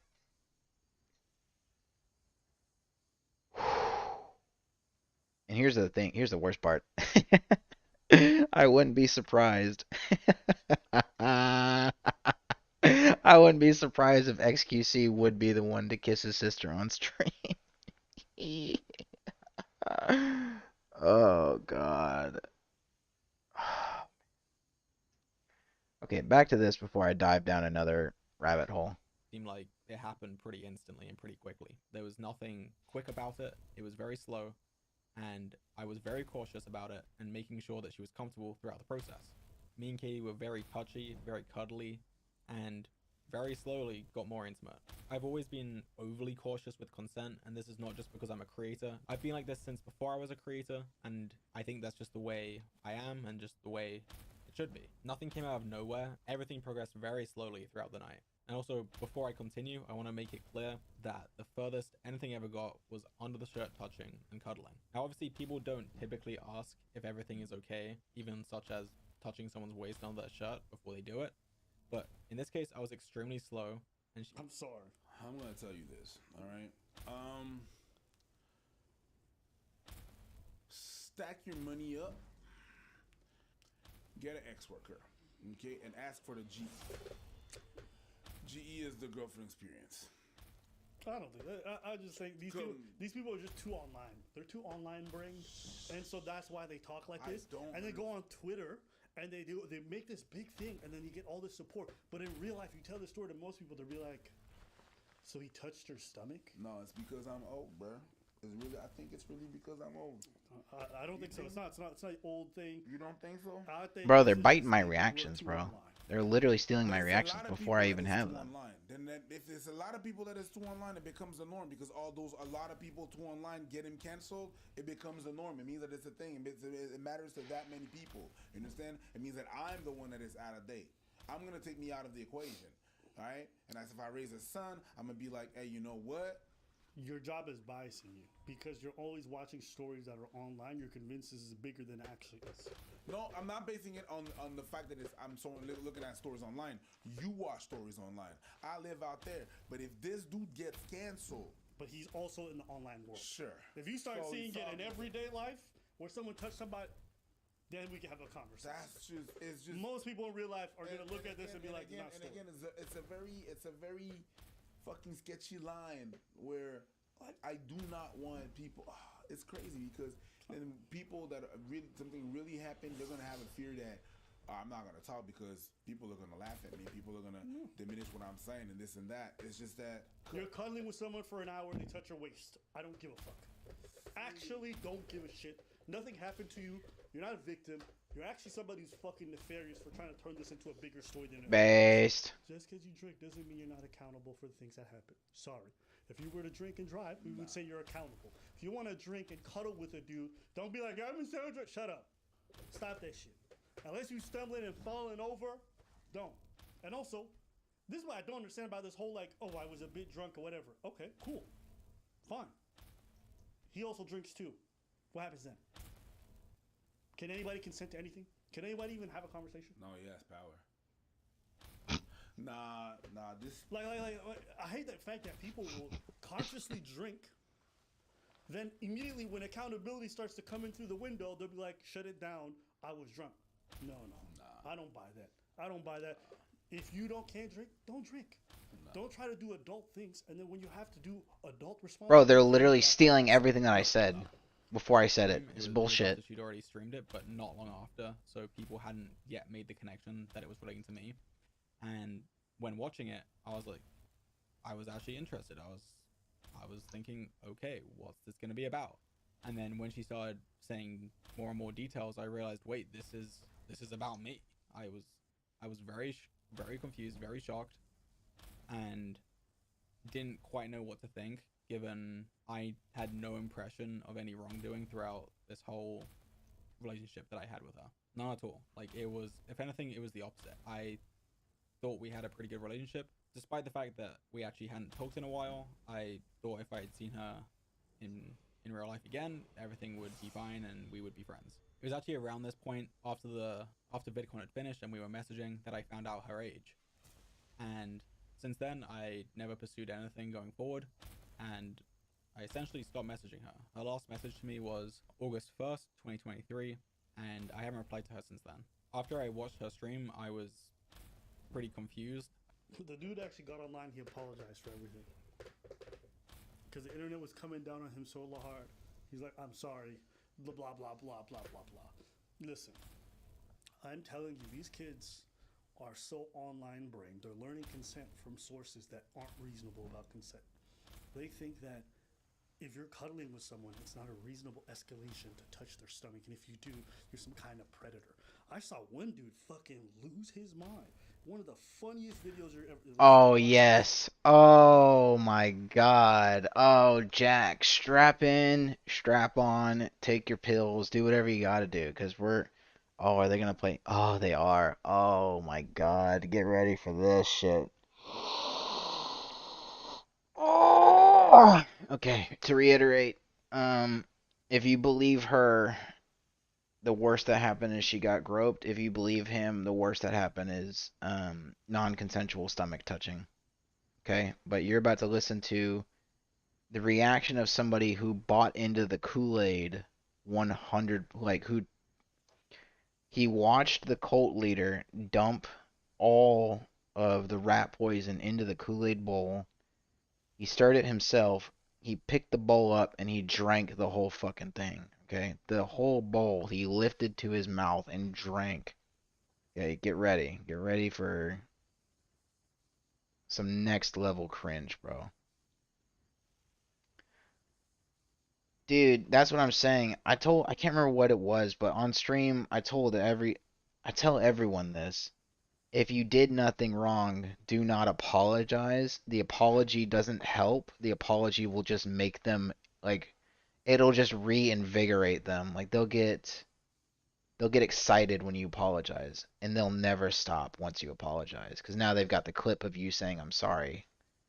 Because I feel like that's everywhere in the world, bro. Like, if I apologize to you over a small matter, it's an apology and we move on. If I apologize online, that's an admission of guilt. 100% it's an admission of guilt, especially in regards to this kind of shit. But I want you to get ready for some grade A cringe, my friend, okay? It's gonna get rough. Okay? I'm not gonna promise you it's easy.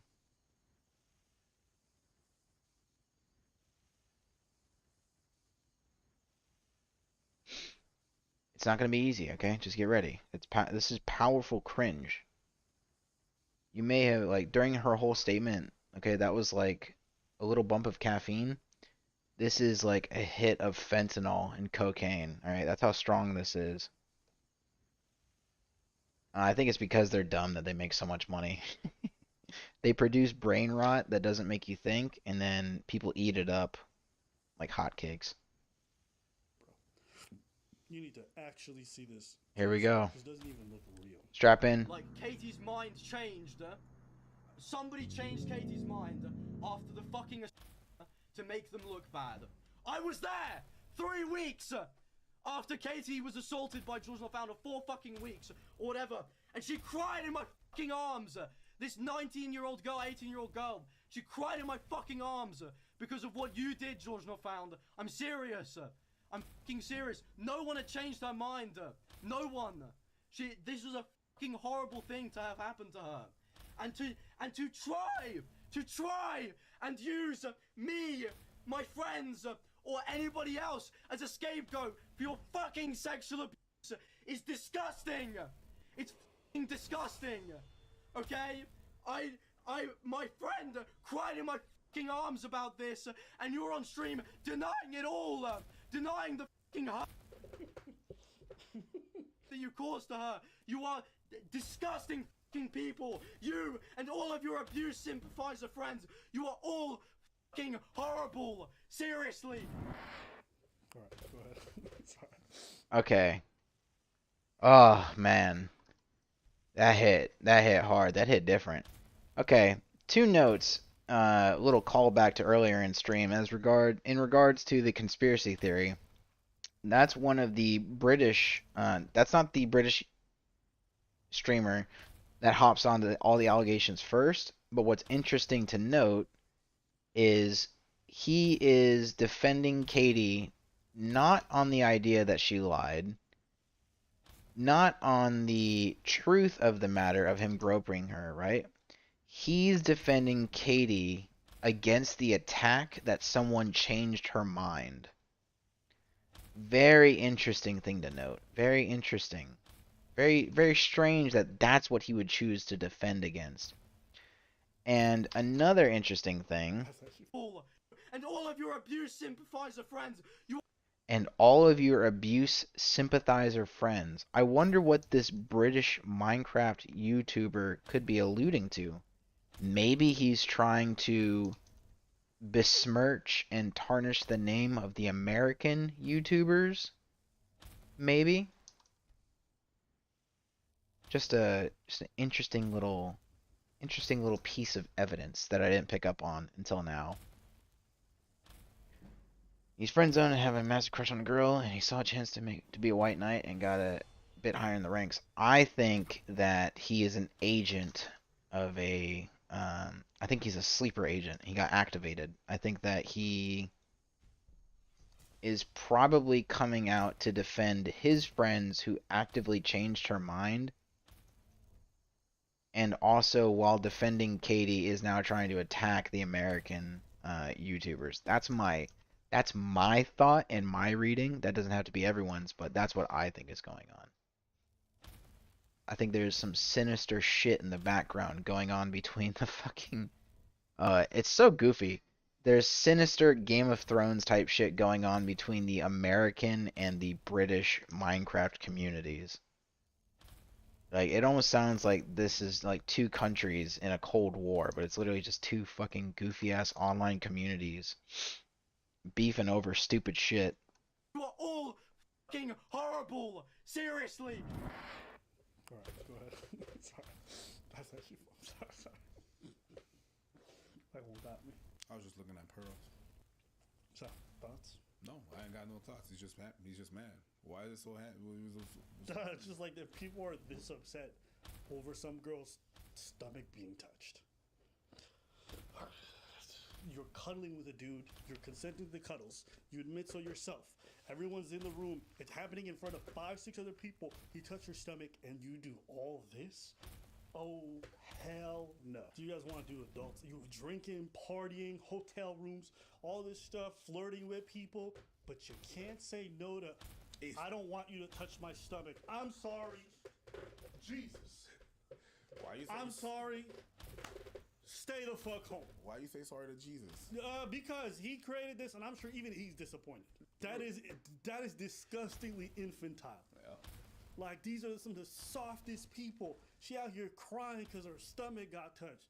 Yo, I don't care, man. And look how big I felt dirty to. Holy shit.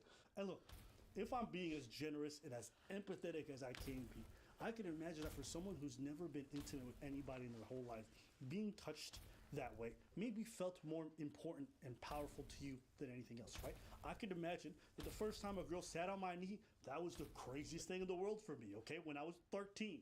You're an 18-year-old who apparently never been touched on her stomach? Okay, maybe that's the case. You have to understand that's not a reasonable thing for you to project on everyone else. Not everyone else is gonna think, oh, touching a stomach is some sacred fucking thing. Especially when you're cuddling with them. Like, you have to understand how you yourself send very mixed signals when you position yourself literally next to somebody on the couch where you're full body connecting, and then at the same time, be shocked when a hand goes on the stomach. You're not being a reasonable person in that moment. So, you feel bad? That's okay. Bruh. That's okay you feel bad. But just because you feel bad, here's it is. Just because you feel bad doesn't mean someone did something bad to you. And just because you felt violated doesn't mean someone violated you. You just need some therapy. And you recollect all these information and all these feelings. How can you have the recollection of all these feelings that happened and how you felt, but everything was blurry at the same time because of alcohol? How? How can you be blurry and exact at the same time? You can recollect everything that happened and how? No. Technically, I'm blurry and you're clear. Yes. Stupid fuckers. What the fuck you did there? But how can you do that?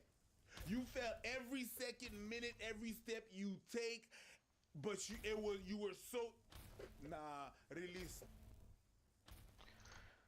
Oh man. But yes, that was Ticklegate. We turned. What is this? We turned a 20-minute. How long was this video? Had to have been longer than what I'm thinking.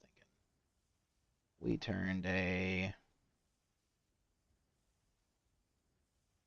Jeez, we turned a 24-minute video into like 2 hours of content. Oh man. Is there anything else that you'd like to have me watch and get my thoughts on, Mr. Jack? Ah, no. Hold on. Wait. What the fuck is this?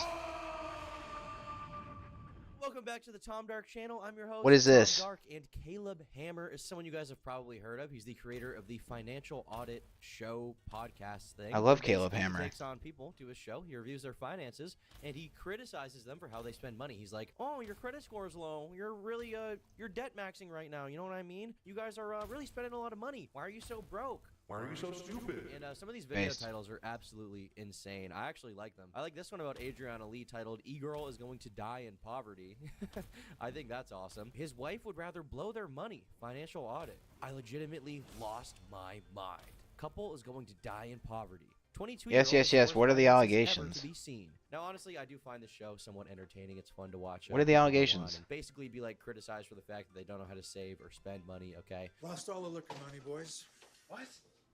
That's the way she goes. I think it's cool. I think it's fun. I think it's entertaining. And I'm someone who's extremely financially responsible because I like to invest all of my money, guys. I invested in Funko Pops. I invested in canisters of Zyn. I invested in your mom's, which we're currently doing a reconstruction of to make it more palatable to the general audience because you know that stink. But honestly, I do like his show. But currently, he's in some controversy due to a man named Scott Schaefer. Now, you guys probably know Scott Schaefer. He's sort of a CoffeeZilla clone type thing. Maybe clone is a bit reductive. I just use that because he's basically like CoffeeZilla too. Like, he likes to make videos about scams. He makes videos about people who are being disingenuous on YouTube. I feel like I'm getting edged right now. I just want to hear like what the allegations were. The biggest charity scandal yet. Whistleblower exposes the billion-dollar gold scam industry. And the thing you guys probably remember him for mostly is the established titles thing, where he was criticizing a bunch of YouTubers, which I was included in. I wasn't named in the video, but he was criticizing a bunch of YouTubers who were being sponsored by this company called Established Titles, which basically gives you like a fake plot of land over in, I think it was Scotland. And basically then like a tree gets planted and you get like a little certificate. It's like a dumb gag gift basically that people would buy, and he criticized them, claiming that the company was a scam. Now, I don't really think the company was a scam, to be honest with you. That being said, there were a few valid points in the video, I think, as far as, you know, the advertising and stuff around that. And what I find even more interesting is the fact that he's now going after Caleb Hammer. This video is titled "Caleb Hammer Might Sue Me for This Video" and has 50,000 views. And there's apparently some allegations of workplace harassment / abuse with Caleb Hammer, among other things. And I'm very curious to see what he has to say. Caleb Hammer might sue me for this video, and that isn't clickbait at all. He's already threatened legal action against me multiple times before I even released this video, simply for looking into a story he doesn't want covered and not immediately accepting his point of view. Now, to me, that seems very suspicious and almost like Caleb didn't want me to find something. And spoiler alert, yes, I found some very interesting pieces. Here we have a DM that says Caleb's boy crush. And then we have this guy, Super Something Diddly, saying, "I would like to personally stick my thing in a hole of his. Any hole will do. Thank you." And Uncut says gross. Is this like Grindr messages? Not that there's anything wrong with that. I Is don't. the controversy that Caleb is gay because, you know, without beating around the bush. Did you bring the toll? We been new, sis. We been new Caleb was sucking on that thing. We been new he was getting in that boy hole. You gotta pay the troll toll. What in the fuck is happening? But the question is if he actually did anything super wrong. Caleb Hammer, also known as Mr. Poopcock. No, that's me. I'm Mr. Poopcock. I am Mr. Poopcock. Everybody knows. Everybody's been known, Okay. Okay. I am Mr. Jack and Poopcock. Jones, do we watch the Turkey Tom take on this, or do we just go straight to the source? You guys know, I know, we know collectively. I'm Mr. Poopcock. Turkey Tom is gonna go over like every last. Okay, if we watch Turkey Tom's gonna go over all the evidence for us, and he's gonna like look into the evidence, and save us all time and money. But he's gonna be memeing the whole way through. So do we watch Turkey Tom, or do we go straight to the source and then look it up ourselves?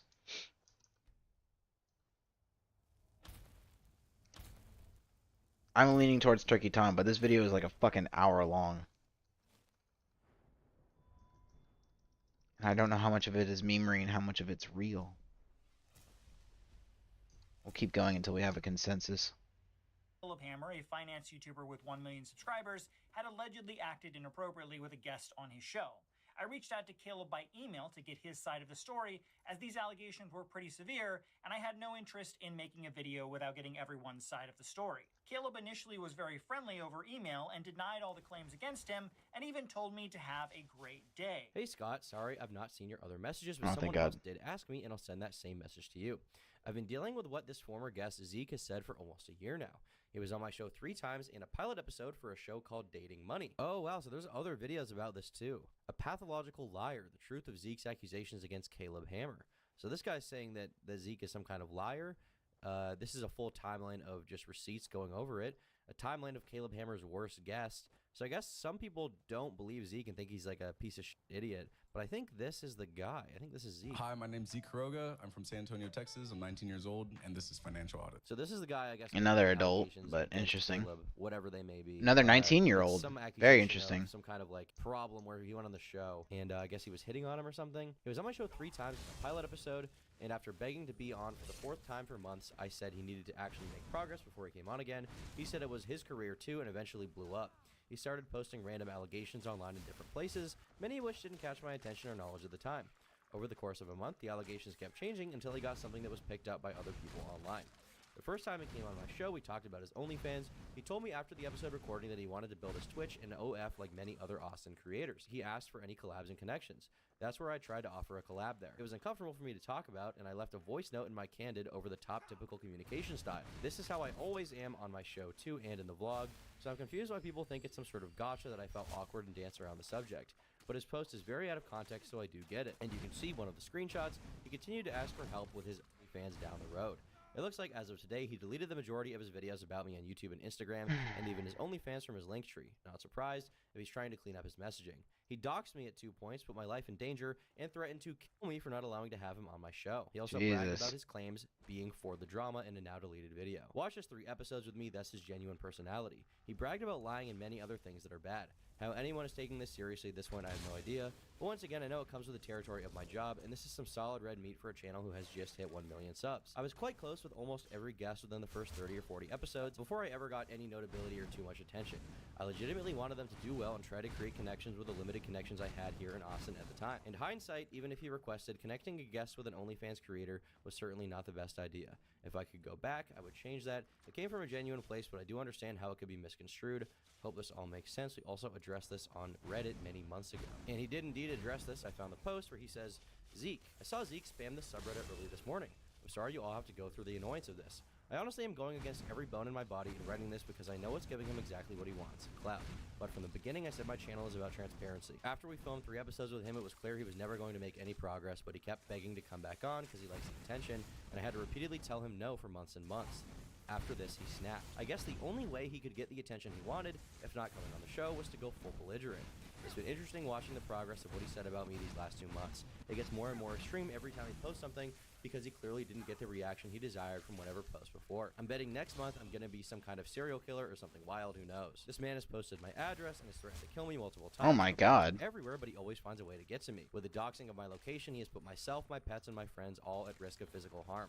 It has led to extremely bad mental health concerns for myself recently, but I hope to just move on. I've reported this to all platforms, but they don't seem to do anything. My lawyer and law enforcement are already on this, hoping to resolve this once and for all. So it looks like he did respond in some way. Now, as of now, we haven't seen any receipts for either side, so who is to say what the truth is here? But it definitely has been something that's been brewing for months and months, it seems, behind the scenes.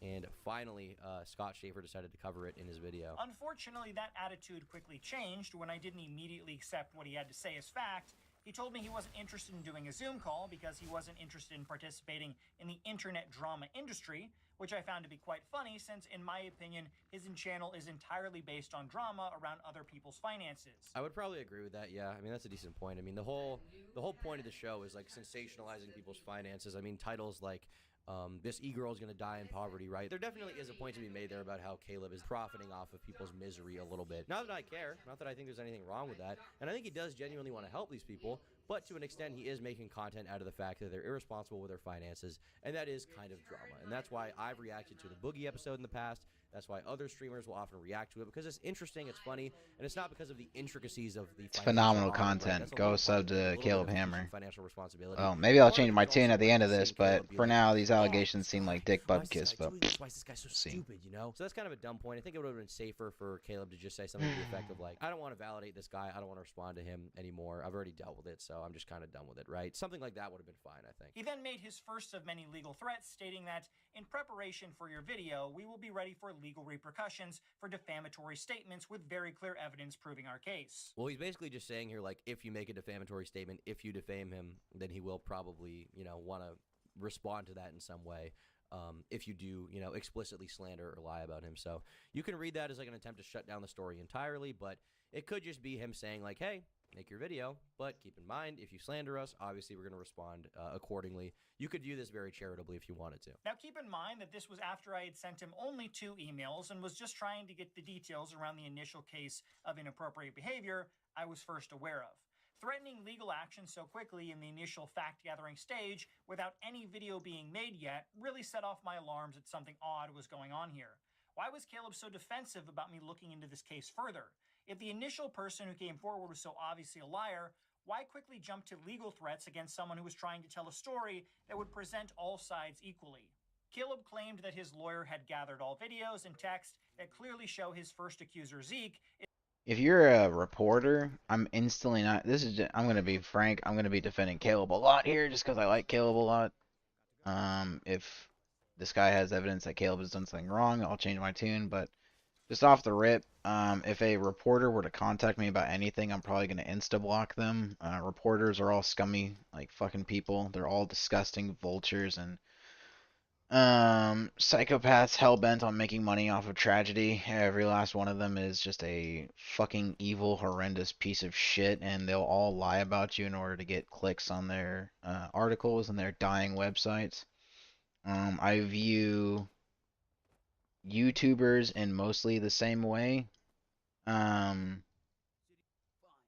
So if this guy were to approach me and say, hey, I'm going to do a video on you, I don't have the money or the power Caleb does, but I'd probably give him a heads up like, hey, if you lie about me, I'm going to come down on you like the fucking wrath of God.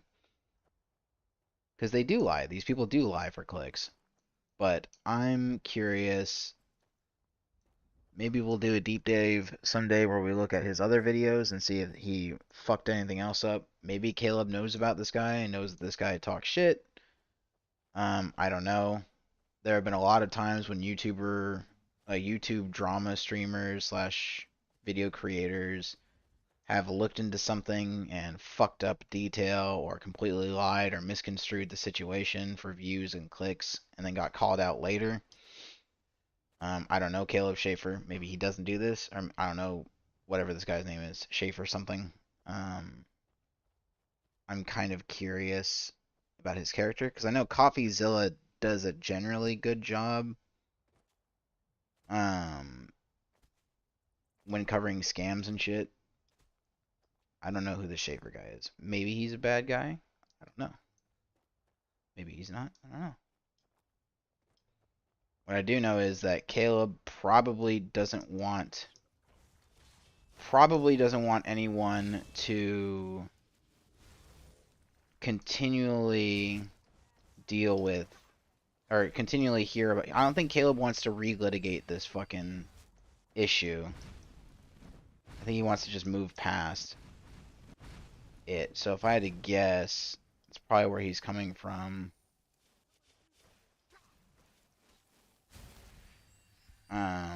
Oh shit.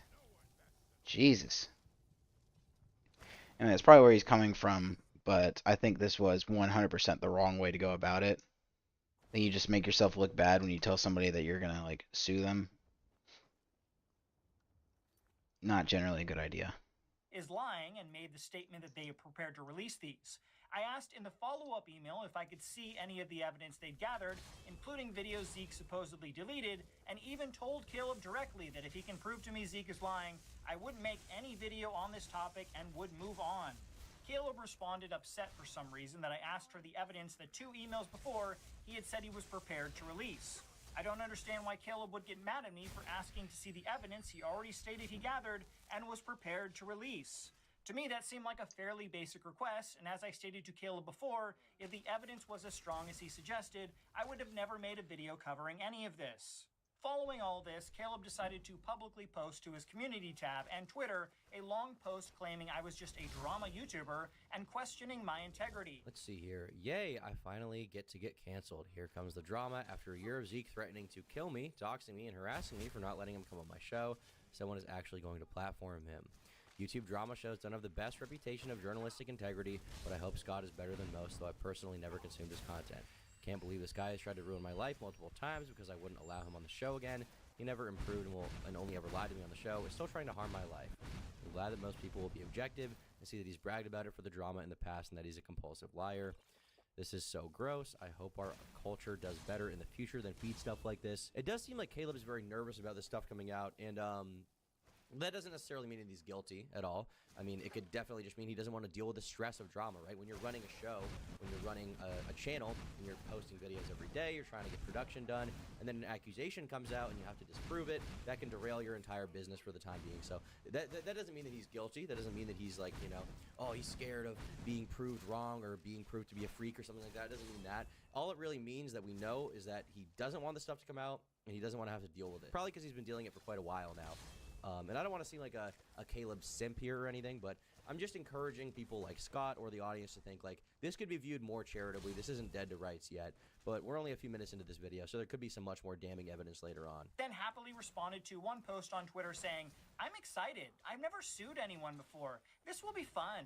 Lawsuits are never fun, Caleb. It doesn't matter if you win or lose, you'll be devoting countless hours to fighting the case, and eventually the discovery process will take place, where lawyers dig through every document they can get their hands on and uncover every and any secret currently hidden.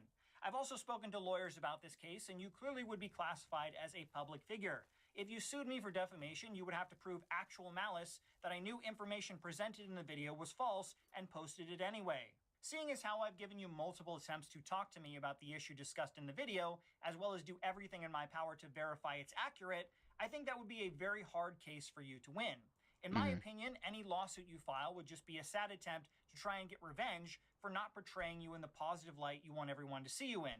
Your sudden legal threats for simply asking questions will also portray you in a negative light if you do end up suing me, and any lawsuit you file will simply be a waste of time. I mean, I would agree. Usually a lawsuit is a waste of time. You'd probably be better off if there's false allegations made against you, dispelling them to the best of your ability, and that's it. Because ultimately a lawsuit is just a lengthy process. It's not like a quick thing. Even if you do win, it's like years of legal fees and costs and talking to lawyers, which gets in the way of your shit. Like, it's just a fucking pain in the ass, right? And at the end of it, it's like, I guess you win. But for Scott Schaefer, who I assume, I don't think he's poor, but I don't think he's extremely wealthy. I don't know how much money you expect to win or how much money in damages you're going to really get from that. I mean, realistically, this video, as of now, has 50,000 views. Caleb Hammer's channel, on average, is averaging, like, a lot more views than that. I mean, 600,000, 300,000 views. He's doing very well. So, to me, it's kind of hard to tell if it's really worth a lawsuit. I would say it's probably not. But if he has, you know, the proper details, like he said, the proper screenshots and stuff to prove that Zeke is lying, then I think the best response he could possibly give is that he can, you know, level Zeke in the public sphere. He can level Scott Schaefer, and that would destroy their reputations, and they would look, you know, they would not be trusted anymore. They would look like bad actors. They would look like they're acting in bad faith, and then he would still have his audience and be fine. Now that we've got past all of Caleb's legal threats, let's get into the actual allegations against Caleb. First, we'll be talking about the original accuser of Caleb, named Zeke, and then we'll talk about the further alleged text of Caleb I was given after. What many people don't know is that many of the early guests on Caleb Hammer's show I don't like that actually alleged. paid actors hired off of a website known as Backstage to appear on the show. Zeke was one of the actors that claims to have found out about Caleb's show from the site, and from the listing Zeke showed me, the offer was quite generous, with an initial small $25 appearance fee, and then a 25% commission on all revenue generated. Wow, they were paid actors? I mean, allegedly? That's very interesting. I didn't know that. So I guess to jumpstart it, he got actors, but were the actors showing their real financial histories, or were they just acting for the sake of, like, was it completely fake? Was it all fabricated? That's what I would be curious about, I guess. Are these people all actors? Because if they are, I mean, for all of them, you should be able to verify, like, their acting or actor listing page, right, on this site. You should be able to find every single one of these people, I guess, ideally. Caleb, in that post, he said they were people he knew personally. They were personal friends of his. So if that's a lie, then that's very interesting and clearly kind of a conflict of interest there if the financial history isn't even real and they're just actors. But I mean, this, for now, as far as I'm concerned, is an allegation. I don't know if this screenshot is real, but it would be a lot to fake it. You know, Hammer Media, all of this, it would be a lot to fake this. I will say that. Anticipated commission was believed to range from $2,500 to $8,000, depending on video performance. Zeke, only 19 at the time, jumped at the chance to make to him what seemed like a large sum of money. Many people have seen Zeke's episode, have called him an insufferable brat, and way worse things, but don't seem to understand that the attitude portrayed by Zeke isn't true to his normal personality, from what I've seen talking to him, and was designed to get as many views as possible to increase his chance of making more money and getting more screen time. This tactic ended up working, and Zeke appeared 2 more times on the Caleb Hammer show, racking up a total of over 1 million views across the 3 episodes he appeared. Well, the natural question you have to ask then is, why is he upset about his portrayal? Why is he upset about Caleb? If he was a paid actor, he was paid for these appearances, he was supposed to be there, and he got compensation for acting that way, why would he be mad about the perception after the fact, right? That would be the natural question. Those view totals should have netted him a large sum of money if the commission payments seen in the job offer were paid. However, Zeke's claimed to have only received a couple $100s in total for his time on the show. A total of over 1 million views. 1 million views. I mean, channel's just starting out. There could have been a lower CPM. He might not have been making that much money. They are long. This one's long. This one's long. This one's 26 minutes. But he may not have been, you know, actually making that much money on these videos, to be honest. This one, I would be surprised if they didn't make a bucket of money, considering the length and everything like that. But for these, like, I would be shocked if the revenue total on these videos amounted to $10,000, right? I would be surprised if it amounted to 10 grand. And then from that 10 grand, I mean, if you take, you know, from total, because he was promised per video, or not promised, it was speculated that it could be as high as like $2,500 to $8,000, right? It's barely at 25% of the commission, right? He would just be hitting $2,500 on 10 grand of revenue, and I would be surprised if he's even got that. So it could have been a problem where Scott, you know, over anticipated how much money he'd be making from these videos, and then he just couldn't pay it because they weren't making that much money. May not have been like an outright scam. It could have just been like, well, we expected to make more, we didn't make as much, and, you know, it sucks, but it is what it is, right? It could have been that kind of situation. Caleb no longer offers commission payouts on his newer postings for actors on his show, and since he won't talk to me and threatened to sue me, I can't give his side of the story if the commission offer to Zeke was real or if those payments were ever made. So for now, Caleb's side of the story on that will have to remain a mystery. There is an old posting I have linked below that shows that commission offer, but I've never heard of any of the actors who appeared on the show receiving that amount. We are anticipating. What? If you talk to Zeke, shouldn't he be able to show you the amount he was getting paid? Maybe he gets into it later, but I feel like that's something very easy to prove or disprove. Why are you calling it alleged? Shouldn't you be able to say, like, it's alleged, but here's money kind of mirroring Zeke's claim? Why wouldn't you show that immediately? Kind of weird. Anticipating this commission range from this, depending on video performance. Well, depending on video performance is a big, important part of that, because if the videos are not performing that well or they're not getting as many views as you thought, then you're not going to get that much money, right? And I'd say that is kind of a generous offer, what they're saying here. That is somewhat unrealistic based on the views that I saw personally at that time on Caleb's channel. While the issue of the alleged missing payments is important, the bigger issue came up in July of 2022. Oh, so he didn't get after paid. Zeke's first appearance on the show, when Caleb ended up leaving a very disturbing audio message on Zeke's phone. Can tell you're a cool dude, and I want to, like, if there's any connections that I have, which I've built a lot of connections in Austin, anything that I'm able to kind of link you to, I definitely want to be helpful. The main reason I haven't wanted to have this conversation via text is, sorry, I had to burp. One, I'm not used to fans, straight up. It's not really my scene. I'm a personal finance dude. I don't really know anything about that. Two, I'm straight. I'm like 90% straight. That means you're gay. I mean, so far it doesn't seem that crazy as far as the OnlyFans thing. If this guy was trying to. Oh, I thought you said you didn't want to. You didn't want to until you learn more about discussing in person. You don't have to do anything you don't want to be very clear. Voice message. Does that clear some things up? If you're not interested, it's totally okay. I'm just trying to be a nice person and connect people to opportunities. I can let him know you're not interested. If you're not, I'm dead. Haha, what? Yeah, I mean, that's easier. Now I know and have a better understanding what it is. So what do you think? He still wants to meet you, and I can make him... That means you're gay. I mean, so far it doesn't seem that crazy as far as the OnlyFans thing. If this guy was trying to do OnlyFans and he was asking Caleb for advice and Caleb was trying to connect him with someone, I don't think that's the worst thing in the world. I'd say OnlyFans is probably a bad thing, but if this person was of legal age and wanted to do it and they asked Caleb for a connection and Caleb was offering that, I don't think that's the worst thing in the world. I am perplexed about this 90% straight, 10% gay thing. Definitely fooled around because I'm open-minded. And Man, it'd be really cool if we had, like, the text messages before this screenshot and that audio message. That would have been cool. When you get drunk, whatever. What? Bruh. When you get drunk and you start sucking your homies. Sweet berry wine!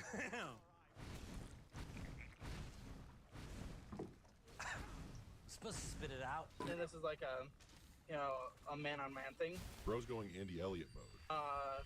But essentially, I think, well, from the conversation I had with him, the pay will be dependent on what you're willing to do, and what you're willing to do is set by you. So what he would like to do, you guys make out.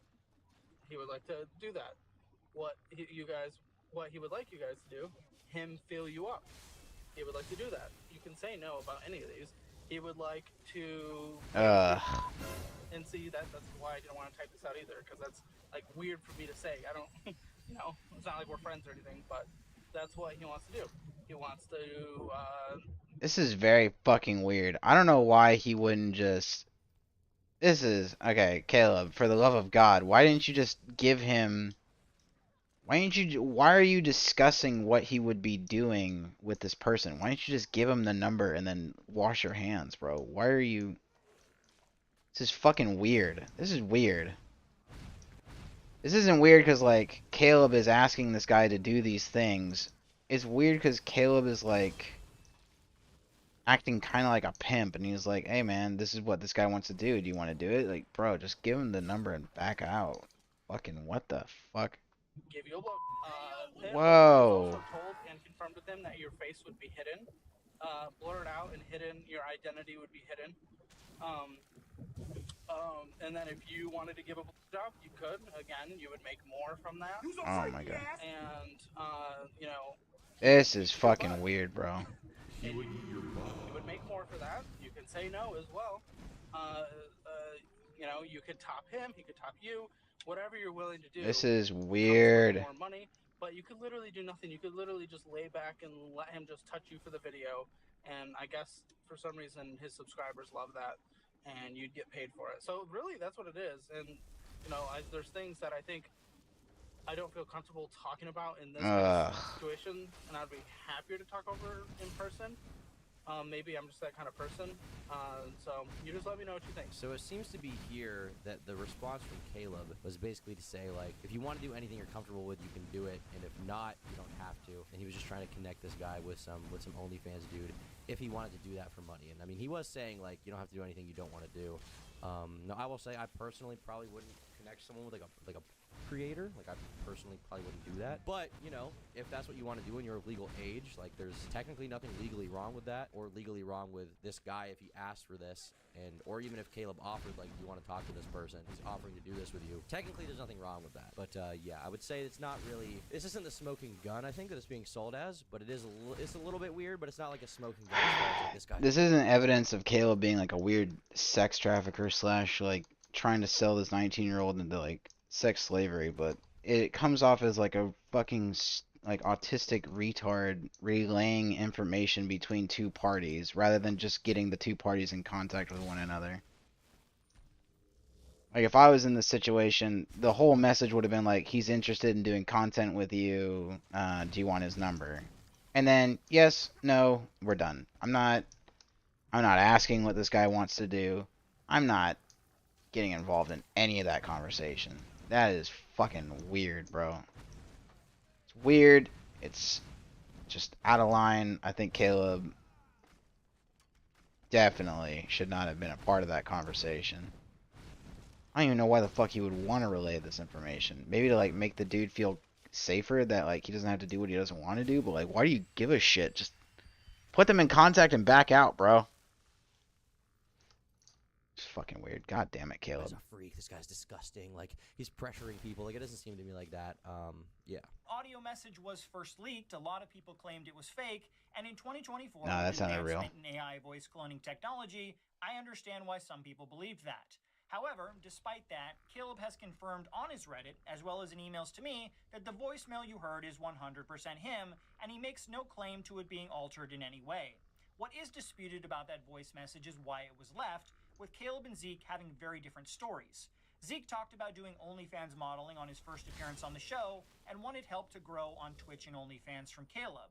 Caleb's version of events was that he was simply trying to help Zeke out by connecting him with another guy to hook up with and make money from adult content on OnlyFans. After talking to Zeke, he made it clear to me that he only ever wanted to fuck bitches and get money. Talking to him further, I asked him why Caleb seemed so interested in trying to hook him up with a guy on OnlyFans, and asked Zeke if he led Caleb on into thinking he was interested in doing adult content with other men, which he quickly denied. I have no problem with how you choose to identify, but Caleb wanted to set you up with another guy for OnlyFans. Did you lead him into believing you were willing to hook up with men for cash?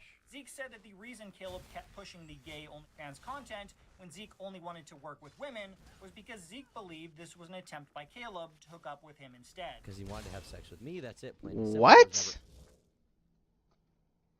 Huh? How do we make that jump? What? He said he'd put you in contact with someone he knows. The person that he knows is a dude that wants to bang you. Like, what the fuck? Also, the whole time he's saying no, or the whole time he's saying that you can say no, he's saying that the whole time. How is this evidence of... I don't understand. How is this evidence of Caleb wanting to bang this guy? What? For anyone else, only him. That's why I was asking for women, which he never gave names or contacts. Well, maybe Caleb only knows gay people, despite Dude, stop pre-watching my shit. Maybe he only knows gay OF creators, and that's why I was trying to hook them up. It doesn't seem to me to be the worst thing in the world. It doesn't, I mean, it looks really bad when you hear that recording, but to me, unless there was some kind of pressuring or something really weird was going on, it doesn't seem to be the worst thing in the world to, like, offer that. Hey, I'm interested in OnlyFans. Do you have any OnlyFans?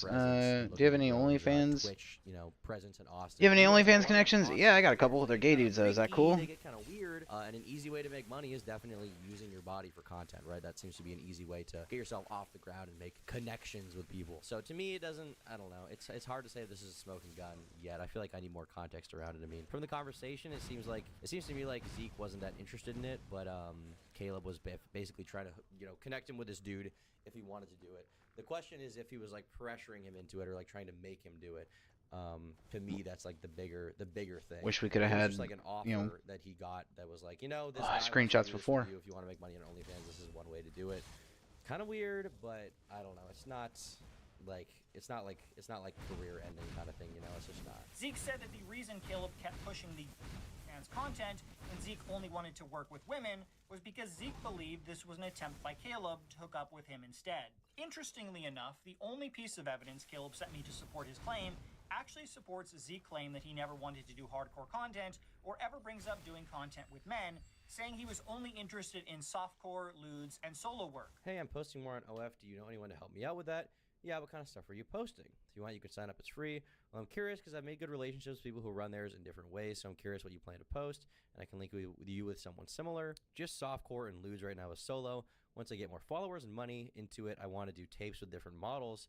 Little do vlogs of us meeting on stream and then off-film content. So it seems to me like he was actually trying to do actual adult content. It wasn't just lewds, which is why Caleb got that impression that he might be willing to do a little more than he was doing at the present moment. I'm not sure why Caleb sent this as evidence to support his claim, as it makes it clear Zeke wasn't interested in the hardcore content Caleb went into detail about in the voicemail. That's not really the case. I mean, when you say tape, when you say you want to... Again, this is super weird, but basically what I'm reading this as is Caleb is trying to get this guy in contact with an OnlyFans creator because, okay, Zeke says, I want to do OnlyFans. Caleb says, okay, I've got somebody that I know that does OnlyFans. Do you want me to put you in contact with them? Zeke says yes, and then for some reason, Caleb describes to Zeke everything that this guy is wanting to do rather than letting the guy explain for himself.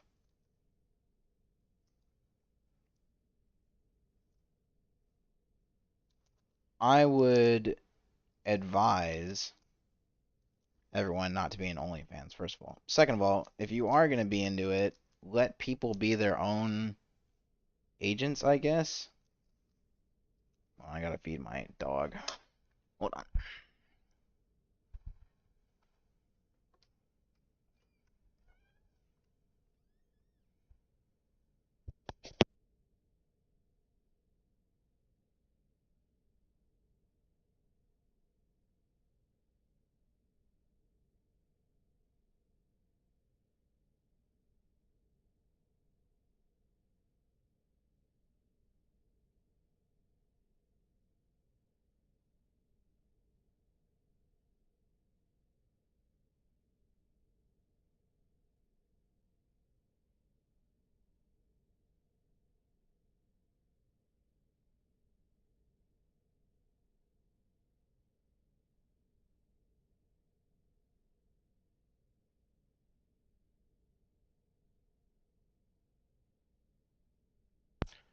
All right, anyway, back to what I was saying. So, I don't know, to me it just seems like Caleb was being super awkward.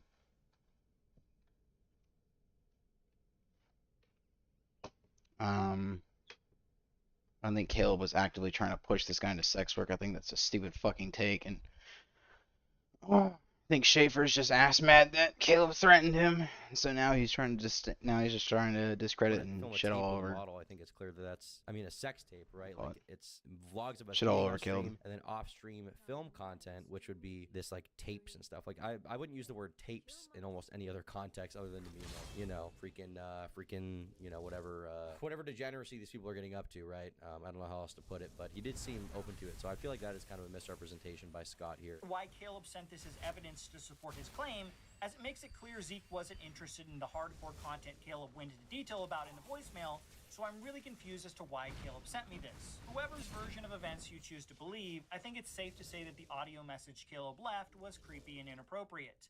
Caleb runs a finance YouTube channel, and many people call him the millennial Dave Ramsey. If Dave ever had someone call into the show and then ask them if they wanted to give a BJ on OnlyFans to help pay down some of their credit card debt, I'm pretty sure he would lose a large chunk of his audience for saying something like that. But in fairness, like, Zeke is the one who suggested it first and said, I want to do OnlyFans, and then Caleb responded in kind with, well, I may know people who can help you out. I mean, that audio message sounds very bad. It sounds very gross, and I think if Caleb wants to be taken seriously, he probably shouldn't be doing stuff like that. But from a perspective of, like, being, like, some kind of creep or it being, like, inappropriate or workplace abuse or harassment, whatever you want to call it, it doesn't seem to be the case. And as far as Caleb wanting to have sex with this dude, I have seen no evidence of that thus far, you know. Caleb claims he was just trying to help Zeke out, and if that was the case, there was clearly a better option to do that. Option 1 would have been to not talk about OnlyFans at all, since mixing finance content and sex work is probably not the best idea. But Zeke said he probably wanted to do Holy that. shit, why are none of these hitting? Talks to OnlyFans creators. Like, Caleb talks to OnlyFans creators on his show all the time, so it kind of makes sense that he would bring that up, even if it's not the best way to do it. Oh, that shit was Option 2 would have close. been to leave a simple message for Zeke, telling him he had an OnlyFans friend who might want to work with him, and then simply give Zeke's contact info to the friend so the two of them could work something out. I would agree with this. He shouldn't have been mediating it. It probably would have been better if he was just like, talk to this guy. What the go deal fuck? with it. I don't want to deal with this. Bye. I'm just That's objectively probably what he correct. should've That's done. why I don't everyone's think going copying into my detail shit. is really necessary. Option 3, the nuclear choice that Caleb picked, comes across incredibly creepy, unprofessional, and in my opinion, gives some belief to some of Zeke's claims because of how detailed the voice message was, along with Caleb's self-reveal that he is only 90% straight, and his follow-up text Oh my telling god. Zeke he would needed to vet him in person before connecting him with his OnlyFan friend. I would actually agree with that, honestly. Like, why would you need to talk to this guy specifically about it in the details if Caleb's the one that isn't even starring in it, right? Someone else is. So he just shouldn't have done that. Bottom line, he shouldn't have done that. I agree with Scott here. This is actually this is a good point. So I don't understand what sort of vetting process Caleb had in mind. This wasn't Caleb's first attempt at offering fans to people who appeared on his show. On Caleb's subreddit, early on in his YouTube career, he made a post explaining he had offered fans work unsolicited to several of the actors who appeared on his show. Some already had OnlyFans. I offered it if they wanted the connection to some creators. Then I would just connect them. Now, to me, I wouldn't find this weird. If someone offered me a connection, I'd just say no, but I've seen others say this is weird or creepy. I mean, it can be. I'd say if they're already an OnlyFans creator, it's probably not that weird. If they're not at all, then that probably would be seen as pretty weird, right? I think you could definitely make that argument. I think that is a True. strange thing to That's do. weird. I think you shouldn't be asking people who don't do OnlyFans already if they want to do it or like trying to get them on that train, you know? After his audience overwhelmingly made it clear they felt this was not appropriate. Yes, if I went to a personal finance expert for help and they offered me an opportunity to make money by connecting me with an OnlyFans creator, I'd find that extremely weird, inappropriate, and unprofessional. Yeah, I would actually agree with that. It is kind of strange. Caleb quickly deleted the post. Unfortunately, Zeke's claims against Caleb don't end there, as Zeke has also made the claim that Caleb inappropriately touched him after the filming of their second episode together. Yeah, you're claiming he actually touched you inappropriately as well? Yeah, he did. He locked me in his house after the second filming. When his friend who helps him film, he left. I was locked in his house, and he sat me down on his couch in the living room, and he was trying, like, the reason why I was on those shows so many times is because I was looking for opportunity, and he kept promising opportunity aside from the fan stuff. But he was really trying to lure me in with that. He was breadcrumbing. I mean, is it not possible that just nobody wanted to work with this guy outside of inappropriate content? Is that not possible? Like, he just didn't have connections. Nobody really wanted to work with this guy because he's kind of a nobody actor. The only people that wanted to reach out were OF people. That is possible. That being said, if he did keep pushing it past that point, being like, hey, you want to do this stuff?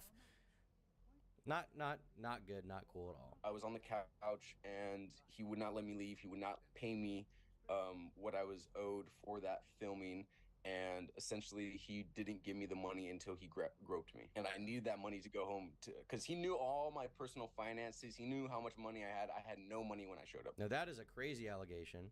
The real question here is if there's any evidence for that, because this goes above what Caleb said in those messages, far above it in my opinion. I think there needs to be some legitimate proof of this happening for me to believe it. There needs to be like text message proof or something like that. So to me, this is like an allegation of whatever. And I don't really know what happened here. I have no idea if this is true or not. And you guys should take this allegation, the most serious one, especially with a grain of salt, until we have some kind of verification or confirmation or Caleb says something about it, and we get to see his side. Because, you know, much like with the George Not Found allegations that we saw recently, some people will make false allegations, and they can be completely, you know, they can be completely erroneous and inaccurate when we don't have proof. And so you should, you know, consider it. Consider the fact this guy's saying something. Acknowledge his credibility throughout the situation and see if he's been telling the truth and been truthful, if his receipts line up or if they haven't lined up. And then from there, you can deduce whether he's a trustworthy source. And I think it's also important to just, you know, wait for proof in general with this kind of allegation, because that is like a huge allegation and that is career tanking, right? If Caleb genuinely got this guy in his house and was like, I'll pay you once I grope you, that is crazy. That is crazy. That is career finishing, undoubtedly. That is like, you know, not exactly Weinstein tier, but it is in that league of like, hey, you want this role? Let me feel you up. Like, it's like disgusting if that's true. I had zero money because I had spent it on gas to get to Austin. He knew that. Okay. How much did he claim he was going to be giving you? Thousands. And how much The did you? original contract was thousands of dollars, and he only paid me less than $200 for filming. While Caleb has never denied the voicemail is real, he has always claimed that the other accusations Zeke has made against him are completely false. Caleb has claimed that Zeke threatened his life and doxed him, and this is just a disgruntled former actor on the show. I'm curious if there's proof of that doxing or anything, because that's also a pretty serious claim that Caleb would have to prove. When I asked Zeke about that, I was actually shocked that he openly admitted to me that he had threatened Caleb's life. You're not lying? You didn't threaten to kill him? Of course I did. He molested me. Okay. So, but you are confirming that you said that? We're past that. Yeah, him calling me a liar is him lying. But I mean, of course I threatened to kill him. But it wasn't really like I'm gonna do it. It was more like, be scared. Now, I have to say that Zeke's behavior of threatening Caleb's life, doxing him, and his somewhat unhinged ramblings on social media have made a lot of people question his motives and unwilling to trust his story about the things he claims Caleb did to him. If he had never acted in that way, I think a lot more people would be willing to give the benefit of the doubt to him. Now, in my own personal opinion, I've actually been in a relationship with a woman who had been assaulted in the past, and the anger and violent outburst were something that I experienced firsthand.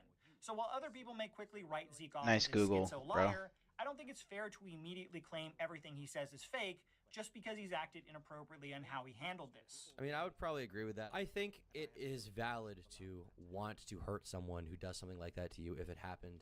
Once again, there's no proof that it happened, but if it did, I think it's valid to be angry about it. You know, if somebody did that to me, if my doctor did that to me, why are there no text messages of him accusing him of doing it? Statements about them. I bet I would be pretty livid. So I think it's fair if that happened to have that kind of reaction. You know, whether it's mature or not, it's obviously not the right, most mature way to act. But if something like that happens to you, I don't know if you can really expect the person in question to give the most charitable, the best response of all time, right? I'm just saying, it's very clear to me that this Zeke guy is full of shit based on all the stuff that we're seeing here.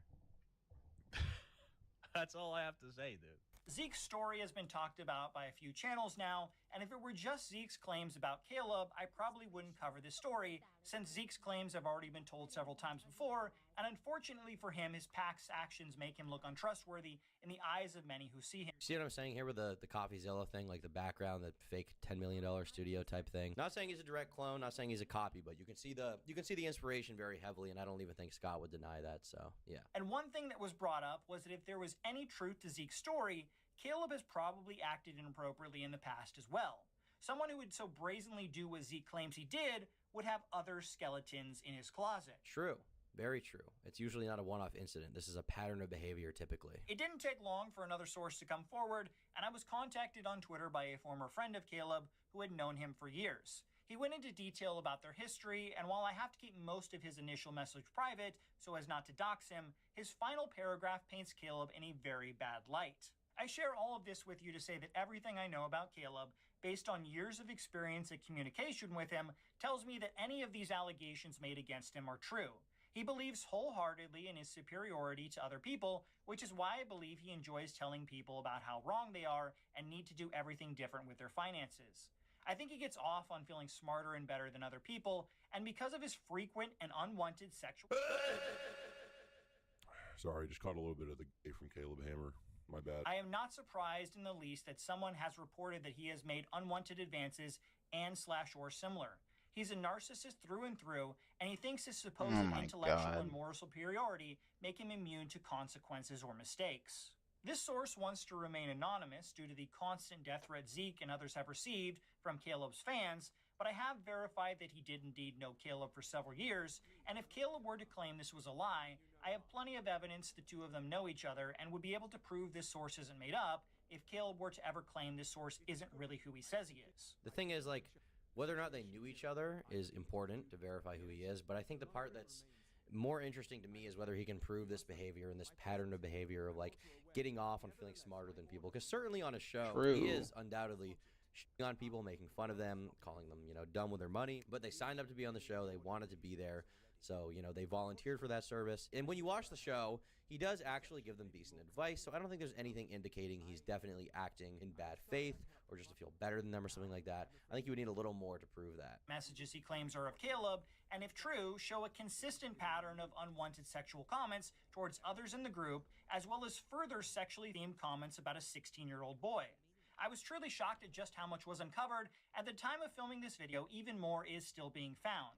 I've done everything in my power to confirm these messages are real, including sending one that has the sexually themed message about a 16-year-old boy to Caleb to ask if he wanted to deny if it was real. Caleb's response was that it was very out of context, but never denied it wasn't from him. Caleb's lawyer reached out to me after that email and asked that I not share what was in her email, so I'll honor that request and keep that conversation private. Now, before we take a look at the chat messages, I have to give some context as to where these actually came from, and to do that, we have to talk about Caleb's past. Now, despite Caleb having a channel about financial audits, he actually has no business degree and instead studied music composition at Western Michigan University, where he graduated in 2018. Following that, he began composing music and even created a YouTube channel that followed his musical endeavors as well. It was around this time that Caleb ended up joining a group known as the Millennium Composers Initiative. This group was created to bring young composers from around the world together so they could share ideas and foster growth for each other's musical careers. If this allegation about the 16-year-old is real, and he was doing that, and there's no, like, good context to show that, that is also in tandem with the Zeke thing. That would be, like, definitely a career hurting/ending thing. So I'm very curious as to what the truth is there, and if there's anything about that that can be proven. I guess this musical stuff is just laying context for that, which is fair, but I'm very, very curious about the bomb that's going to drop if that exists in this video. As for the context of hitting on or making comments about a 16-year-old, which is very inappropriate, obviously. Caleb is still in this group to this day, and you can find his picture on their Instagram page and website. However, he no longer seems to be an active member since his finance YouTube channel took off. This group eventually started a Facebook group chat for its members to talk about their musical careers, as well as other topics, and it's from this chat that the alleged texts from Caleb come from. The source of the text, who asked me to conceal his identity, explains to what extent he believed the group was for.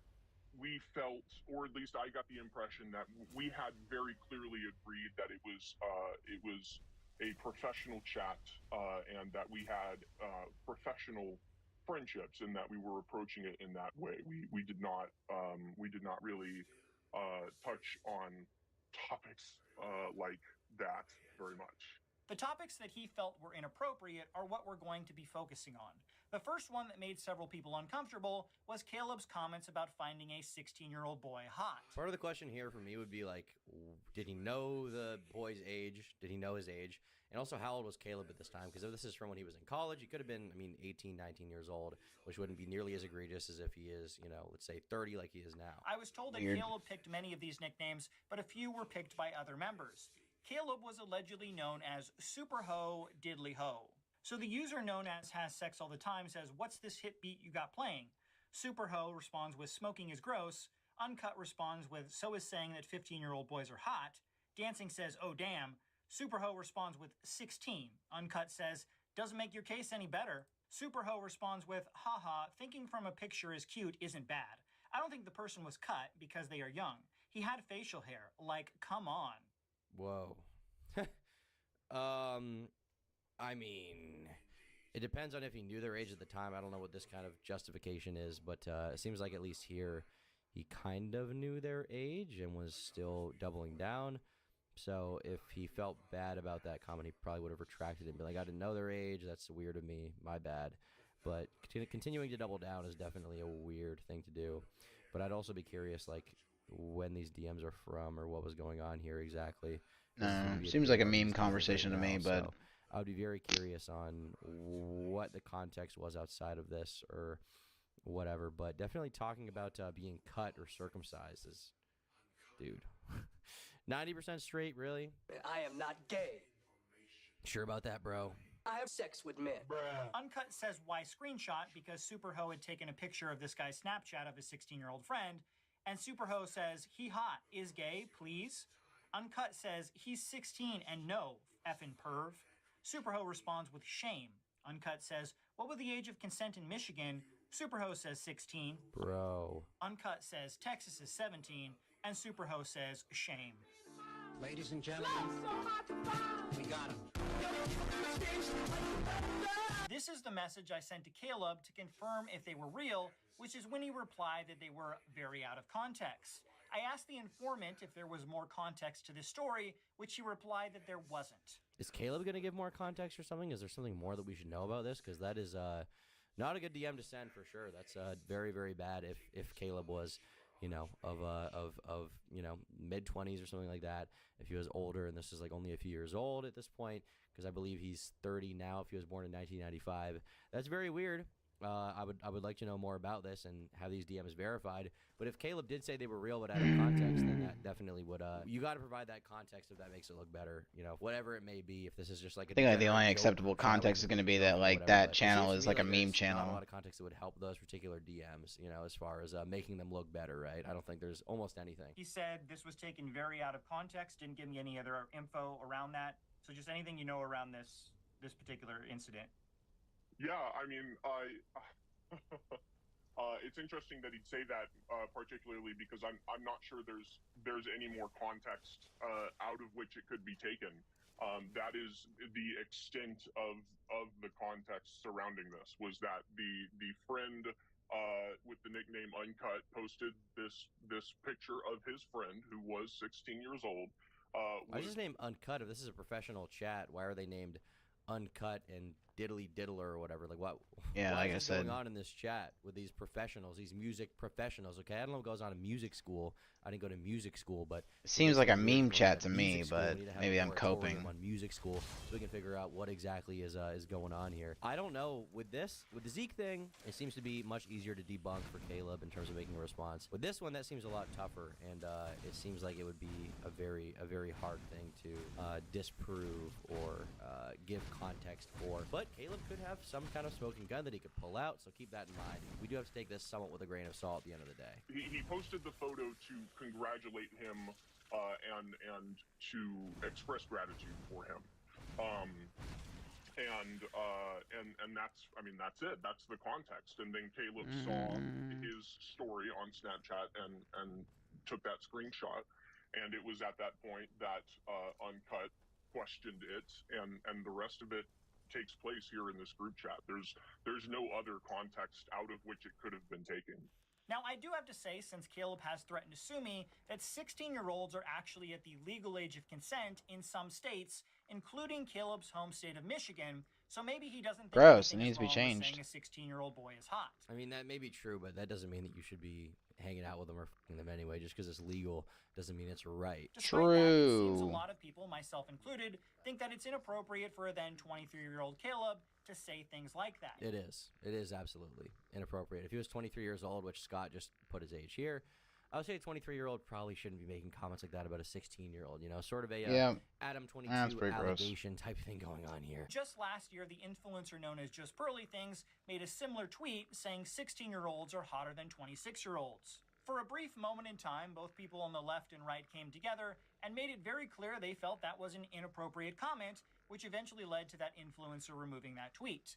There have been a number of Caleb supporters who have been defending him this entire time, and I would love to hear in the comments below if the Caleb fans are supporters of grown men saying 16-year-old boys are hot, or if you think adults shouldn't be commenting on the hotness of kids. Now, that wasn't the only time Superho made comments about teenage boys. In another post, it made it clear that Superho has no qualms about his desire for those young teenage boys. So in these chat messages, Superho posts a picture of another member's Instagram page that shows a young boy, and he asks whose the guy's name is, and the other guy gives him his name, which I blocked out, and then Uncut says Caleb's boy crush, and Superho responds with, I would like to personally stick my penis in a hole of it. Whoa, okay. Dude, you're just I mean, I think if there's anything we can confirm, it's that Caleb Hammer is in fact a gay man who is pretending to be just straight for some reason. I'm straight. I'm like 90% straight. This is not just experimentation. I mean, not to out him like that, but bro, talking about sticking it in a hole of his, frequently, seemingly in a non-joking context. I mean, he says Caleb's boy crush. I would like to personally stick it in a hole of his. Any hole will do. Gross. Hot, let me. So clearly he wants to get in there as fast as possible. Or maybe it's a meme? Question Hole. mark. His any hole will do. Thank you. Uncut responds with gross, and Superho responds with hot. Let me. Uncut responds with dude, he's like 14. Superho responds with nah, probably around the other MCI members' age, if they were there with him. Later, Superho says, and if 17 it's legal there, it is here. Uncut responds with Caleb, you're 23, that's gross. True. Superho says, not really. When I'm 50 and I find a sexy 21-year-old I could be a sugar daddy, I will do it. Or her sugar. Bro. Has sex all the time, responds with a whoa, bruh. These are crazy DMs. Both of my grandparents' sets are 10 years apart. 6 years is nothing. I would shove that cock right down his throat where it belongs. Why is he so horny when this guy clearly doesn't even like it? Why does he just keep going and going and going? I don't know what the point would be to that. Jeez. These DMs are real. I mean, it's hard to explain these ones, I would say, for sure. I would be surprised what Caleb's response is going to be to this. And then Superho says, both my grandparents' sets are 10 years apart. 6 years is nothing. I would shove that cock right down his throat where it belongs. Bro, stop. Stop, dude. Uncut responds with, it's something if they're underage. Superho says, anything under 16 is. Believe it or not, 17 is not under 16. Dude, you're... Stop, dude. You can't be doing that, dude. If you're 23, you can't be hooking up with 16-year-olds or whatever. You can't be talking about it that way. I mean, maybe in some places it is legal, but I think that's probably wrong. I think it's wrong. Not probably, it is wrong. You shouldn't be doing that. That's a step too far, little bro. What are you doing, big bro, Caleb? You need a big boy. You need a big boy. Maybe get one that's 18 and older, bro. Okay, this is a little strange.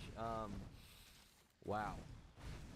Caleb, getting saucy in the DMs here. That's no. We'd love to know what the context is to this that would elaborate on it. And why did he keep going when this guy's like, you're gross, and he just keeps arguing with him and like giving his opinions on this? Like, what is the point to that? Like, why not just, if you are like some kind of like, pervert or whatever, like why not just like retract it at that point instead of just you keep going and going? I'm gonna do straight copium. I'm gonna go the straight copium route and say these are all memes. Says still not an adult.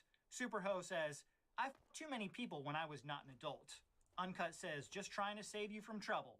Superho says, if something is not against the law, there would be no trouble. So if he's saying that he did it when he was not an adult, and maybe that was with older people, was this guy traumatized and that's why he's this way? Was he abused in some way and that's why he thinks this is okay? I mean, Jesus. What is going on, Caleb? Big guy. We need to get you some help, okay? We need to get you on Trenbolone. We need to get you in the gym. We need to get you absolutely jacked. And you need to start hanging out with jacked guys who are 18 and older, okay? Not jacked guys who are 16 or 17 years old, bro. Jesus. If something's not against the law, there would be no trouble. I mean, I guess maybe not legally, but the court of public opinion will not be favorable to that kind of thing. That kind of message is definitely not something they'll be favorable towards at all. Uncut responds with, I mean, you do you and do those boys. And these kind of DMs also, I mean, not that it proves what Zeke said, but this kind of weird, behavior does kind of give credence to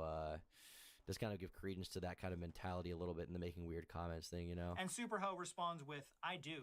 As you can see from those texts, the other members of the group clearly did not agree with Superho's openly sharing his desire for teenage boys. Now, to make it clear, I don't care what Caleb Hammer's orientation is. Many members of the MCI group... But I care. Uh-oh. I care, Caleb. Oh, God. You won't get away with this. Including the informant who gave me these texts, identify as members of the LGBTQ community. The issue here, if this really is Caleb, is his alleged interest in young teenage boys and his continued attempt to openly express this in the MCI group chat that was not intended to host this type of conversation. The informant who gave me these texts told me this type of continued behavior made himself and others very uncomfortable. On another occasion, Superho decided it would be a bright idea to post a screenshot of an adult video of two men having anal in the chat. This pissed off everyone in the group, and few of the younger members of the group were quickly removed from the chat before they saw the image so they wouldn't have to be subjected to it. So in these chats right here, you can see several members are talking about different adult stars that they like. Superho talks about how Kyler Moss used to be his favorite adult star. I wish he didn't stop. He stopped a few years back. Now my favorite is Joey Mills. So these texts go on for a while until Uncut eventually says, it's all fun and games, until Caleb posted a picture of Joey Mills getting effed. And then a few minutes later, Superho actually posts an uncensored picture of Joey Mills and another guy. I mean, in fairness, these people were engaging at the same time. This dancing fire person, and that guy in particular, seems like some of them are kind of encouraging him to do that, and they're kind of enjoying the conversation. I mean, it seems like it was leading up to that point. It seems like none of them should have been having this conversation in this chat. If this was a professional chat, why are there multiple people talking about their favorite male star? Caleb's not the only one implicated in this. There seems to be more stuff going on than that. Responds, haha, changed it on you. It's Joey Mills topping. I think you're gay. And then you can see pretty much everyone in the group is extremely ticked off that he decided to post this, because it was clearly just a joke, and then he decided it would be hilarious to post uncensored adult content in this chat. And you can see several people asking him to remove it, and they removed other people in the group so they wouldn't be subjected to actually seeing this image.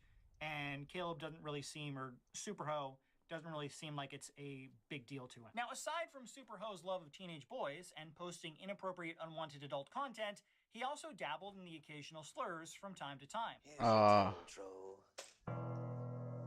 Based? Asian, he decided to rename everyone in the group to R-word, including Okay, I mean, based. himself. Bro, this doesn't read like a professional chat. This seems like a fucking meme chat. 5 to R-word 5 Mexican. Wait, even more based. When I spoke to the informant about these texts, he made it clear that he felt Caleb seemed to be a very callous and disrespectful individual, and he seemed to take pleasure in making other members of the group uncomfortable. Those texts you saw were from 2018, but when Caleb allegedly rejoined the group just a couple of years ago, the informant claimed his behavior hadn't changed at all.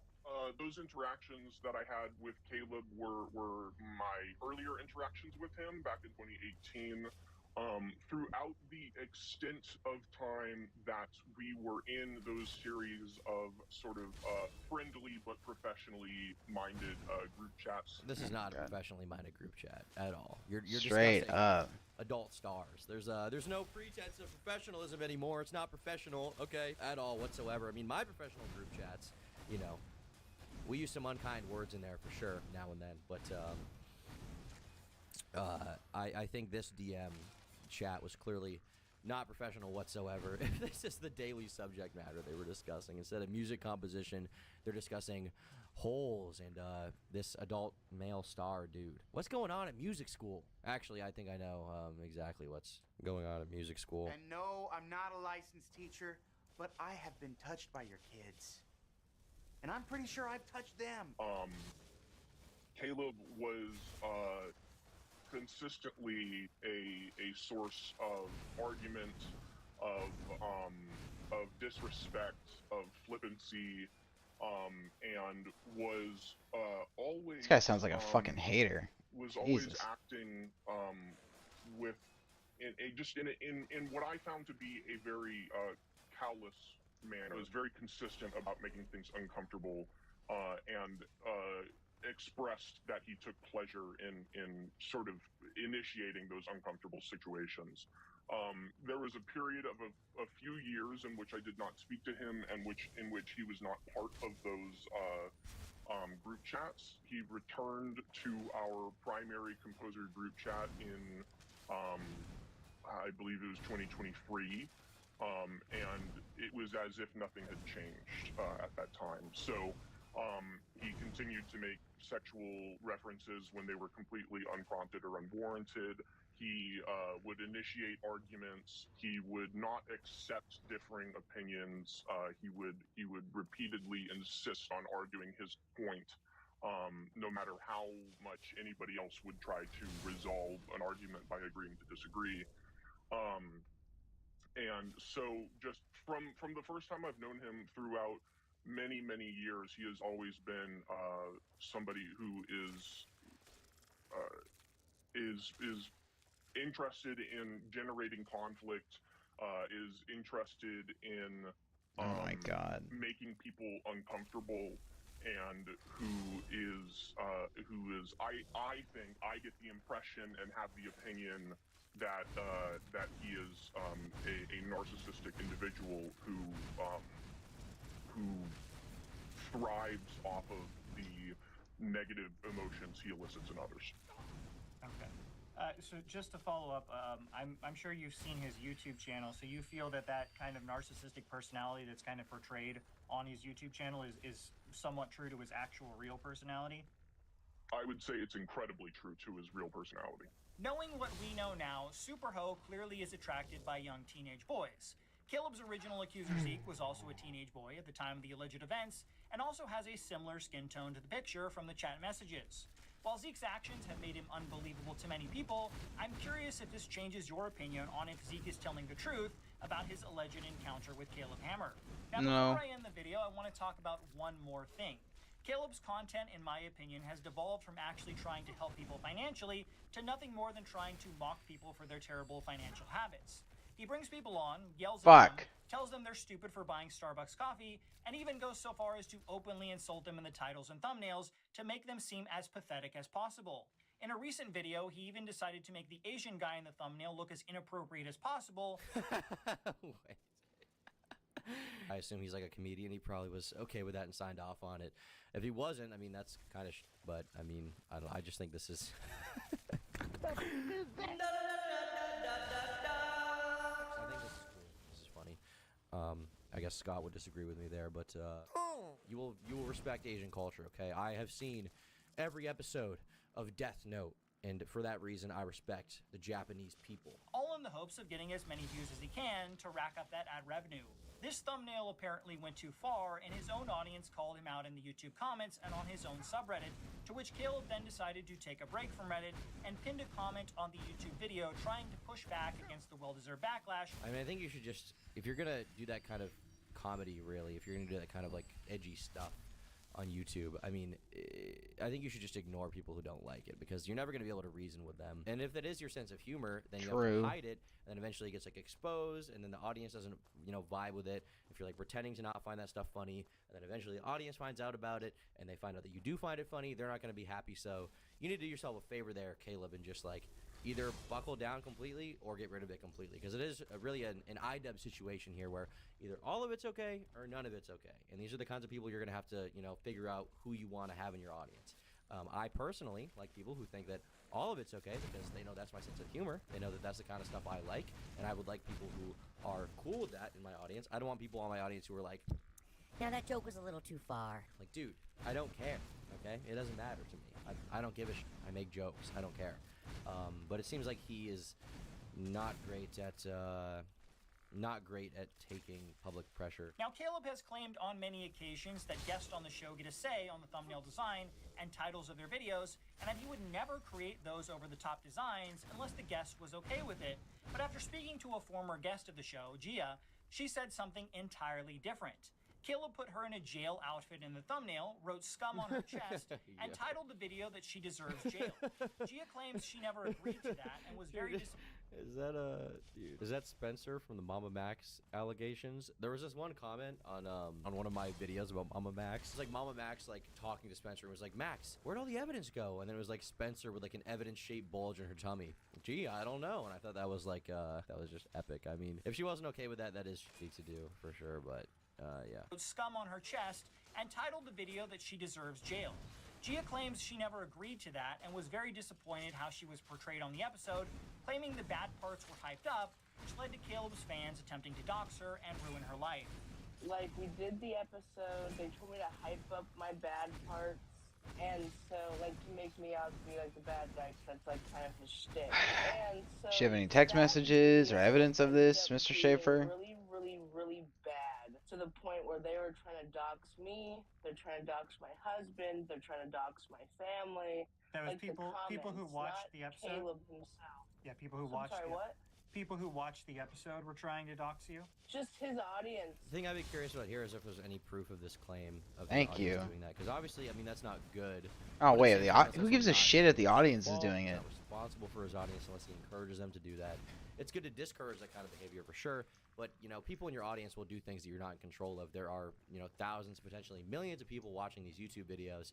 It's not the creator's responsibility, in my opinion, to be like, hey guys, like, you need to stop that or stuff like that. It's not really their responsibility to, when someone in their audience does something bad, to be held accountable for it, because it's not them. And unless you're explicitly encouraging that, I just don't think that's your fault. I don't think it is. And if the person wants to do that in the first place, right, if someone's willing to dox someone over a YouTube video, why would Caleb Hammer being like, hey guys, don't do that, make them stop? Like, they're already engaging in, you know, bad internet behavior, right? So like, why would that be on Caleb is the question, right? This other stuff about him, you know, the earlier half of the video or whatever, especially in those music school group chats, what's going on in music school looked horrible. And I am curious as to how Caleb would respond to that. I'll say that.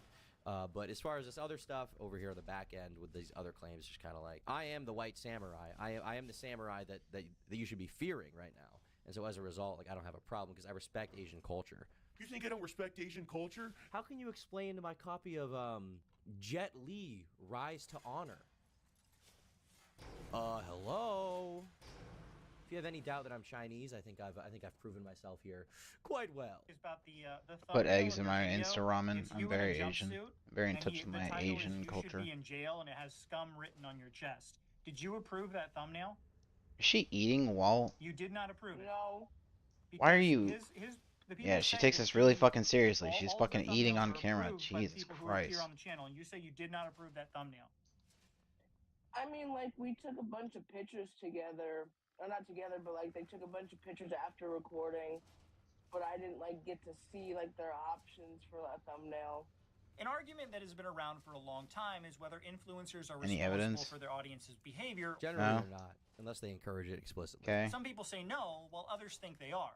I land somewhere in the middle and believe that creator isn't responsible for every little action your audience does, but when you create an atmosphere of hate where you belittle every guest that comes on your show, treat them like they are idiots, and portray them as horrible people in the title and thumbnails, your audience will see that and think it's okay for them to also treat these people the way they see Caleb treat them. But Caleb doesn't dox these people, so that's just not, that's a false equivalency in my mind, right? Like, if he was explicitly going on the show and being like, hey guys, I got their identity and you should too, like, that's one thing. But if he's not doing that, if you're just treating people shitty, like, is it really someone's fault? Like, if I make a video where I criticize Scott Schaefer and I'm mean to him, and then someone from the audience somewhere decides to dox him, is it my fault that they doxed him when I didn't encourage that? Can you not make criticism videos about people? If somebody were to dox Caleb Hammer as a result of this video because they think he's a horrible person, is that Scott Schaefer's fault? No, of course not. And I don't think that's an argument you should be pushing. I heard from several guests on the show who have all been doxxed and harassed by Caleb's fan after appearing on the show, because Caleb creates, in my opinion, episodes of Jerry Springer that is disguised as financial content so he can get higher ad rates and better sponsors. Ultimately, my personal opinion is that the show does very little to help anyone who appears on it, and is designed primarily to make Caleb and his team as rich as possible, all at the expense of shitting on every person who comes on the show looking for help. In the description of this video, you'll find my entire interviews with Zeke, Gia, and the MCI informant. Give those a watch and then make up your own mind about who you believe. Ultimately, I feel Caleb's channel is a net negative to the YouTube platform as a whole, but for those who disagree, I would love to hear your opinion as to why in the comments below. I mean, ultimately, if these people want to go on the show, like, it is a show. If they wanted to just get pure financial advice, they could just talk to an actual, you know, financial advisor or auditor. Instead, they decide to talk to a guy who doesn't even have a finance degree, apparently, according to this video at least, and is just making videos where he shits on people. And there is some advice in there. There is decent financial advice, but you're going to get shit on. It's entertainment at the end of the day, and these people are willing to go on, and that's completely their fault. They're adults. It's up to them whether they go on the Jerry Springer financial audit or not, as this guy puts it. In the comments, one thing's for sure, this guy is definitely not 90% straight. Yeah, I would agree with that. Based. I don't think a lot of people in the comments realize this video is simply showing the info gathered so far. It feels like it only highlights one part of the story because Caleb never agreed to give his side of it. Also, I don't understand why people are focusing on whether or not Caleb's show is fake or not, when That's probably the least important thing in the entire video. Yeah, I would agree with that. I would be very curious to see how Caleb will respond to this, if he does at all. He said he's going to be responding with some kind of lawsuit. If he does that, that's going to be crazy. What I'm more curious about, though, is the public response that he's going to give if he gives one. And I don't think he's given any thus far. I mean, if we go here to his community tab, he hasn't posted anything about it. A day ago, he was asking about live streams, so it doesn't seem like he's been saying really anything about it. Here he was talking about, I've always wanted to stream a little bit on the side. If that's something you'd all be interested in, what do you think you would like to see? Video games, personal finance, blah, blah, blah. And people in the comment section are saying music composition, and he gave a heart to this comment. Oof. I feel like he may not realize. I feel like this comment may be slyly criticizing him for the video Scott Schaefer made. I mean, I could be wrong, but it seems like that's being brought up in lieu of that kind of allegation. And if we check his Twitter, he similarly has not really said anything since the video came out. So, yeah, ultimately this is a situation where we only have one. He posted this like an hour ago. We're gonna check real quick. We're gonna check this, and then I gotta skedaddle because I gotta take care of my fucking animals.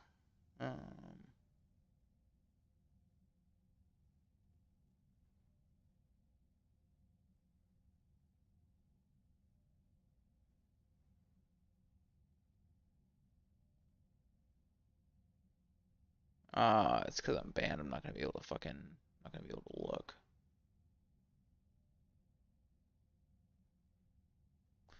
I don't want the, I just want what he says.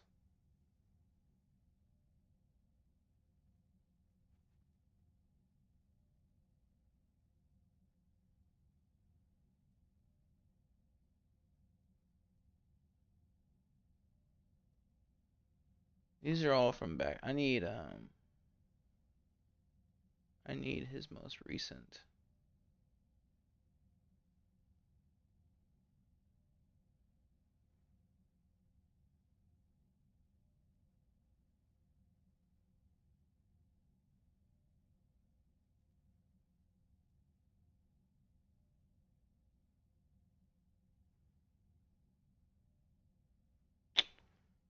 Huh. I don't know, it doesn't seem like he said anything.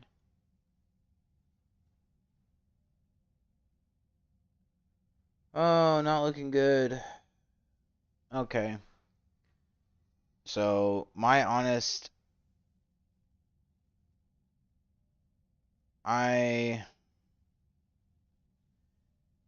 opinion is that that chat is probably a meme chat where he thought it would be okay to be super fucking edgy.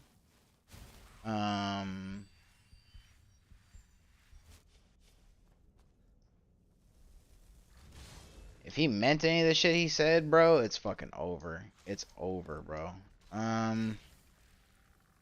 Jesus Christ, I don't really know. It's just I'm gonna be frank, bro. I'm on that fucking Caleb Hammer copium. I'm hoping he comes out and he brings evidence that that chat was pretty much just being memes and dark humor, and that he's got evidence of other people being dark in that chat.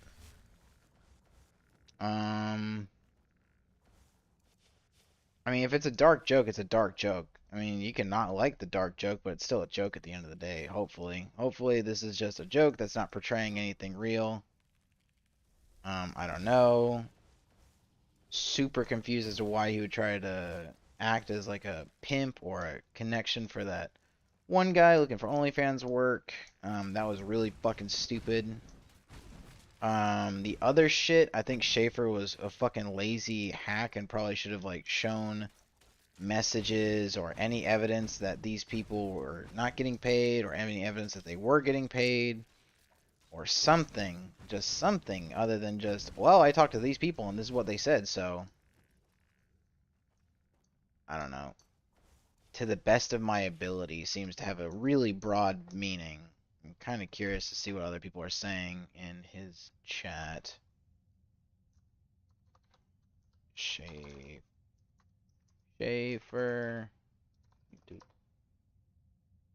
Is the name Christian Schaefer?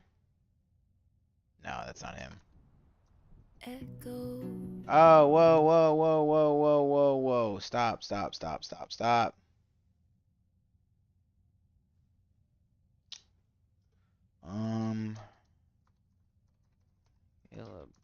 Caleb Hammer.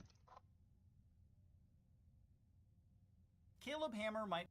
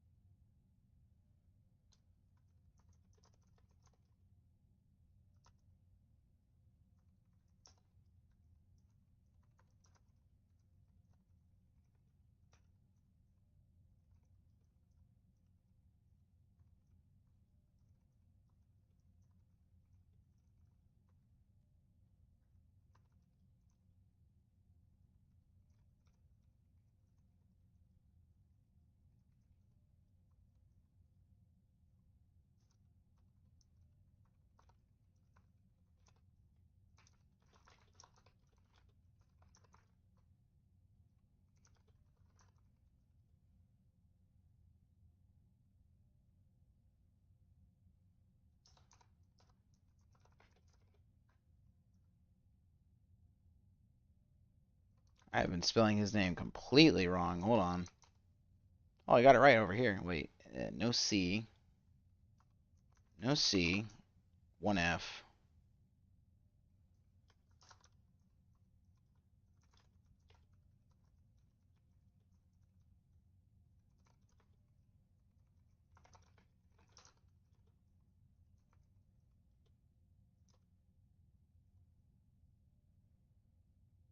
Am I spelling occurring wrong? What the fuck? Oh, it's two R's.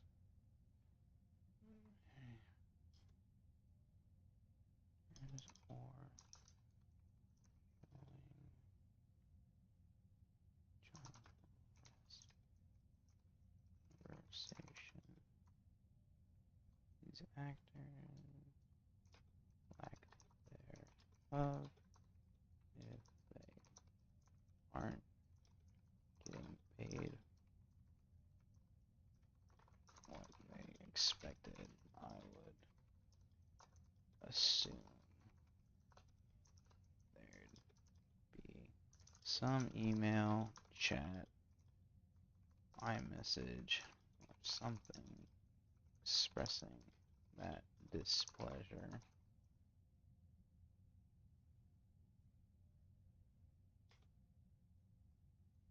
Very strange. The only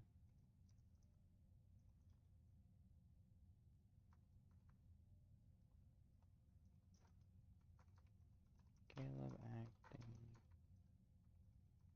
acting an agent, sex worker, is extremely off-putting.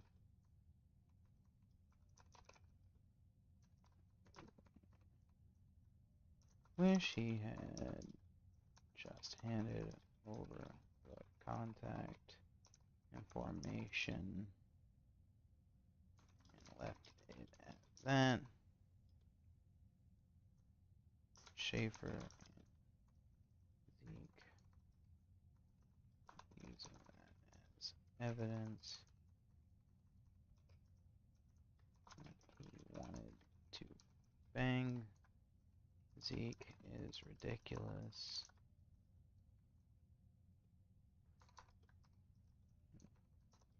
Include Schaefer. I'll push back whatsoever. Ask for evidence. They want to make Zeke is ridiculous. What else? What were my other thoughts?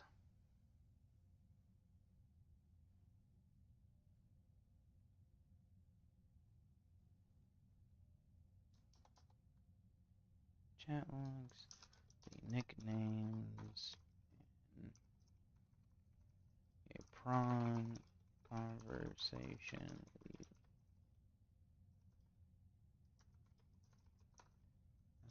Chat primarily used to joke around or say heinous shit.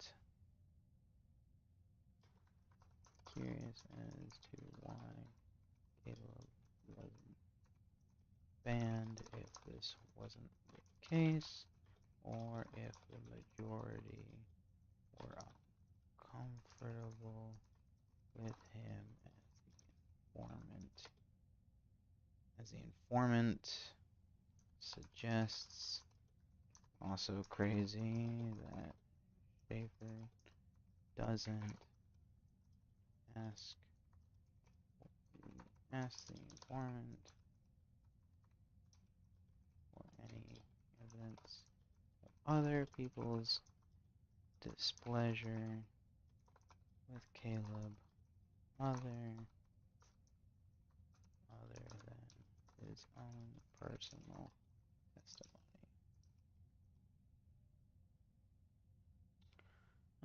Irritating. Shiver didn't ask. Didn't show any evidence of transactions occurring for these actors, or if they aren't getting paid what they expected. I would assume there'd be some email, chat, iMessage, or something expressing that displeasure. Caleb sex worker was extremely off-putting, which he just handed over the contact information and left it at that. Schaefer and Zeke. Evidence that he wanted to bang Zeke is ridiculous. Overall, Schaefer comes off not as an unbiased reporter slash investigator, but someone that is ASMED that Caleb threatened him.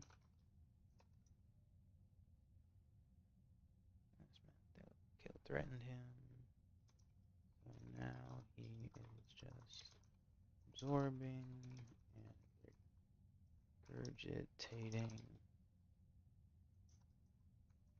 what others say about Caleb.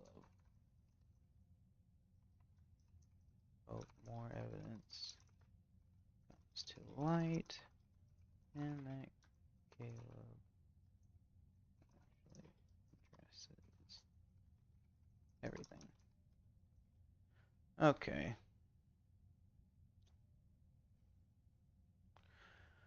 Alright, let's read this over before I hit post.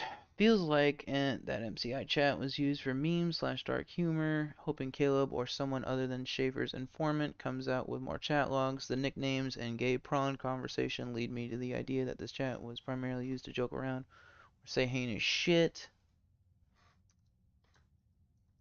No screenshots of actual serious conversations. Curious as to why Caleb wasn't banned if this wasn't the case, or if just a joke around. Case, or if the majority were uncomfortable with him, as the informant suggests. Also crazy that Schaefer doesn't ask the informant for any evidence of other people's displeasure with Caleb other than his own personal testimony. Irritating that Schaefer didn't show any evidence of transactions occurring for these actors or lack thereof. If they aren't getting paid what they expected, I would assume there'd be some email, chat, or iMessage or something expressing that displeasure. Caleb acting as an agent, as an agent for a sex worker was extremely off-putting, which he had just handed over the contact information and left it at that. Schaefer and Zeke using that as evidence that he wanted to bang Zeke is ridiculous. I include Schaefer as he does not push back whatsoever or ask for further evidence. Zeke claims that Caleb assaulted him. This should be a matter for the police. Schaefer should have suggested he go to the police rather than just reporting and posting.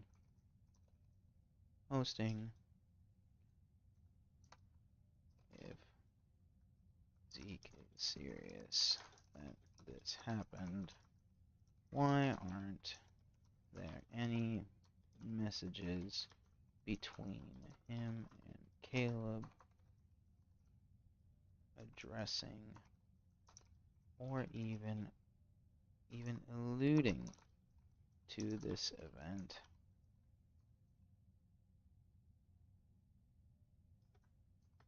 Better question is why Schaefer didn't ask for any proof of Caleb acknowledging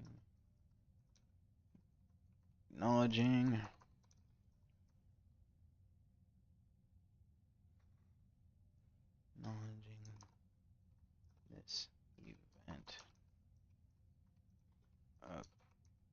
occurred to Zeke. It's 2 R's. Occurred to Zeke or any evidence from Zeke that he confronted Caleb about this situation prior to making accusation publicly, messaging him, and rating / expressing his anger for what happened.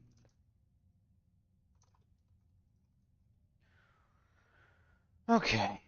Okay, let's reread. Feels like that MCI chat was used for memes / dark humor, hoping Caleb or someone other than Schaefer's informant comes out with more chat logs and nicknames in gay prawn conversation lead me to the idea that this was a chat primarily used to joke around or say heinous shit, no screenshots of actual serious conversations. Curious as to why Caleb wasn't banned if this wasn't the case, or if the majority were uncomfortable with him as the informant suggests. Also crazy that Schaefer doesn't ask the informant for any evidence of other people's displeasure with Caleb other than his own personal testimony. Irritating that Schaefer didn't show any evidence of transactions occurring for these actors or lack thereof. If they aren't getting paid that what they expected, I would assume there'd be some email, chat, iMessage, or something expressing that displeasure. Caleb acting as an agent for a sex worker was extremely off-putting. Wish he had just handed over the contact information and left it at that. Schaefer and Zeke using that as evidence that he wanted to bang Zeke is ridiculous. Zeke claims that Caleb assaulted him. This should be a matter for the police. Schaefer should have suggested he go to the police rather than just recording and posting. If Zeke is serious that this happened, why aren't there any messages between him and Caleb addressing or even alluding to this event? Better question is why Schaefer didn't ask for any proof of Caleb acknowledging this event occurred to Zeke, or any evidence from Zeke that he confronted Caleb about the situation prior to making the accusations publicly. Overall, Schaefer comes off not as an unbiased reporter / investigator, but someone that is ass mad that Caleb threatened him, and so now he is just absorbing, regurgitating what others say about Caleb. Hope more evidence comes to light and that Caleb actually addresses everything. Guilty or innocent. No. Addresses everything. To me, as a recent Caleb fan, the most disconcerting fan seems like he was joking / he was joking.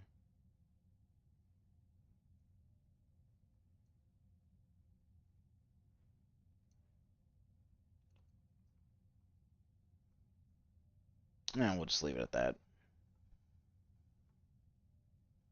And then we'll at, what is it? Scott Schaefer. No, it won't let me add him. Whatever. Alright. And with that, everyone, I love you all, but I have to go and actually take care of shit. Thank you all so much for watching. Big thank you to Jack for joining our stream. Had a wonderful conversation with him. Thank you to Jones. Thank you to Xenu. Thank you to everyone that popped in. If you're not already following, I would love it if you hit the follow button or the subscribe button.